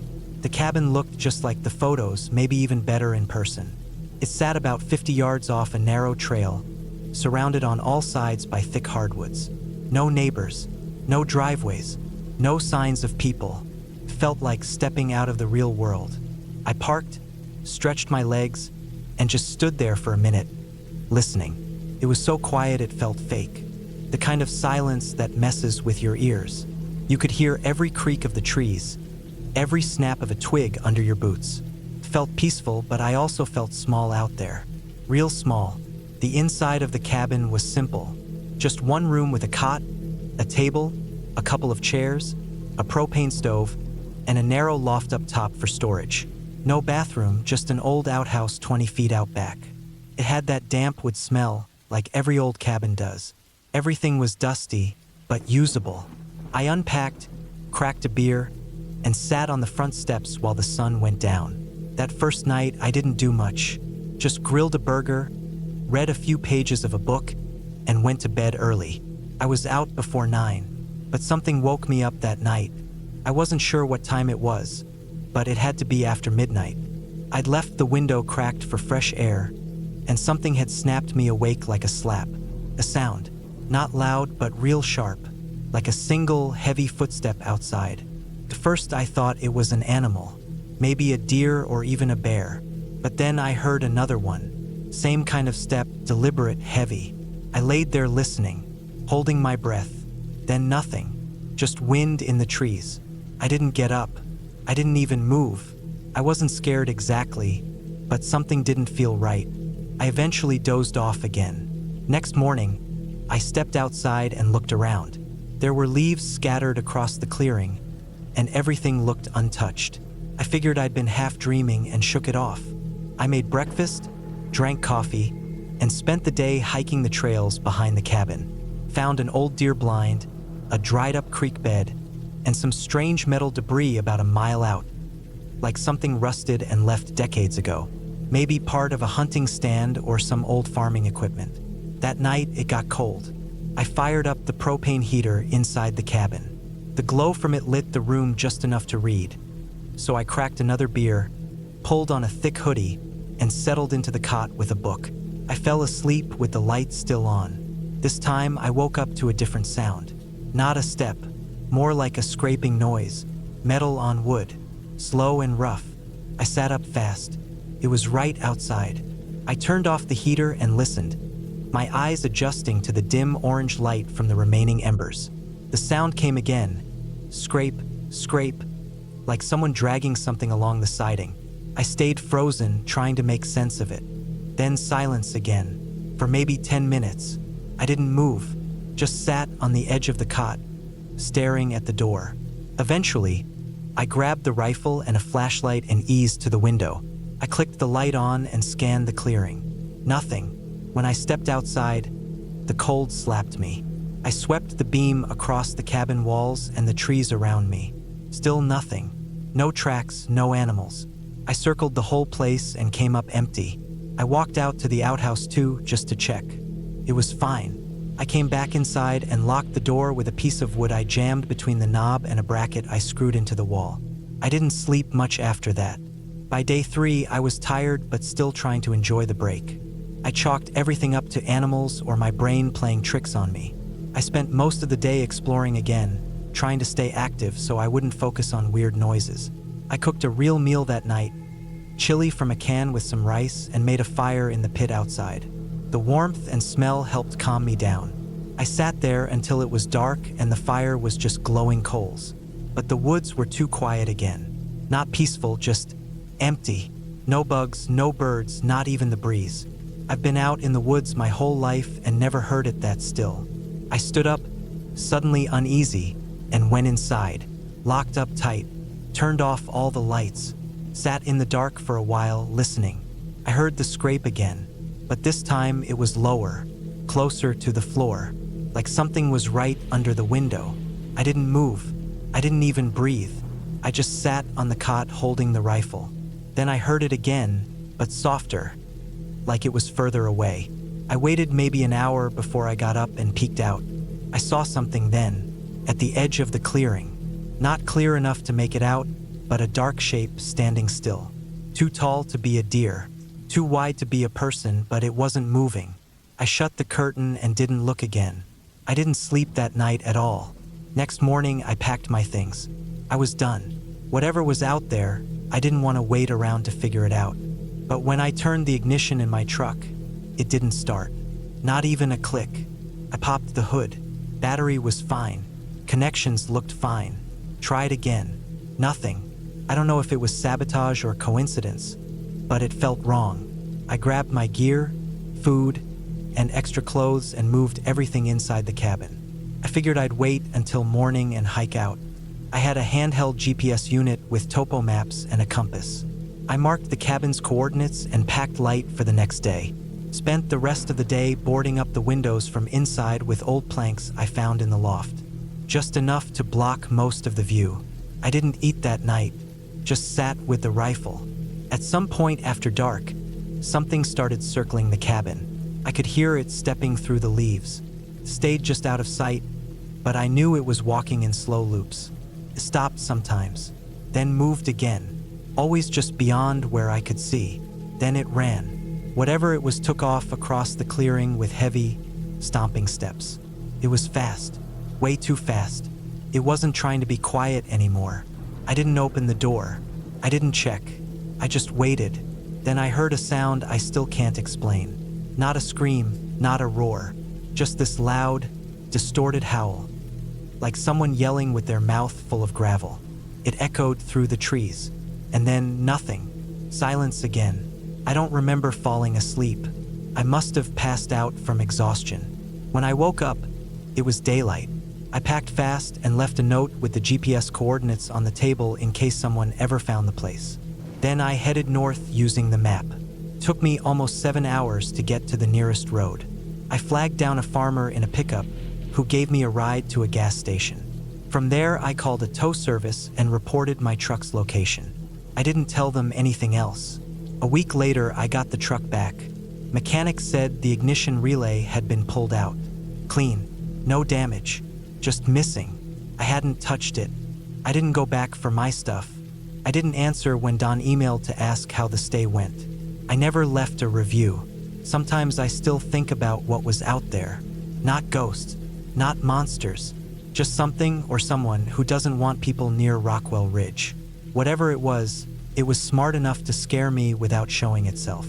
And that's what stuck with me the most.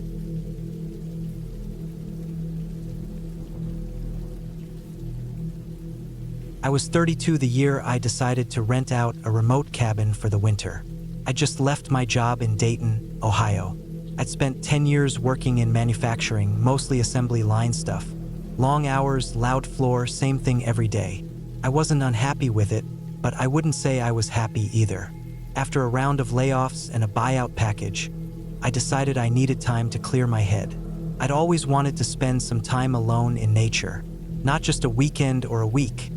Really spend time alone. So I looked for a place remote enough that I wouldn't hear traffic or see headlights, but not so far that I couldn't get to town if I needed to. I found a listing for a hunting cabin in the hills near a small town called Stanlow in southeastern Kentucky. It was isolated, tucked into the woods on private land with about 30 acres of surrounding forest. The guy who owned it was in his 60s and said I could have it from mid-November through March. It didn't have running water, but it had a well and a hand pump. It had a wood stove for heat, propane for cooking, and a solar battery for some lights. I figured I could rough it for a few months. I brought everything I thought I'd need: non-perishable food, hunting gear, tools, clothes, extra boots, first aid stuff. I loaded it all in the back of my truck and made the drive down in early November. It was cold already but hadn't snowed yet. The trees were mostly bare, and the wind had that sharp bite that stays in your ears. The road to the cabin was a gravel path that twisted through the woods for about a mile. There were no houses nearby, no visible signs of life, just trees, rocks, and dead leaves. The cabin sat in a small clearing surrounded by thick forest. It had one main room with a bed, a table, a couple of chairs, a wood stove, and a small kitchen setup. There was a little storage room in the back where I kept most of my supplies. The first few weeks were great. I'd sleep in, make coffee on the propane burner, then spend the day reading or walking the woods. I brought a few books, but mostly I just wandered and listened. The quiet was heavier than I expected. You don't realize how much noise the world makes until you leave it all behind.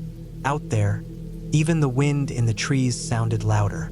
I'd hear branches cracking in the distance and stop to listen. Heart picking up a little even though I knew it was probably just a squirrel or a deer. By December, the snow had started to fall.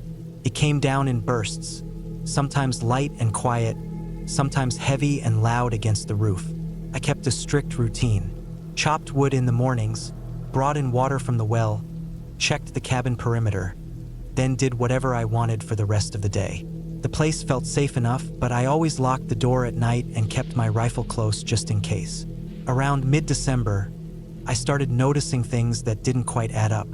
I'd wake up to find the snow outside my cabin had been disturbed. Not footprints exactly, but something moved through it. I figured it might be a deer, so I started watching more closely. I checked the snow early in the morning and again before bed. A few times I found narrow drag marks, like something was pulled along the ground. Once I thought I saw boot prints, but they were shallow and half melted. Could have been from when I last walked out there myself. Still, I started getting this feeling that something was off. One night, I woke up around 3 a.m. The fire had died down, and the cabin was cold. I got up to toss a log in the stove and noticed that the wind had picked up. The trees outside were swaying hard, creaking. I stood at the window trying to see out, but the moon was hidden behind clouds. Just darkness. Then, from the tree line, I heard a sharp cracking sound, like a thick branch snapping. I froze, listening. Another snap, closer. Then silence. I stayed there at the window for a long time, staring into the dark, trying to make out shapes. My breath fogged the glass. I waited, but nothing else moved, so I went back to bed and forced myself to sleep.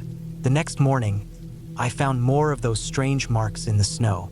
Not boot prints this time, but long, dragging streaks leading from the tree line toward the cabin and then veering off toward the creek. I followed them for a bit, rifle in hand. After 100 yards or so, they just stopped. No sign of an animal, no blood, nothing.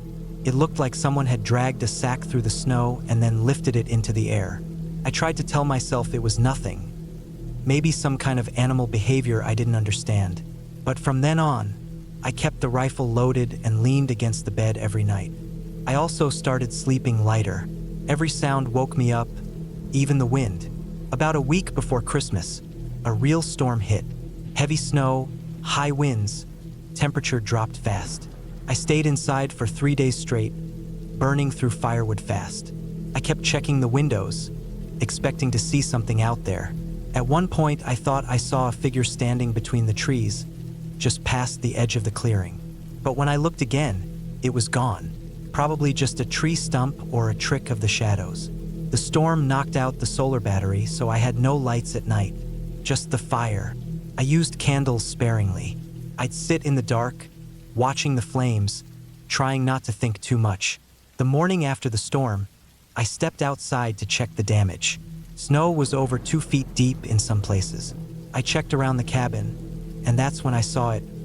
Fresh boot prints leading up to the back of the cabin. Just one set, deep and clean. They stopped right at the wall near the window. Whoever it was had stood there for a long time. The prints were deep, and the snow around them was packed down, like they'd shifted their weight. Then the prints led away into the woods. I checked the door, still locked. Nothing inside seemed touched, but I couldn't shake it. Someone had been out there during the storm, watching my cabin. I kept the rifle with me at all times after that. I started hanging metal cans from string near the windows, hoping they'd rattle if someone got close. I even rigged up a noise trap with fishing line and a few empty soup cans out back. I didn't sleep much. On Christmas Day, it happened again. I was chopping wood near the edge of the clearing when I spotted something in the trees. A figure just standing there, half hidden behind a trunk. I froze, heart pounding. The figure didn't move. I raised the rifle, but they stepped back and vanished behind the trees. I didn't chase. I just backed into the cabin and locked the door. I stayed inside the rest of the day, eyes glued to the window. That night, I heard movement on the roof. Slow, deliberate scraping. I held my breath, rifle aimed at the ceiling. Then silence. I didn't dare go outside until daylight. When I finally stepped out, I saw more boot prints leading up the side of the cabin and around to the back. I climbed up onto the roof with my ladder and found a section of shingles disturbed, like someone had tried to pull them up. I nailed a board over it and climbed back down, nerves shot.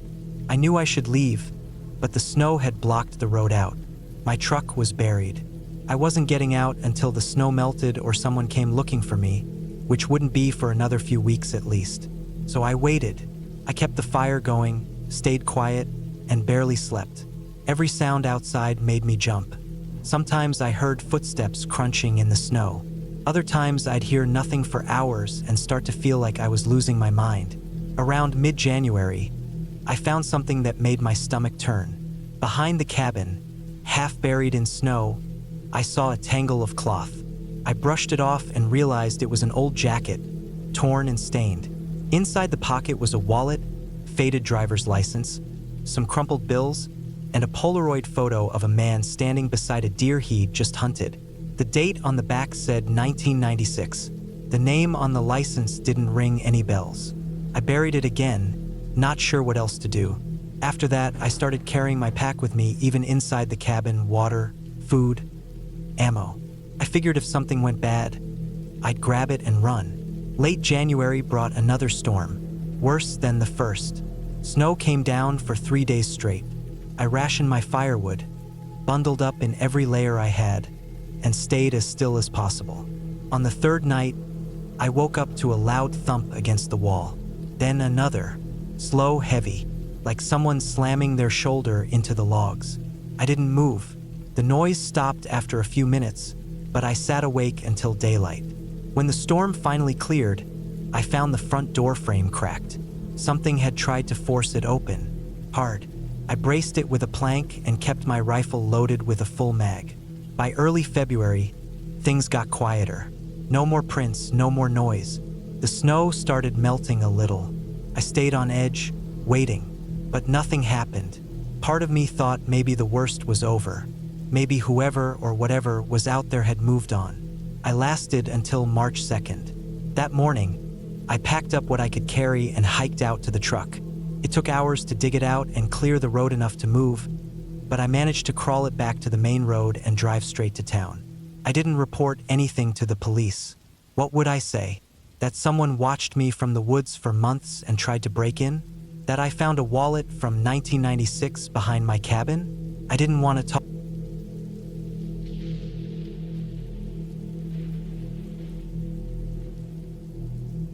It was October 2011 when I finally decided to get away for a while. I had just turned 34.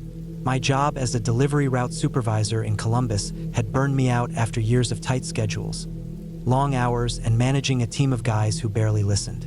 My relationship had fallen apart 6 months earlier, and honestly, I just needed some time alone. I figured I'd take a week off and go somewhere quiet, somewhere I wouldn't hear engines running, phones buzzing, or the sound of people yelling across warehouses. I booked a small cabin I found on a rental site. It was in a remote part of West Virginia, deep in the Monongahela National Forest, near the edge of Randolph County. It looked like the kind of place where you could hear your own breathing and maybe nothing else for miles. The pictures were simple: wood-paneled walls, a wood stove, a basic kitchen, a tiny bedroom, and a little porch with 2 chairs. No Wi-Fi, no cell service. That was the selling point. The drive took me around 6 hours. The last part of it was a winding gravel road that seemed to climb forever into the forest. The trees pressed in on both sides, and every now and then, I had to slow down for potholes that could have blown out a tire. The leaves had just started to turn, so the woods were full of orange and red, and even though it looked peaceful, something about it made me feel like I didn't belong. When I pulled up to the cabin, it looked just like the pictures, except older. The wood was more faded. One of the porch chairs had a busted leg, and the railing was loose in one spot. I parked the car and stepped out. The air smelled damp, like rotting leaves and earth. I didn't hear anything. Not birds, not wind, not even bugs. Just dead quiet. The key had been left under a rock by the door. I unlocked it and stepped inside. It smelled like dust and old wood. The place was small but cozy enough. A twin bed in the back corner, a little table with 2 chairs, a shelf with a few books, and a fireplace with a small stack of wood. No TV, no radio, no nothing. I liked that. I spent the first 2 days doing nothing but sleeping, reading, and taking short hikes around the area. There was an overgrown trail that led down to a creek about a half-mile from the cabin, and I followed it a couple times just to clear my head. The forest was beautiful, but it felt heavy, like the trees were watching me. I figured I was just not used to being alone this deep in the woods. On the third night, I woke up around 3 a.m. I wasn't sure why at first. I thought maybe I had a bad dream, but I couldn't remember it. I just felt strange. Wide awake, heart beating a little too fast. I lay there in the dark listening. I couldn't hear anything. No owls, no wind, just nothing. I sat up in bed and looked toward the little window near the sink. The moonlight was coming through, but I couldn't see much. Then I heard something outside. It was soft at first, like shuffling footsteps on dry leaves. I froze. My brain tried to come up with explanations. Maybe a deer, maybe a raccoon. But the footsteps sounded slow, like someone walking, not an animal. And they got closer. I stayed still for what felt like forever. Eventually, they stopped. I didn't hear anything else. I wanted to look out the window, but I couldn't move. I sat there until the sun came up. Then I finally got up, made coffee, and went outside. There weren't any footprints, but the leaves were so thick that I guess even boots wouldn't leave a clear mark. I tried to brush it off. Maybe I was half asleep. Maybe it was an animal after all. But that day, I couldn't shake the feeling that something was off. I stayed close to the cabin and kept the door locked. I checked the back window. That's when I noticed something strange. The small window on the back wall of the cabin, the one in the bathroom, had a crack in the bottom corner. It looked like it had been hit with something. Not shattered, just a small break in the glass with a little spiderweb pattern. I hadn't noticed it before, and I'd used the bathroom a bunch of times. I stared at it for a while. There were no rocks nearby, nothing that could have fallen and hit it. It was about 6 feet off the ground. I felt a knot form in my stomach. I went back inside, locked every door and window, and sat with my back to the wall for hours, reading the same page of a book over and over. I didn't sleep that night. I kept the fireplace going and sat in a chair with a flashlight in my lap. I didn't hear anything. The next morning, I went to get in my car. I had decided I was going to head into town, maybe stay at a motel for the last few nights. The cabin was just too isolated. I walked around to the driver's side and saw something that made my stomach drop. There were scratches on the back door of the car. Deep, horizontal scratches, 4 of them. They looked like they'd been made by a tool, maybe a knife. They weren't there when I arrived. I'd walked around the car when I parked it. I was sure of that. My hands started to shake. I unlocked the car and got in, but the engine didn't start. Dead battery. It was completely dead. I hadn't left anything on. I hadn't even used the radio. The battery shouldn't have died. I felt panic start to rise in my chest. I got out of the car and looked around. Nothing but trees and silence. No other cabins for miles. No cell service. No way to call for help. I knew there was a ranger station maybe 10 miles away, but the road was too rough to walk in a day, and I didn't feel safe leaving the cabin. So I decided I'd wait until morning and then hike down the old trail to the creek, follow it until it hit the gravel road, and from there try to flag down a vehicle. It wasn't a great plan, but it was better than staying. That night, I locked the door, blocked it with a chair, and stayed awake again. Around 2 a.m., I heard footsteps outside again. This time they were heavier, slower, like someone was dragging their feet. Then I heard something knock on the back of the cabin. 3 soft knocks, then nothing. I didn't move. I didn't breathe. I sat there in the dark, my flashlight off, holding a fireplace poker in my hand. I don't know how long I waited, but eventually, the sun started to rise. I opened the door slowly and looked around. Nothing. I walked around the cabin. That's when I saw the boot print in the mud by the back wall. One clear print. A size 11 or 12. Definitely not mine. That was it. I packed my bag and took off down the trail. I didn't look back. I moved fast, following the creek, checking over my shoulder every few minutes. Took me 6 hours to reach the road. I waited another hour before a pickup truck came by and gave me a ride to the nearest town. I didn't explain much to the driver. I just asked to be dropped at a gas station. When I finally got cell service, I called a tow truck to get my car. It was hauled out the next day. When the mechanic looked at the battery, he said it had been disconnected. Not drained, just unhooked. Someone had popped the hood and pulled the cables loose. I never went back to that cabin. I didn't even contact the owner. I left the key on the table and the door unlocked. I just wanted out of there. A few months later, I checked the rental listing. It was gone. I still think about it. I wonder if someone else had been using that cabin, maybe without the owner knowing. Someone living out there, watching from the woods, Maybe they were just trying to scare me off, or maybe they had worse intentions. Either way, I got lucky. I left before something happened. I trusted my gut, and it probably saved my life. I don't go on solo trips anymore, and I don't stay in places that don't have phone service. That trip changed something in me. I can't hear silence the same way. Not anymore.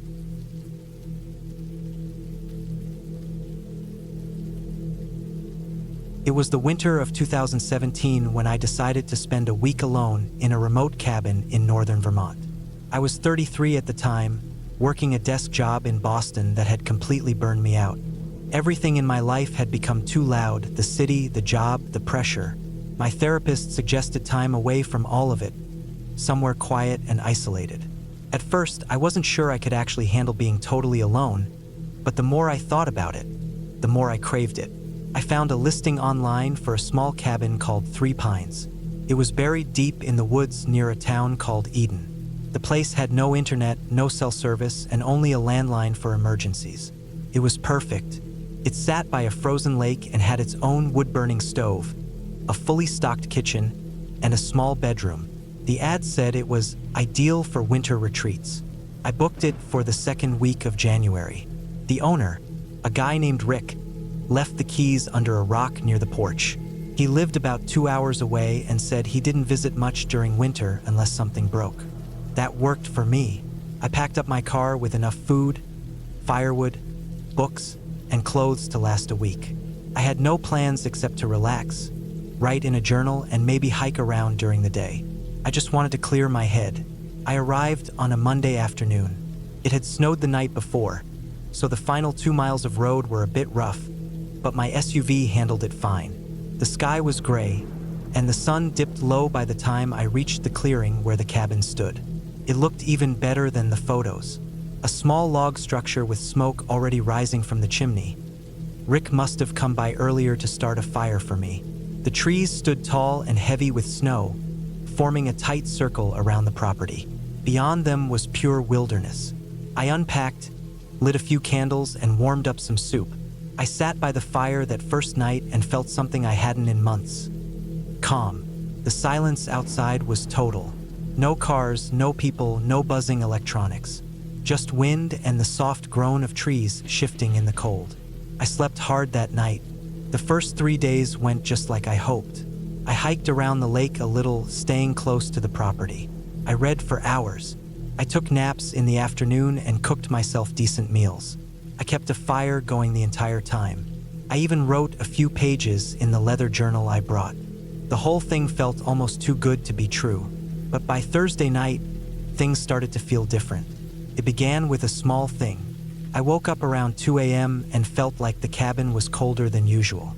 I had fallen asleep with the fire burning low, so I figured it had died out. When I walked into the living room to check, I noticed the fire was completely out, just gray ash. That wasn't the strange part. The weird thing was that the front door was unlatched. It wasn't wide open or anything, but it was definitely not locked like I always kept it. I had triple-checked that latch before going to bed. I always did. I closed it, locked it again, and chalked it up to my own forgetfulness. I tossed more wood in the stove and went back to sleep. The next morning, I noticed fresh tracks in the snow near the woodshed. They weren't animal prints. They looked like boots, 2 sets, leading to the edge of the trees and stopping. They didn't come from any clear direction. It was like someone had walked to the property, looked around, and left. I stood there staring at them for a long time, my breath turning to fog in the cold air. There were no neighbors nearby. The closest road was over 2 miles out. The snow had been untouched before that. These prints were fresh, maybe from that morning or the night before. I told myself it had to be Rick or someone checking on the property. Maybe a hunter or a hiker who got lost. I tried to brush it off. Still, I spent the rest of the day feeling jumpy. Every little creak or gust of wind made me flinch. I stopped my walks after that. That night, I stayed up late reading. I made sure to lock every door and window.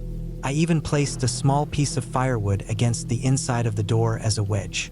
Around 1 a.m., I turned off the lantern and laid down. It was quiet except for the wind brushing against the roof. Then I heard it. A soft, deliberate knock, just one, came from the side of the cabin. Not the front door, the side wall, maybe near the window by the kitchen. It wasn't a tree branch. It wasn't an animal. It sounded like a knuckle tapping would. I sat up and listened. Nothing came after that. Just silence.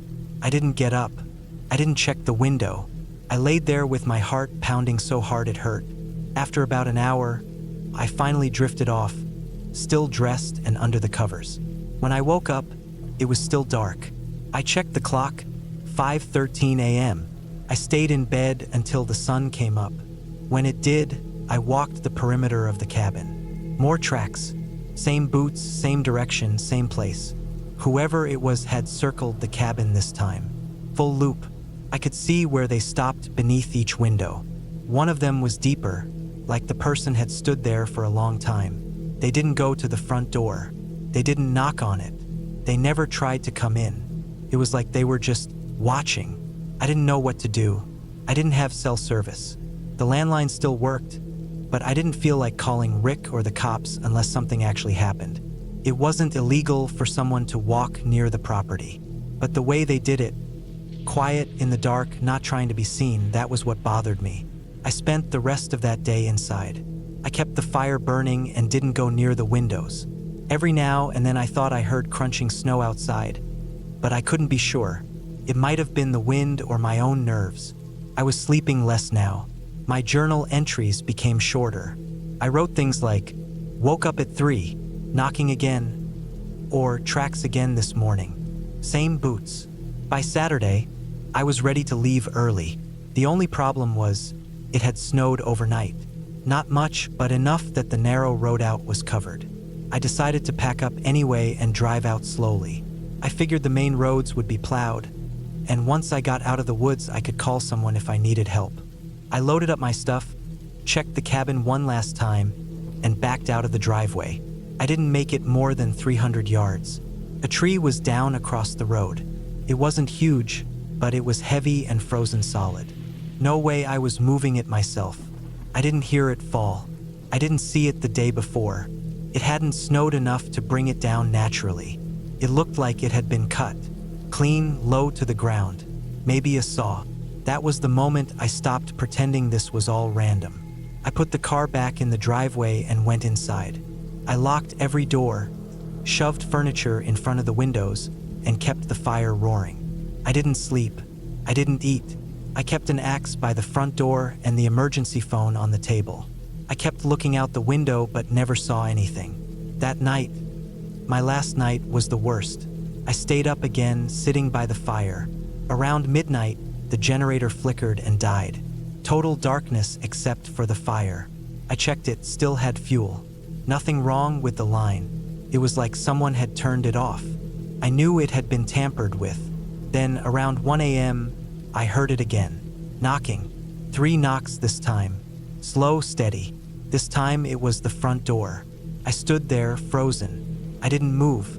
I didn't breathe. Then silence. I stayed there until morning. When the sun came up, I went outside. No new snow overnight, so I could see all the fresh tracks. They came from the woods, straight to the door, then turned and walked back. Same boots, same stride. No sign of a vehicle, no ATV, just footprints. That was enough for me. I used the axe to cut branches and drag them to form a path around the tree.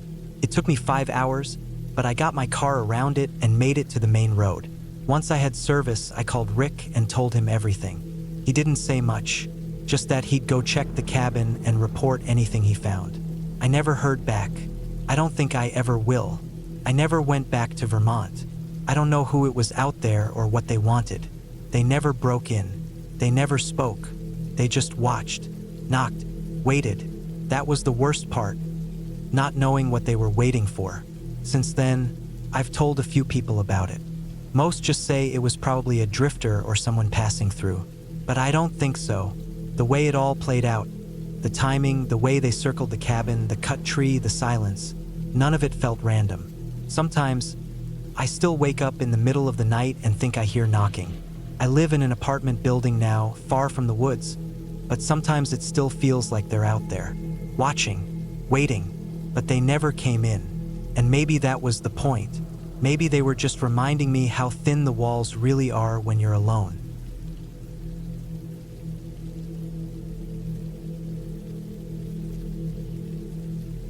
It was late October of 2016 when I decided to spend a week alone in a cabin up north. I was 32, recently divorced, and tired of being around people. That kind of tired that sits in your bones. I had been living in Indianapolis, working from home, barely going outside anymore except to get groceries or take short walks around my neighborhood.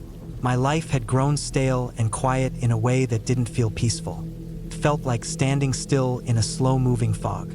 I had found the listing online, an older cabin on private land just outside Ironwood, Michigan. It wasn't fancy, but it had everything I thought I needed. A wood stove, a small kitchen, a bathroom with a hot water heater, and supposedly working Wi-Fi, which I didn't plan to use much anyway. The pictures showed an old place with knotty pine walls, faded couches, and dark wooden floors that looked like they creaked when you walked on them. It sat at the end of a long gravel driveway, surrounded by tall pines, and it looked like the kind of place you'd never be found if you didn't want to be. That was what drew me to it. The drive up took about 9 hours. I left before sunrise, drinking gas station coffee and letting old music play on shuffle. As the miles passed, the towns got smaller, the roads narrower.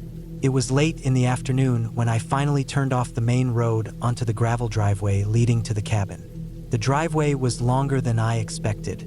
It twisted and dipped through dense trees, so tight and shadowed that I had to put my headlights on even though it was only around for 30. The leaves had mostly fallen already, and the ones that were left were brittle and brown. The ground was a mixture of dead leaves and old pine needles, dry and soft, almost too quiet. I didn't like how far I had to drive in. It felt like I was leaving the rest of the world behind more than I meant to. I didn't see any houses or other driveways along the way. There were no sounds, no wind, just my tires crunching slowly over the gravel and the creaks of my suspension as the car bounced over uneven patches. When I pulled up to the cabin, the sky was already starting to darken. The place looked exactly like the pictures. It sat about 30 yards back from where the trees ended, a small clearing around it. A short porch with a sagging railing wrapped halfway around the front. The paint had long since peeled away, and the windows looked cloudy, like they hadn't been cleaned in years. To the left of the cabin, there was a small rusted shed. Behind it, the woods looked even thicker. I killed the engine and just sat there for a few minutes. It was too quiet. Eventually, I got out and unlocked the cabin. The key was under a fake rock on the porch, just like the owner told me in the email. When I stepped inside, it smelled like old wood, dust, and something else. Something a little musty, like a blanket that had stayed wet too long and dried in a cold room. I opened all the windows, even though it was chilly out, just to get some air moving. The inside was simple. One main room with a wood stove, a couch and a chair, a little TV with rabbit ears, and a kitchen in the back. A narrow hallway led to a bedroom and a small bathroom. Everything was old but solid. The bed had clean sheets and a heavy quilt. The water ran fine, though it had that metallic taste common in cabins. I unpacked what I needed, set my groceries in the fridge, and lit a fire in the stove to take the edge off the chill. By the time the sun set, I was sitting on the porch with a beer, watching the trees turn black against the orange sky. The first night was uneventful. I slept fine, surprisingly. I thought maybe I was just tired from the drive. The second day, I went for a walk through the woods behind the cabin. There wasn't a trail, but the land was mostly flat, so it was easy to move around. The deeper I went, the thicker the trees got, and I noticed old cut logs, rusted out metal debris, and even a few small piles of rocks that looked arranged, like someone had stacked them deliberately a long time ago. I didn't go far that time, just enough to stretch my legs. The air smelled clean, the kind of cold air that burns your nose a little. But something felt off, like I was being watched. I told myself that was just city nerves.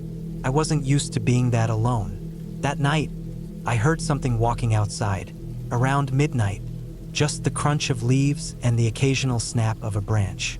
I lay still in bed, breathing slowly, my ears straining. The sounds circled the cabin. They weren't fast. They weren't loud. Just steady. At one point, they stopped right outside the bedroom window. I waited, barely breathing, counting seconds in my head. 30 seconds. A minute. Stillness. Then the footsteps started again, moving around the side of the house, slower this time, almost cautious. I didn't sleep much after that. The next morning, I walked around the cabin looking for tracks. There was nothing, not even deer prints. The leaves were dry enough that they should have shifted if something stepped on them. But there was nothing. I tried to shake it off. Maybe it was a raccoon or some other small animal, and my brain just made it bigger in the dark. I went back into the woods that afternoon, this time with a backpack and a thermos. I planned to walk deeper, maybe find the edge of the property. I kept track of my direction using the compass on my phone and tried to leave mental markers. Broken branches, oddly shaped trees, anything I'd recognize. About an hour in, I found an old hunting blind. It was rotted and falling apart, barely hanging from the tree it was built on. Nearby, I saw bones. Small animal bones, maybe rabbit or fox, scattered in a loose circle. Some looked clean, too clean, like they hadn't been there long. I didn't stay long after that. By the time I got back to the cabin, I felt cold deep in my back and shoulders. I spent the rest of the evening inside, trying to read, but I kept catching myself looking at the windows. I turned on the porch light and left it on all night. That third night was the worst. I woke up around 2 a.m. to a banging sound. Not a knock, a bang, hard, from the back wall of the cabin. I froze. My first thought was an animal, but the sound had weight.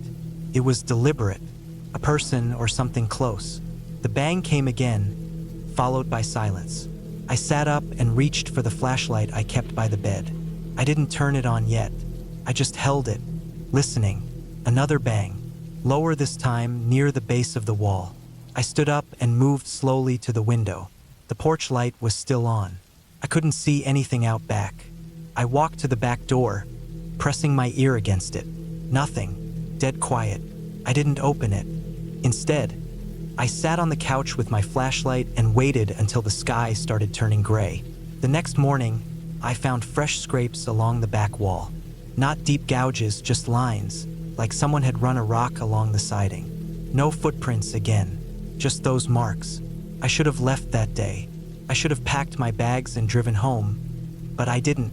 I had 4 days left on my rental, and I kept thinking it was nothing, that I was making it into something it wasn't. Maybe someone had come through the woods and found the cabin. Maybe they were messing around, just some kid, or an old local. That afternoon, I tried calling the owner. No answer. I sent an email, but there was no response. No cell service out there, and the Wi-Fi stopped working sometime that morning. That night, the sounds came back, but not footsteps this time. It sounded like breathing, long, heavy breaths, right outside the bedroom wall. Not regular like a person, slower, wet almost. I lay there with the blanket pulled up to my chin, not moving. The breathing stayed for maybe 10 minutes, then silence. When I got up the next morning, there was a dead rabbit on the porch, his neck twisted all the way around. There was no more pretending after that. I packed up.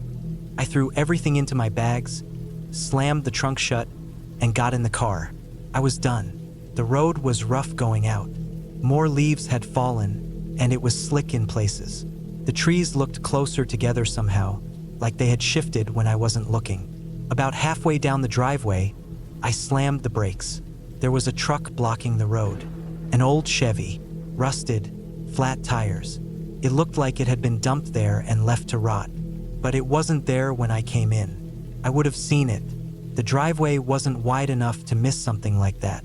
I got out, heart pounding, and checked it. The doors were locked. No license plate. The inside was stripped, no seats, no steering wheel.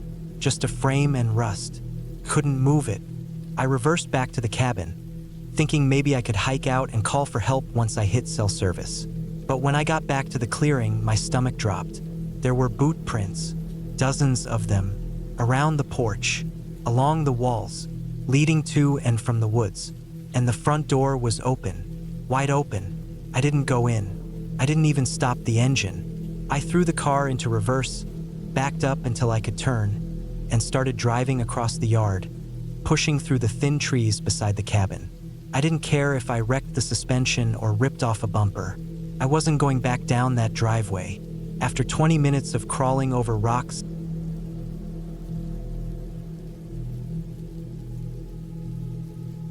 back in October of 2016, I rented a small cabin deep in the woods of northern Maine. I was 33 at the time, living in Albany, and trying to finish writing a book I'd been working on for almost 4 years. I wasn't an author by trade. I worked for a marketing firm and wrote in the evenings, but I'd poured so much of myself into this story that I decided to take a month off work, completely unplug, and give myself the best chance to finally finish it. The idea was simple. I'd go somewhere quiet, somewhere far away from all the distractions. No internet, no TV, no social plans, and just write. I found the cabin on a small rental site. It was owned by a retired couple who lived about 20 miles away and used it occasionally for hunting. They kept it basic, no Wi-Fi, no cable, no cell service. Just a hand pump well for water, a propane heater, a small fridge, and a generator out back that powered the essentials. Sounded perfect. The cabin was about 2 hours north of Bangor. You had to drive almost 40 minutes down a gravel Forest Service road to reach it. The road narrowed the farther you went in, branches scraping the sides of the rental car. I remember feeling a bit uneasy on that drive-in. Something about how far away it was, how empty everything felt, but I chalked it up to city nerves. I arrived around 4 p.m., just before sunset. The place was small, one main room with a wood floor, a twin bed in the corner, a tiny table, a kitchenette, and a door leading to a back room with a composting toilet. There was no shower, just a basin and a jug for washing up. The walls were covered in old wood paneling, and the windows had thick, heavy curtains. There was a narrow porch out front, and beyond that, just endless trees. I unloaded my stuff, mostly groceries, notebooks, my laptop, and a few changes of clothes. I brought extra gas for the generator and plenty of candles and batteries, just in case. That first night was uneventful. I made some canned soup, lit a candle, and tried to settle in. It was quieter than I expected. Not peaceful quiet, more like a dead quiet. Even the trees barely moved. No wind, no birds, just silence. The first few days went by fine. I wrote a lot, sticking to a routine. Up around 7, oatmeal and instant coffee, writing until late afternoon, then a quick walk around the cabin to stretch my legs, followed by dinner and a few hours of reading before bed. I didn't see a single person or animal, not even a squirrel. That should have struck me as strange, but I just assumed things were different out here. It was around the 5th day that I started noticing things. First, it was small. I woke up one morning and saw footprints in the frost outside the front steps. Not boots, bare feet. Human feet. They led up the front steps and then back down like someone had walked right up to the door and then left. I stood there for a long time staring at them. They were smudged slightly, as if the person had been standing there a while. I walked around the cabin, looked for more prints, but found nothing. I tried to reason it out. Maybe I'd tracked them somehow, maybe I was imagining it, but I knew I wasn't. That night, I pushed the table in front of the door before going to bed. It was a flimsy door, just a thin slab of pine with a deadbolt, but it made me feel a little better. I left the propane heater on low and slept with a flashlight in my hand. The next morning, the footprints were gone, melted away, but something else was off. One of the gas cans I'd left near the back of the cabin was moved. It had been upright, sitting by the generator. Now it was on its side, 10 feet away, with the cap slightly unscrewed. I felt sick. Someone had been here. I packed a bag that day and drove out to the nearest town, which was nearly an hour away. I used a payphone at the gas station to call the couple who rented me the cabin. The husband answered. I explained what I'd seen, the footprints, the gas can, and he told me there hadn't been anyone out that way in weeks. He sounded surprised, but not overly concerned. He told me sometimes the wind knocks things around, and that bears have been known to nose around cabins for food or gasoline. I asked if he could come check things out. He said he could be out there in a few days. It wasn't the answer I wanted, but I felt like maybe I was overreacting. I bought a few more supplies, then drove back. I remember thinking about going home then. I really did. But I told myself I'd already taken time off work, already made it this far, and if I left now, I'd probably never finish the book. So I stayed. That night, I couldn't sleep. I kept thinking I heard things. Soft scraping sounds, maybe breathing, maybe footsteps. I kept telling myself it was the trees, the generator, the heater, the creaking cabin settling. But the sounds didn't stop.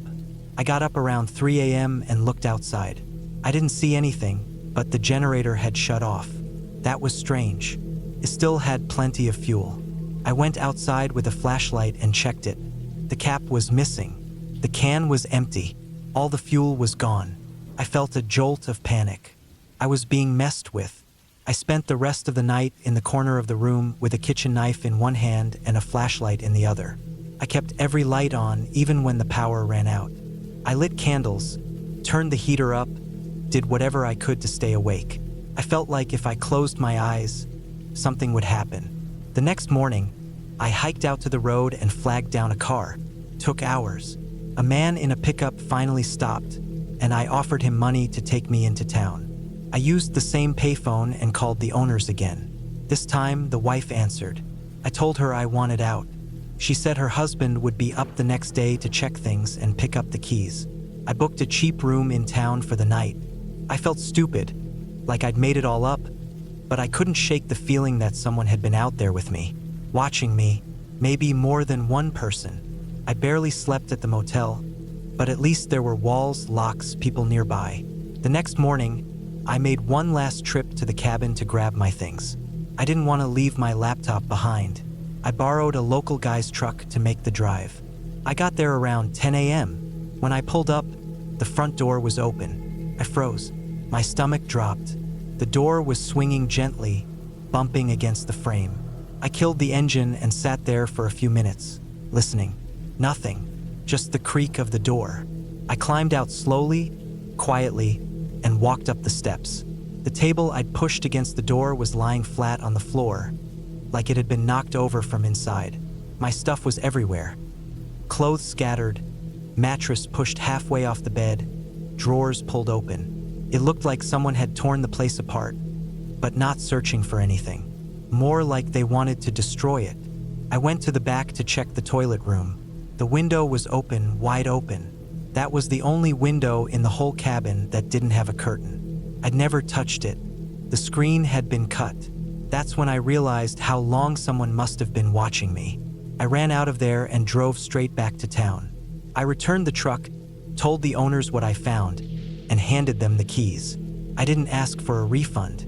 I didn't care. I just wanted to be done. I flew home the next day. A week later, the husband called. He'd gone out to the cabin himself and said he found tracks leading from the woods to the back window. He found a pile of cigarette butts about 50 feet away, hidden behind a fallen log, facing the cabin. He told me he thought someone had been living out there, maybe a squatter or hunter. He said the woods were big enough for someone to stay hidden for years if they wanted to. He offered me a free week stay if I ever wanted to come back. I never replied. Took me a long time to feel normal again. I started locking every door and window, even in my own apartment. I couldn't write for months. I kept checking over my shoulder, waking up in the middle of the night, heart pounding. Eventually, I started sleeping better. I moved to a new place with better security, closer to other people. I went back to work and got on with things. I never finished the book. I don't even think I could if I tried. That part of my life just stopped. But I never stopped thinking about that cabin. About how quiet it was, about how close someone had been to me without me even knowing, watching, waiting, and I still wonder what would have happened if I hadn't left when I did. Maybe nothing, maybe I'd be fine, but maybe not.